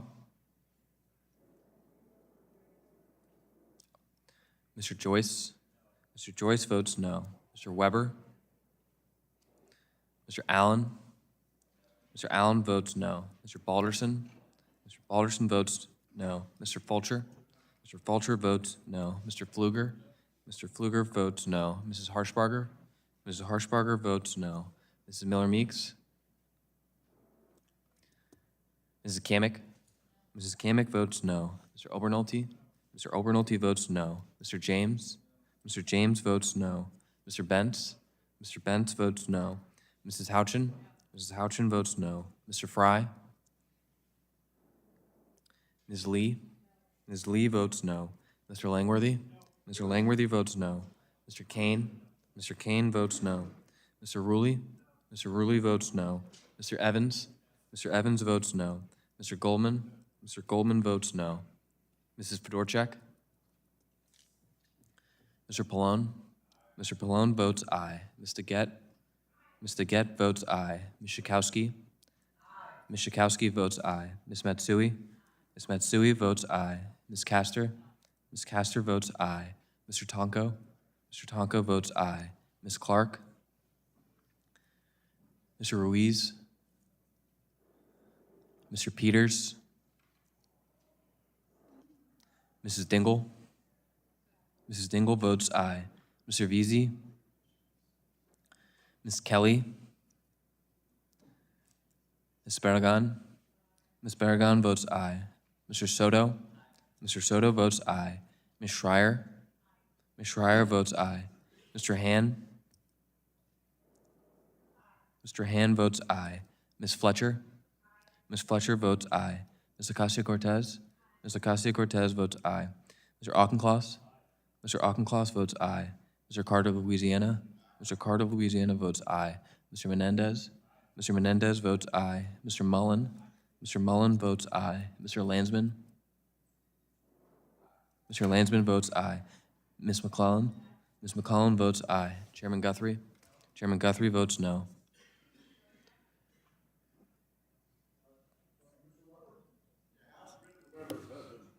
Mr. Weber is not recorded. I am not. Mr. Weber votes no. So Ms. Fedorchak? Mrs. Fedorchak is not recorded. Mrs. Fedorchak votes no. Mr. Fry? Mr. Fry is not recorded. Mr. Fry Dr. votes no. Louise? Mr. Ruiz is not recorded. Mr. Ruiz votes aye. Mr. Peters? Mr. Peters is not recorded. Mr. Peters votes aye. Is anyone seeking? No further discussion? Well, no one else seeking to answer the roll call? The clerk will report the result.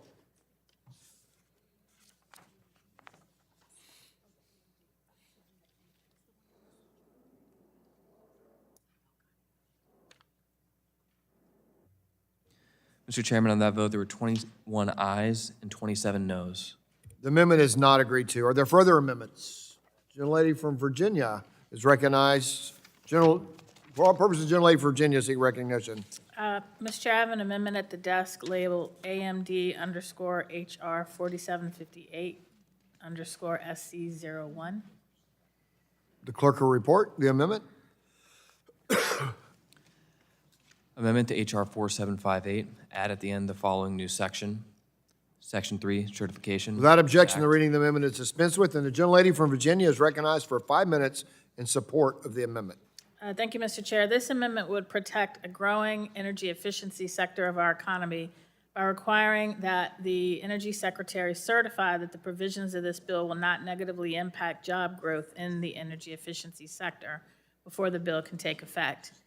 This bill directly targets rebates for low and middle income homeowners to replace outdated and inefficient appliances with newer energy efficiency models and weatherize their home through new insulation and help to reduce their monthly bills.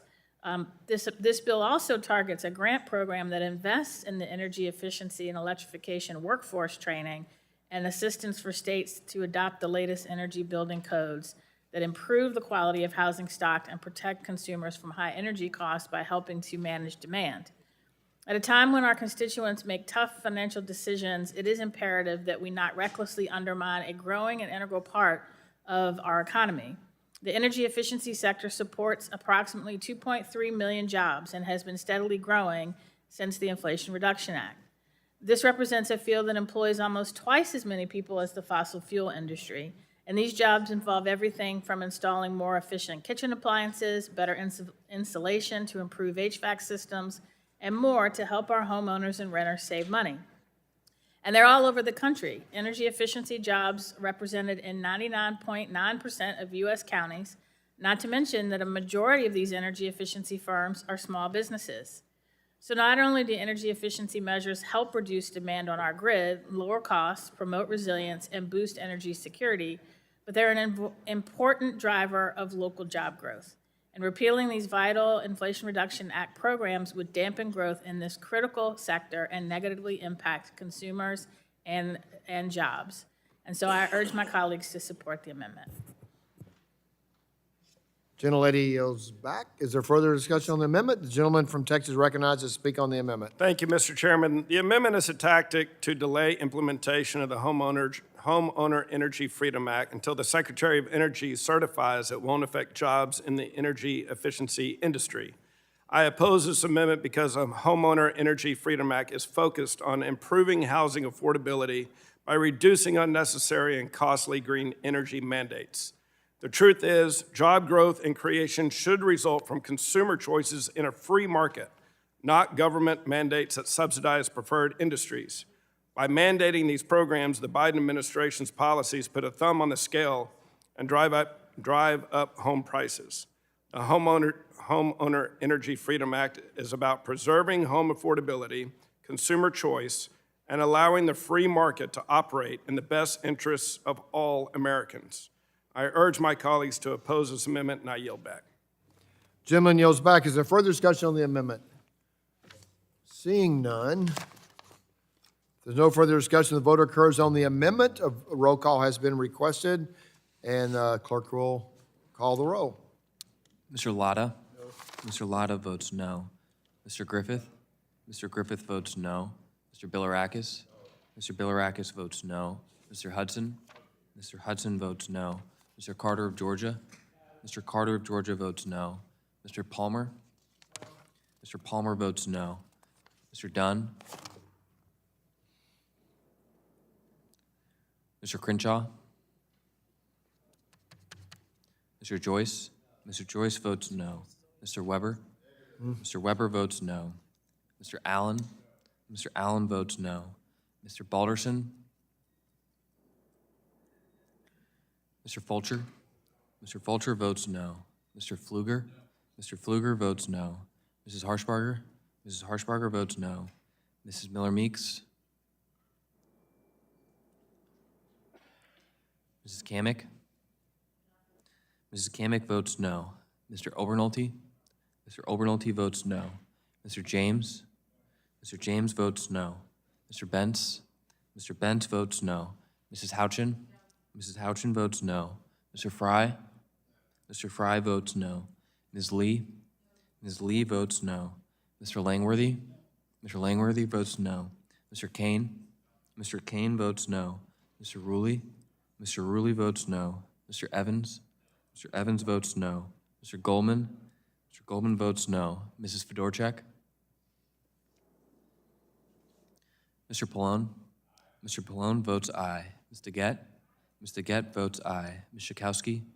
Ms. Schakowsky votes aye. Ms. Matsui? Ms. Matsui votes aye. Ms. Castor? Ms. Castor votes aye. Mr. Tonko? Mr. Tonko votes aye. Ms. Clark? Mr. Ruiz? Mr. Ruiz votes aye. Mr. Peters? Mr. Peters votes aye. Mrs. Dingell? Mrs. Dingell votes aye. Mr. Veazey?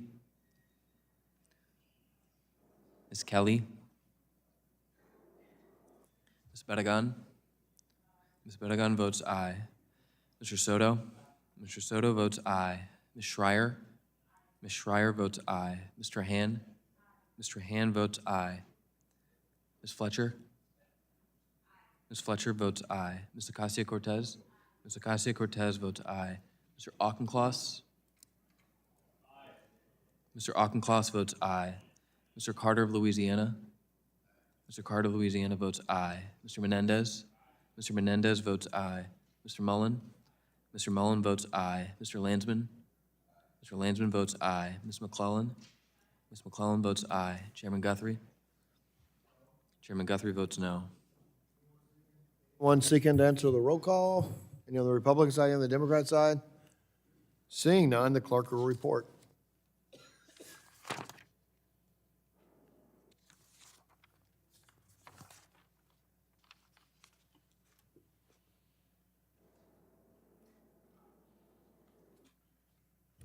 Mr. Chairman, on that vote, there were 21 ayes and 25 noes. The amendment is not agreed to. Are there further amendments? Seeing none, the question now occurs on adopting H.R. 4758. A roll call has been requested, and the clerk will call the roll. Mr. Lotta? Aye. Mr. Lotta votes aye. Mr. Griffith? Mr. Griffith votes aye. Mr. Bilirakis? Mr. Bilirakis votes aye. Mr. Hudson? Mr. Hudson votes aye. Mr. Carter of Georgia? Mr. Carter of Georgia votes aye. Mr. Palmer? Mr. Palmer votes aye. Mr. Dunn? My wife a good ring. She doesn't have a good wedding ring. I'm gonna get that. It's everything. Mr. Crenshaw? It's been everything I had. It wasn't. Mr. Joyce? Mr. Joyce votes aye. Mr. Weber? Mr. Weber votes aye. Mr. Allen? Mr. Allen votes aye. Mr. Balderson? Mr. Fulcher? Mr. Fulcher votes aye. Mr. Pfluger? Mr. Pfluger votes aye. Mrs. Harshbarger? Mrs. Harshbarger votes aye. Mrs. Miller Meeks? Mrs. Kamick? Mrs. Kamick votes aye. Mr. Obernolte? Mr. Obernolte votes aye. Mr. James? Mr. James votes aye. Mr. Bentz? Mr. Bentz votes aye. Mrs. Houchin? Mrs. Houchin votes aye. Mr. Fry? Mr. Fry votes aye. Mrs. Lee? Ms. Lee votes aye. Mr. Langworthy? Mr. Langworthy votes aye. Mr. Kane? Mr. Kane votes aye. Mr. Ruley? Mr. Ruley votes aye. Mr. Evans? Mr. Evans votes aye. Mr. Goldman? Mr. Goldman votes aye. Mr. Pallone? No. Mr. Pallone votes no. Ms. DeGette? Ms. DeGette votes no. Ms. Schakowsky? Ms. Schakowsky votes no. Ms. Matsui? Ms. Matsui votes no. Ms. Castor? Ms. Castor votes no. Mr. Tonko? Mr. Tonko votes no. Ms. Clark? Mr. Ruiz? Mr. Ruiz votes no. Mr. Peters? Mr. Peters votes no. Mrs. Dingell? Mrs. Dingell votes no. Mr. Veazey? Ms. Kelly? Ms. Barragan? Ms. Barragan votes no. Mr. Soto? Mr. Soto votes no. Ms. Schreier? Ms. Schreier votes no. Mr. Han?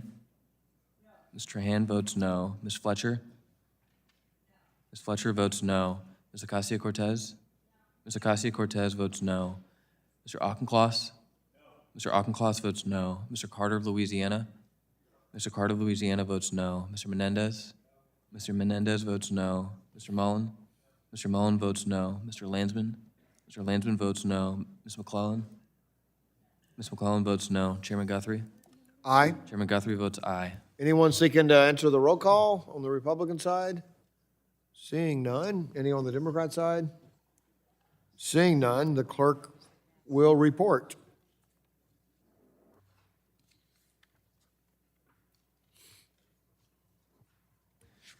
Mr. Chairman, on that vote, there were 25 ayes and 21 noes. The ayes have it, and the bill is adopted. The chair calls up H.R. 4626 and asks the clerk to report.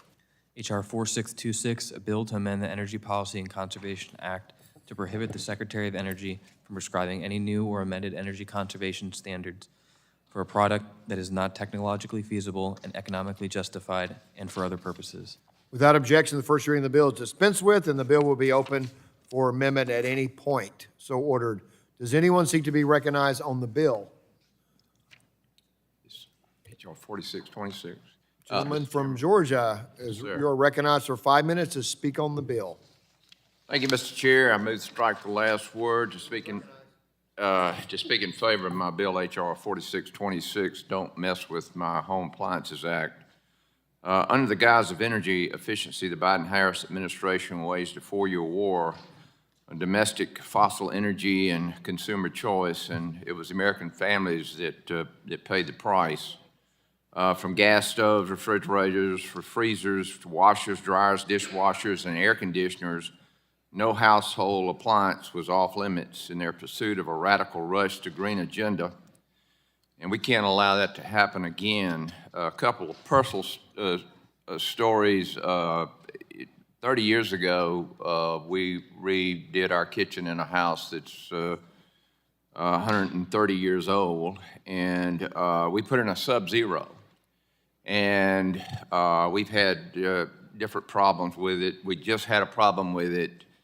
So you think about whether I buy a new refrigerator or do I fix the one. And so we talked to the experts, and I'm not talking about members of Congress. I'm talking about the people that sell these things and work on these things. And he said, sir, I would not buy a new Sub-Zero. He said, I think, you're much better off to repair your existing 30-year-old Sub-Zero.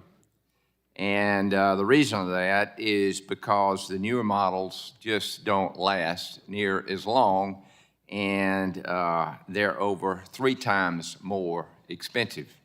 And so we're getting it repaired. The other personal story is I've got a small place here in D.C. I got a gas line right in front of it, and one of the things when we moved up here, we couldn't heat the place in the summer, and so it's a heat pump, and so I called a contractor. I said, "Hey, I want to go to gas." He said, "Sir, you can't do that. You can't get a permit to go to gas heat." I got gas heat at my home in Augusta. It works great, and here, and the crazy thing is when your heat pump gets below 30 degrees, you go to your strip heat. And I'm telling you, when you go to strip heat, if you want to know why we have a demand in electricity, it just ramps up the meter. And plus, to get the house above 65 degrees, I had to go buy portable electric heaters and put in various rooms to heat the place. Because this city has imposed that restriction. And like I said, we've already talked about energy prices, the reduction in energy prices. In fact, I got a chart here that shows heating oil is down 30%. Natural gas would be down substantially, but the problem is we just met with a group this morning. They've been in 13 years of litigation trying to get a pipeline done. They got gas, they can't get it to the consumer. These are just personal stories. I'm a consumer. And I come from the construction industry, so I know a lot about this stuff. That's why I'm glad we are considering my bill in the full committee, which would implement necessary reforms to the Energy Policy Conservation Act, EPCA, to prevent future administrations from prioritizing a radical rush to green agenda over the affordability and availability of reliable household appliances that Americans rely on every day. The free market knows much better than the federal government.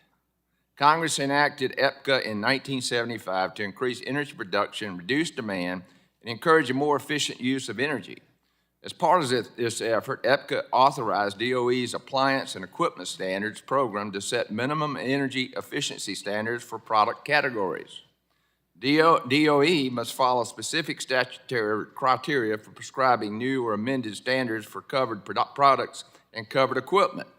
However, over the last several years, DOE has gone beyond its scope and statutory authority by finalizing rules that do not meet the specific statutory criteria.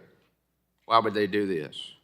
These egregious appliance standards have caused homeowners to spend 34% more on appliances than they did 15 years ago, as my experience showed, while having to replace them at a faster rate, which is what my appliance repair man said would happen.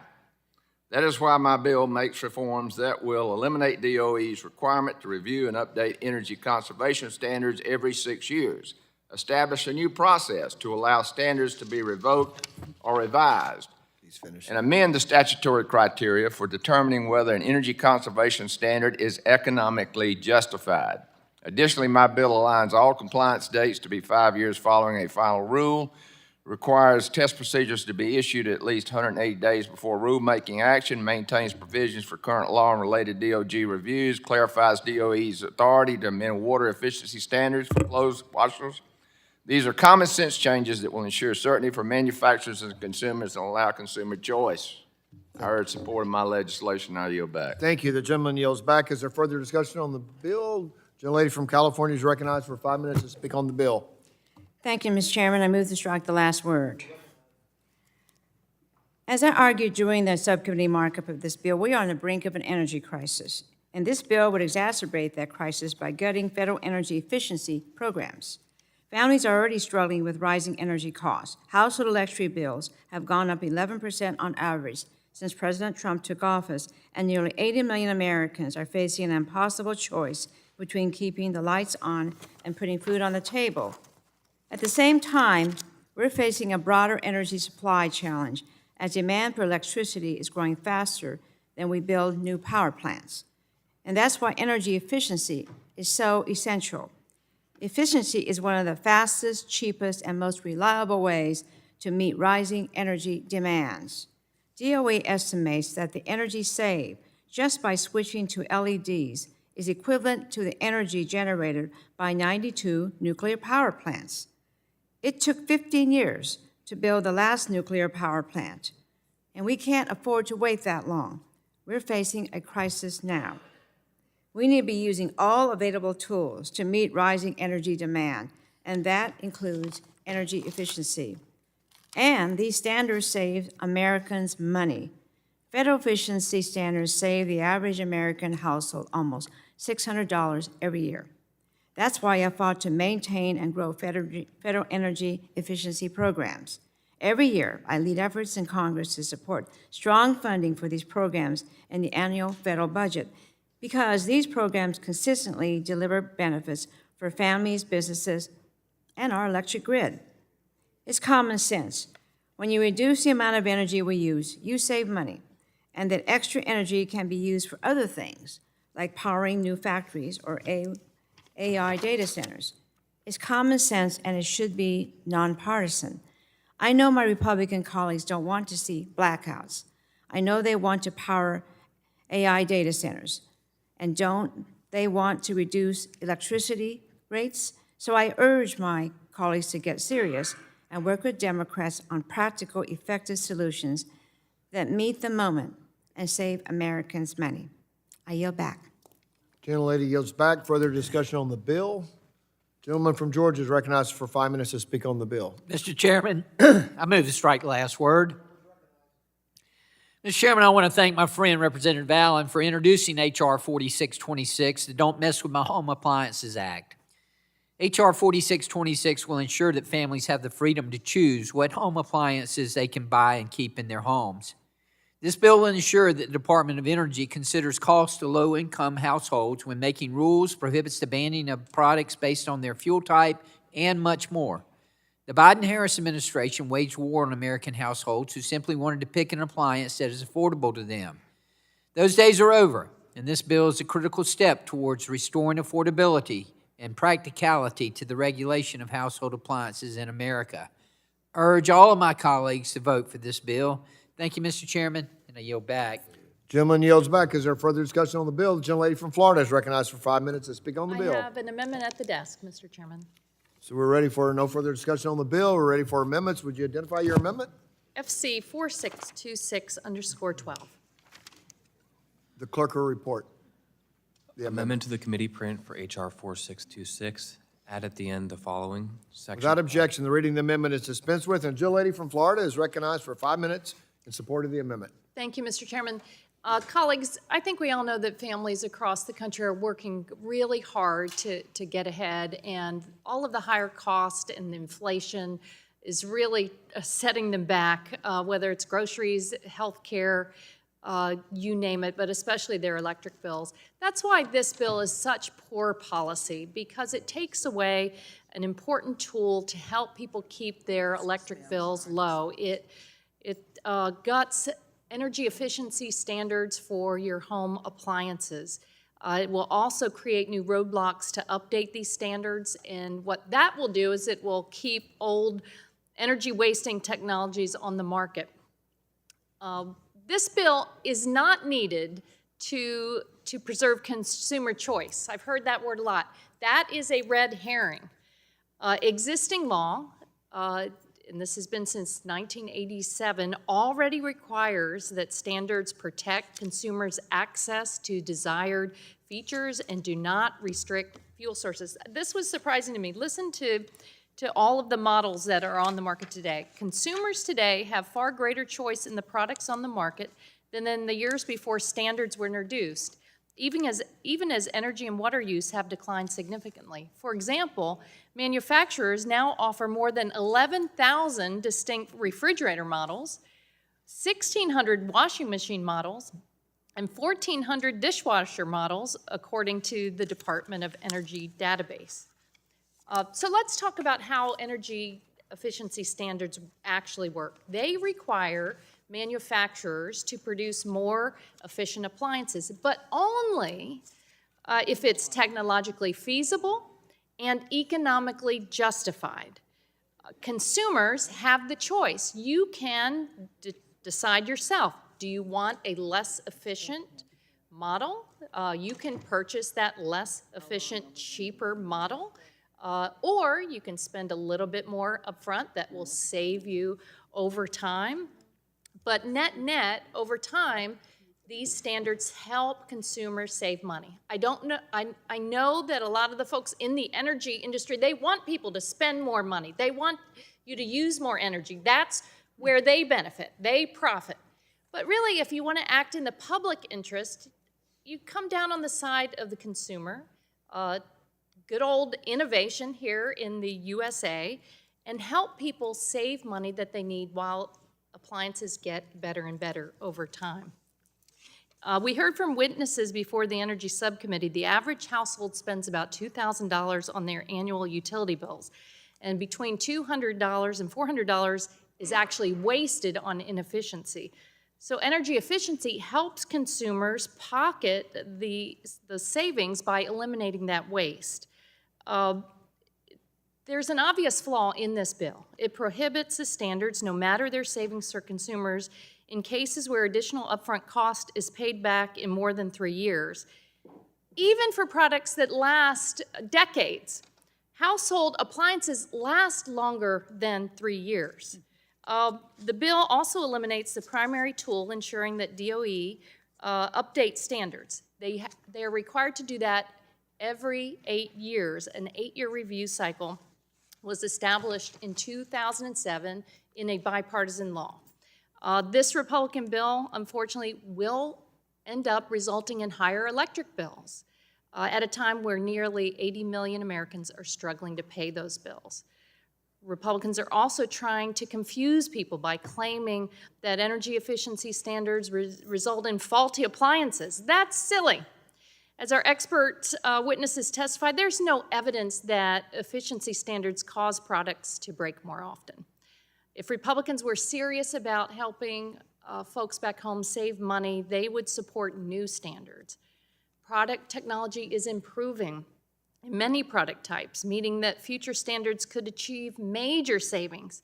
Between 2030 and 2050, U.S. households could save an average of nearly $150 annually on their utility bills. Businesses could save collectively $13.8 billion.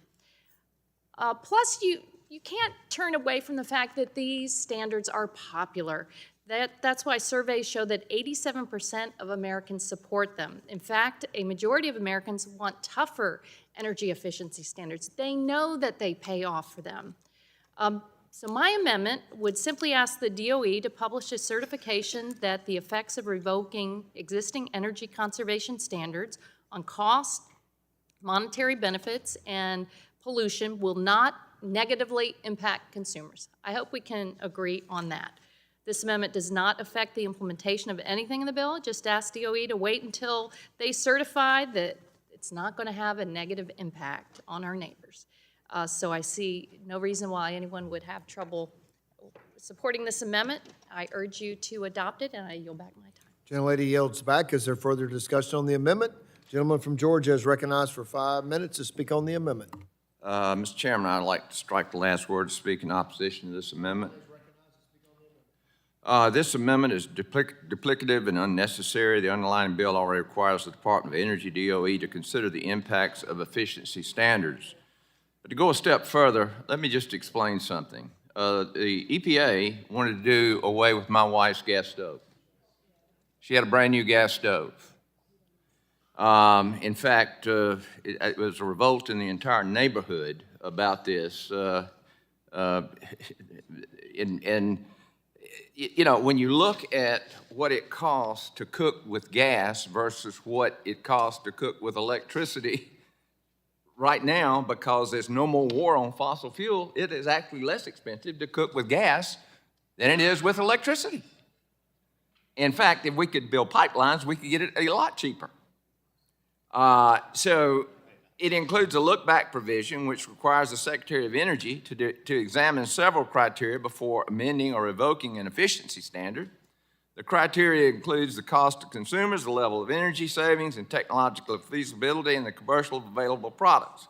Furthermore, the underlying bill requires an economic analysis that specifically examines the cost to low-income households and the impact on employment. For these reasons, this amendment is duplicative and unnecessary. My legislation ensures DOE standards are cost-effective and technologically feasible. I urge my colleagues to oppose this amendment, and I yield back.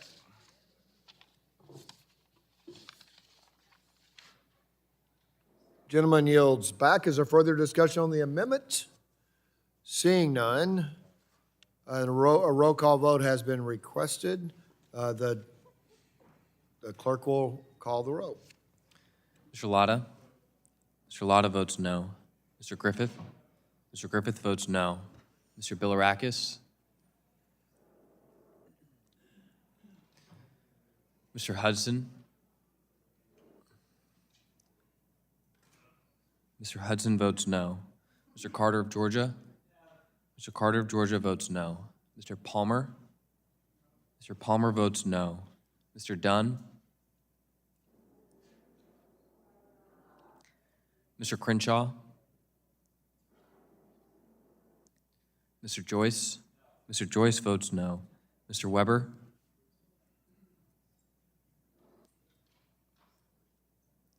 Mr. Allen? Mr. Allen votes no. Mr. Balderson? Mr. Fulcher? Mr. Fulcher votes no.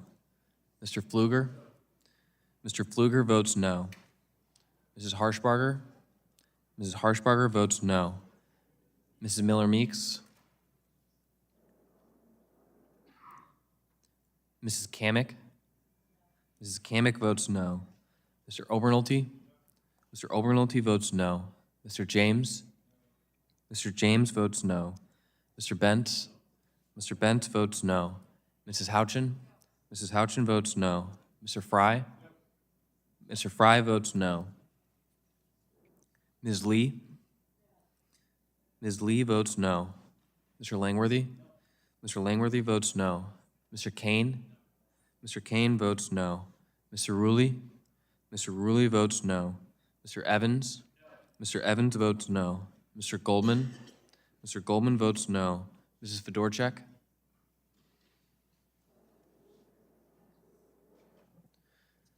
Mr. Pallone? Mr. Pallone votes aye. Mr. Gett? Mr. Gett votes aye. Ms. Schakowsky? Ms. Schakowsky votes aye. Ms. Matsui? Ms. Matsui votes aye. Ms. Castor? Ms. Castor votes aye. Mr. Tonko? Mr. Tonko votes aye. Ms. Clark? Ms. Clark votes aye. Mr. Ruiz? Mr. Ruiz votes aye. Mr. Peters?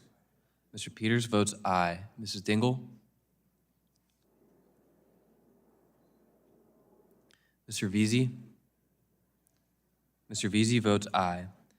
Ms. Kelly?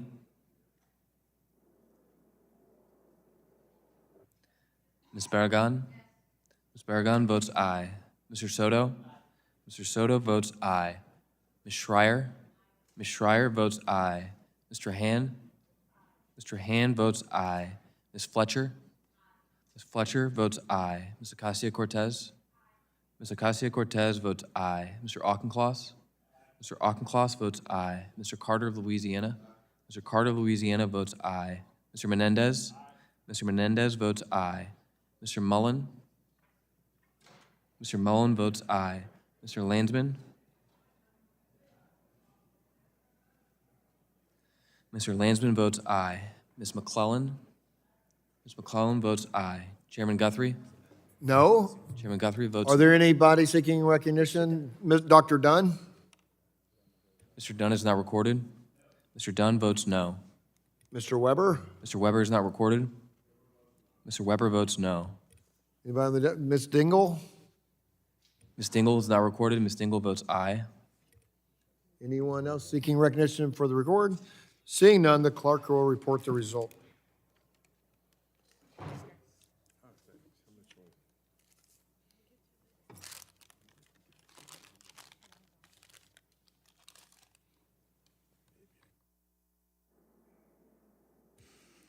Mr. Chairman, on that vote, there were 23 ayes and 25 noes. The amendment is not agreed to. Are there further amendments?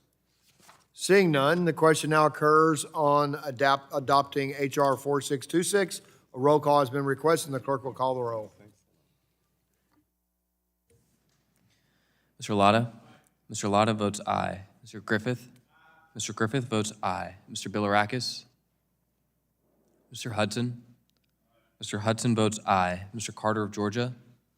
Mr. Carter of Georgia votes aye. Mr. Palmer? Mr. Palmer votes aye. Mr. Dunn?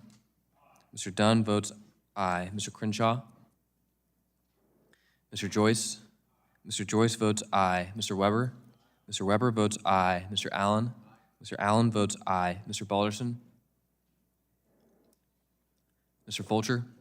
Mr. Fulcher votes aye. Mr. Pfluger? Mrs. Harshbarger? Mrs. Harshbarger votes aye. Mrs. Miller-Meeks? Mrs. Kamick? Mrs. Kamick votes aye. Mr. Obernolte? Mr. Obernolte votes aye. Mr. James? Mr. James votes aye. Mr. Bentz? Mr. Bentz votes aye. Mrs. Houchin? Mr. Fry? Mr. Fry votes aye. Ms. Lee? Ms. Lee votes aye. Mr. Langworthy? Mr. Langworthy votes aye. Mr. Kane? Mr. Kane votes aye. Mr. Ruley? Mr. Ruley votes aye. Mr. Evans? Mr. Evans votes aye. Mr. Goldman? Mr. Goldman votes aye. Mrs. Fedorchak? Mr. Pallone?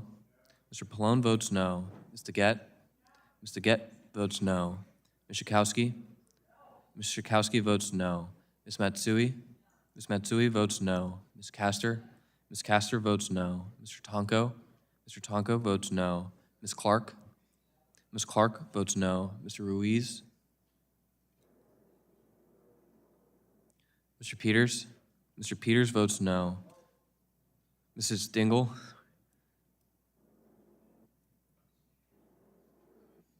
Mrs. Dingell?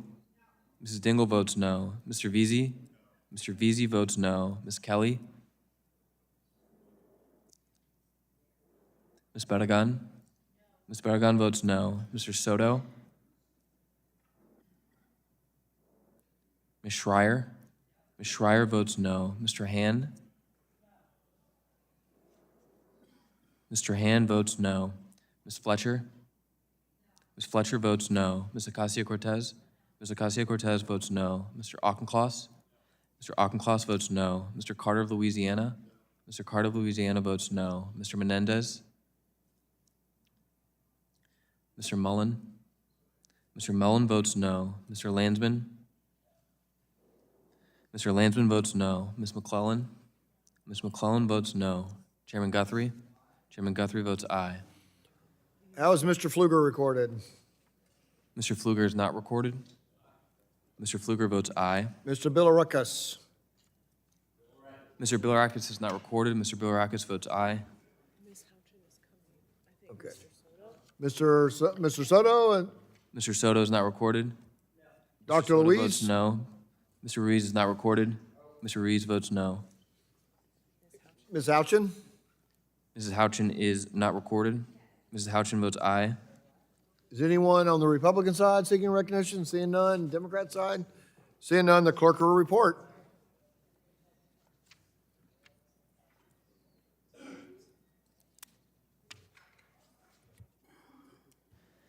Mr. Chairman, on that vote, there were 26 ayes and 22 noes. The ayes have it, and the bill is adopted. The chair calls up H.R. 1355 and asks the clerk to report.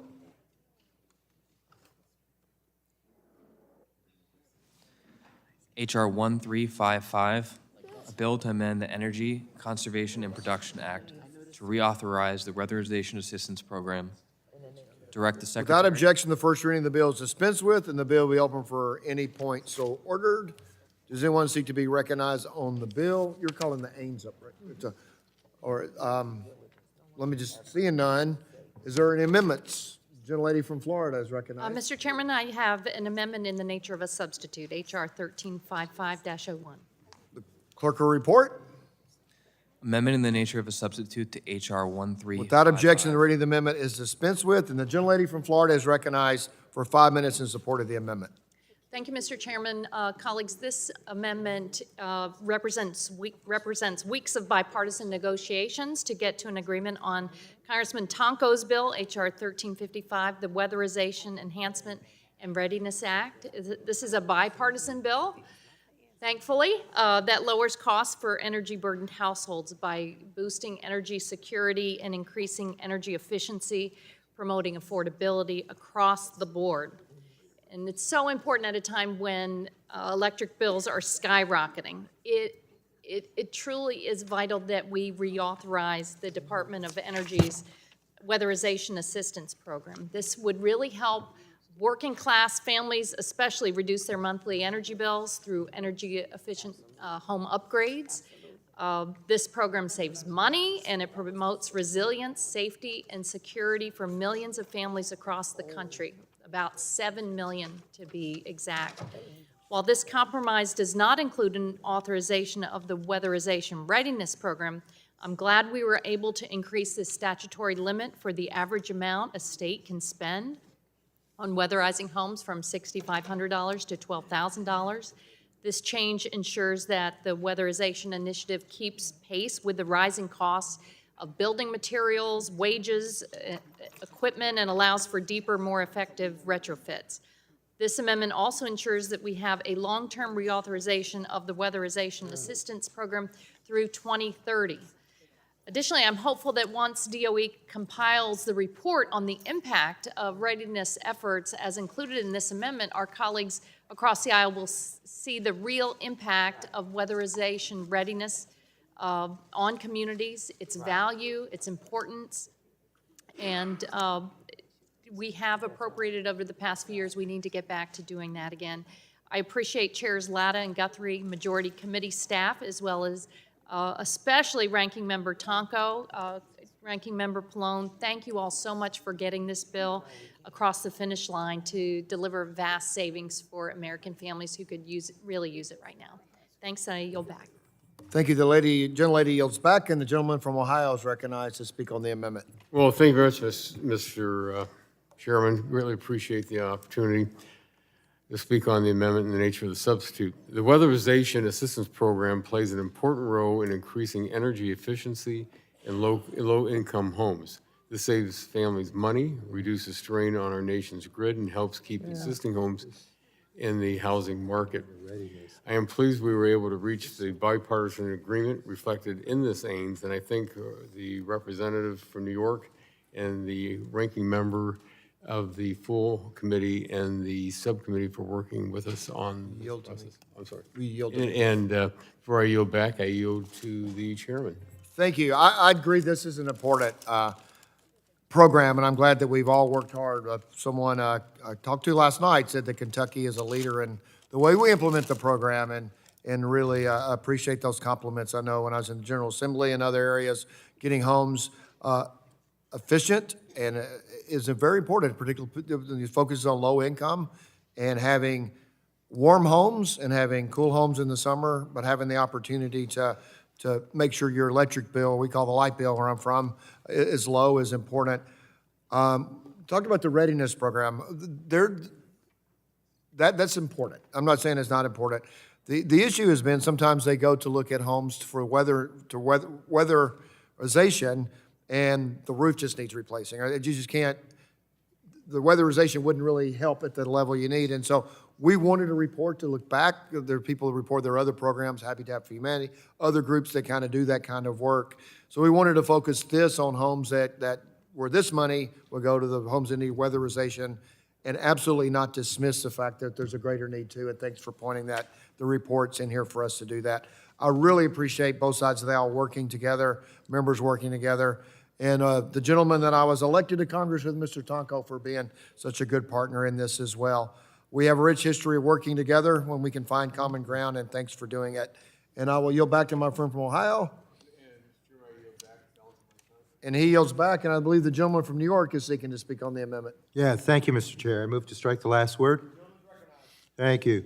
I thank Chair Lotta and you, Mr. Chair, and your work for as the ranking and the work with Ranking Member Pallone's team on the AINS. And the amendment preserves two important parts of H.R. 1355.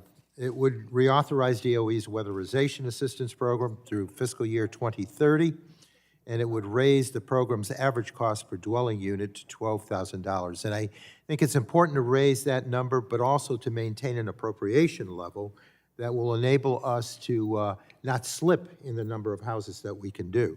These are important tweaks to the law that will help preserve the program and allow it to function even better moving forward. Now, it's no secret that so many of our constituents are struggling with the cost of living crisis, and energy affordability is certainly a huge piece of that. I won't suggest that DOE's weatherization assistance program or this legislation is a silver bullet, but it can be a small but important part of a more comprehensive solution. The truth is that a meaningful energy affordability solution will require Congress to step up, understand the challenge, and do more to relieve the pressure that working families are feeling from their energy burden. We know that weatherization works. The households that are eligible for the program spend about 14% of their income on energy costs compared to just 3% for other households. So this is a very meaningful program to those who are income eligible for this, this relief. Households that receive assistance save some $372 on their energy bills each year. They also benefit from living in a safer and more comfortable home. Reauthorizing this program helps ensure that it will be part of our collective efforts to address energy affordability moving forward. And raising that average cost per unit will benefit the long-term health of this program. Inflation has eroded the potential effectiveness of weatherization services. So this change will ensure that households can still receive adequate services from crews that are being fairly and competitively compensated. While I'm disappointed that we could not reach bipartisan agreement on other aspects of the bill as introduced, including the reauthorization or the authorization of the Weatherization Readiness Fund, I remain committed to continuing to push for future adjustments to the program moving forward. Now, to that Readiness Fund, I know that each of our districts can point to success stories where people have had that Readiness Fund utilized in a way that makes them eligible for the weatherization outcome. To me, that's a great success story, and I don't think we need to look for other avenues. We had a successful Readiness Fund. Let's continue that. Let's make certain we put money into that, because there are those, if they have something like a roof repair, they can then have that affordable outcome with the application of weatherization money. So I think it's only a common sense feature that should be included as we move forward. But for now, I thank the chairs for reaching an agreement on this version of the bill. I urge my colleagues to support the amendment. And with that, I thank you and yield back. Thank you. The gentleman yields back. Is there further discussion on the amendment? Seeing none, now we're going to adopt the amendment in the nature of substitute, and I believe we can do that by voice, and then we will have a roll call vote on the final bill. So if there's no further discussion, the vote occurs on the amendment in the nature of substitute. All those in favor shall signify by saying aye. Aye. All those opposed, nay. The ayes have it, and the amendment is agreed to. The question now occurs on adopting H.R. 1355 as amended.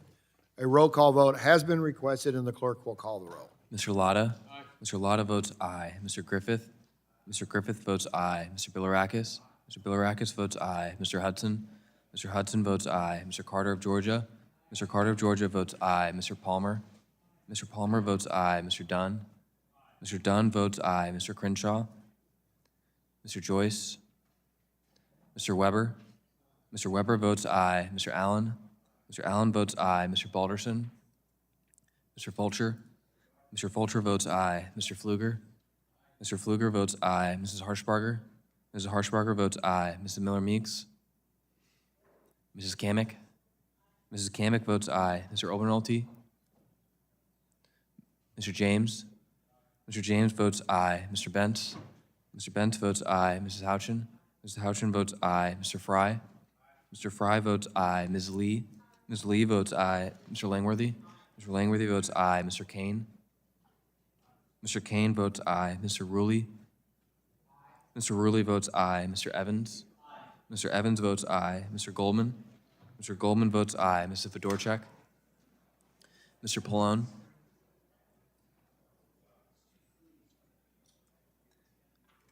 Mr. Pallone votes aye. Mr. Gett? Mr. Gett votes aye. Ms. Schakowsky? Ms. Schakowsky votes aye. Ms. Matsui? Ms. Matsui votes aye. Ms. Castor? Ms. Castor votes aye. Mr. Tonko? Mr. Tonko votes aye. Ms. Clark? Ms. Clark votes aye. Mr. Ruiz? Mr. Ruiz votes aye. Mr. Peters? Mr. Peters votes aye. Mrs. Dingell? Mrs. Dingell votes aye. Mr. Veazey? Mr. Veazey votes aye. Ms. Kelly? Ms. Barragan? Ms. Barragan votes aye. Mr. Soto? Mr. Soto votes aye. Ms. Schreier? Ms. Schreier votes aye. Mr. Hand? Mr. Hand votes aye. Ms. Fletcher? Ms. Fletcher votes aye. Ms. Ocasio-Cortez? Ms. Ocasio-Cortez votes aye. Mr. Auchincloss? Mr. Auchincloss votes aye. Mr. Carter of Louisiana? Mr. Carter of Louisiana votes aye. Mr. Menendez? Mr. Menendez votes aye. Mr. Mullen? Mr. Mullen votes aye. Mr. Landsman? Mr. Landsman votes aye. Mrs. McClellan? Ms. McClellan votes aye. Chairman Guthrie? Chairman Guthrie votes aye. Anyone seeking recognition? How's Dr. Joyce recorded? Mr. Joyce is not recorded. Mr. Joyce votes aye. How Ms. Fedorchak recorded? Mrs. Fedorchak is not recorded. Mrs. Fedorchak Anyone on the votes Democratic aye. side wishing to be recorded? How's Mr. Obernolte recorded? Mr. Obernolte is not recorded. Mr. Obernolte votes aye. Anyone else seeking recognition for purpose of answering the roll? Seeing none, the clerk will report.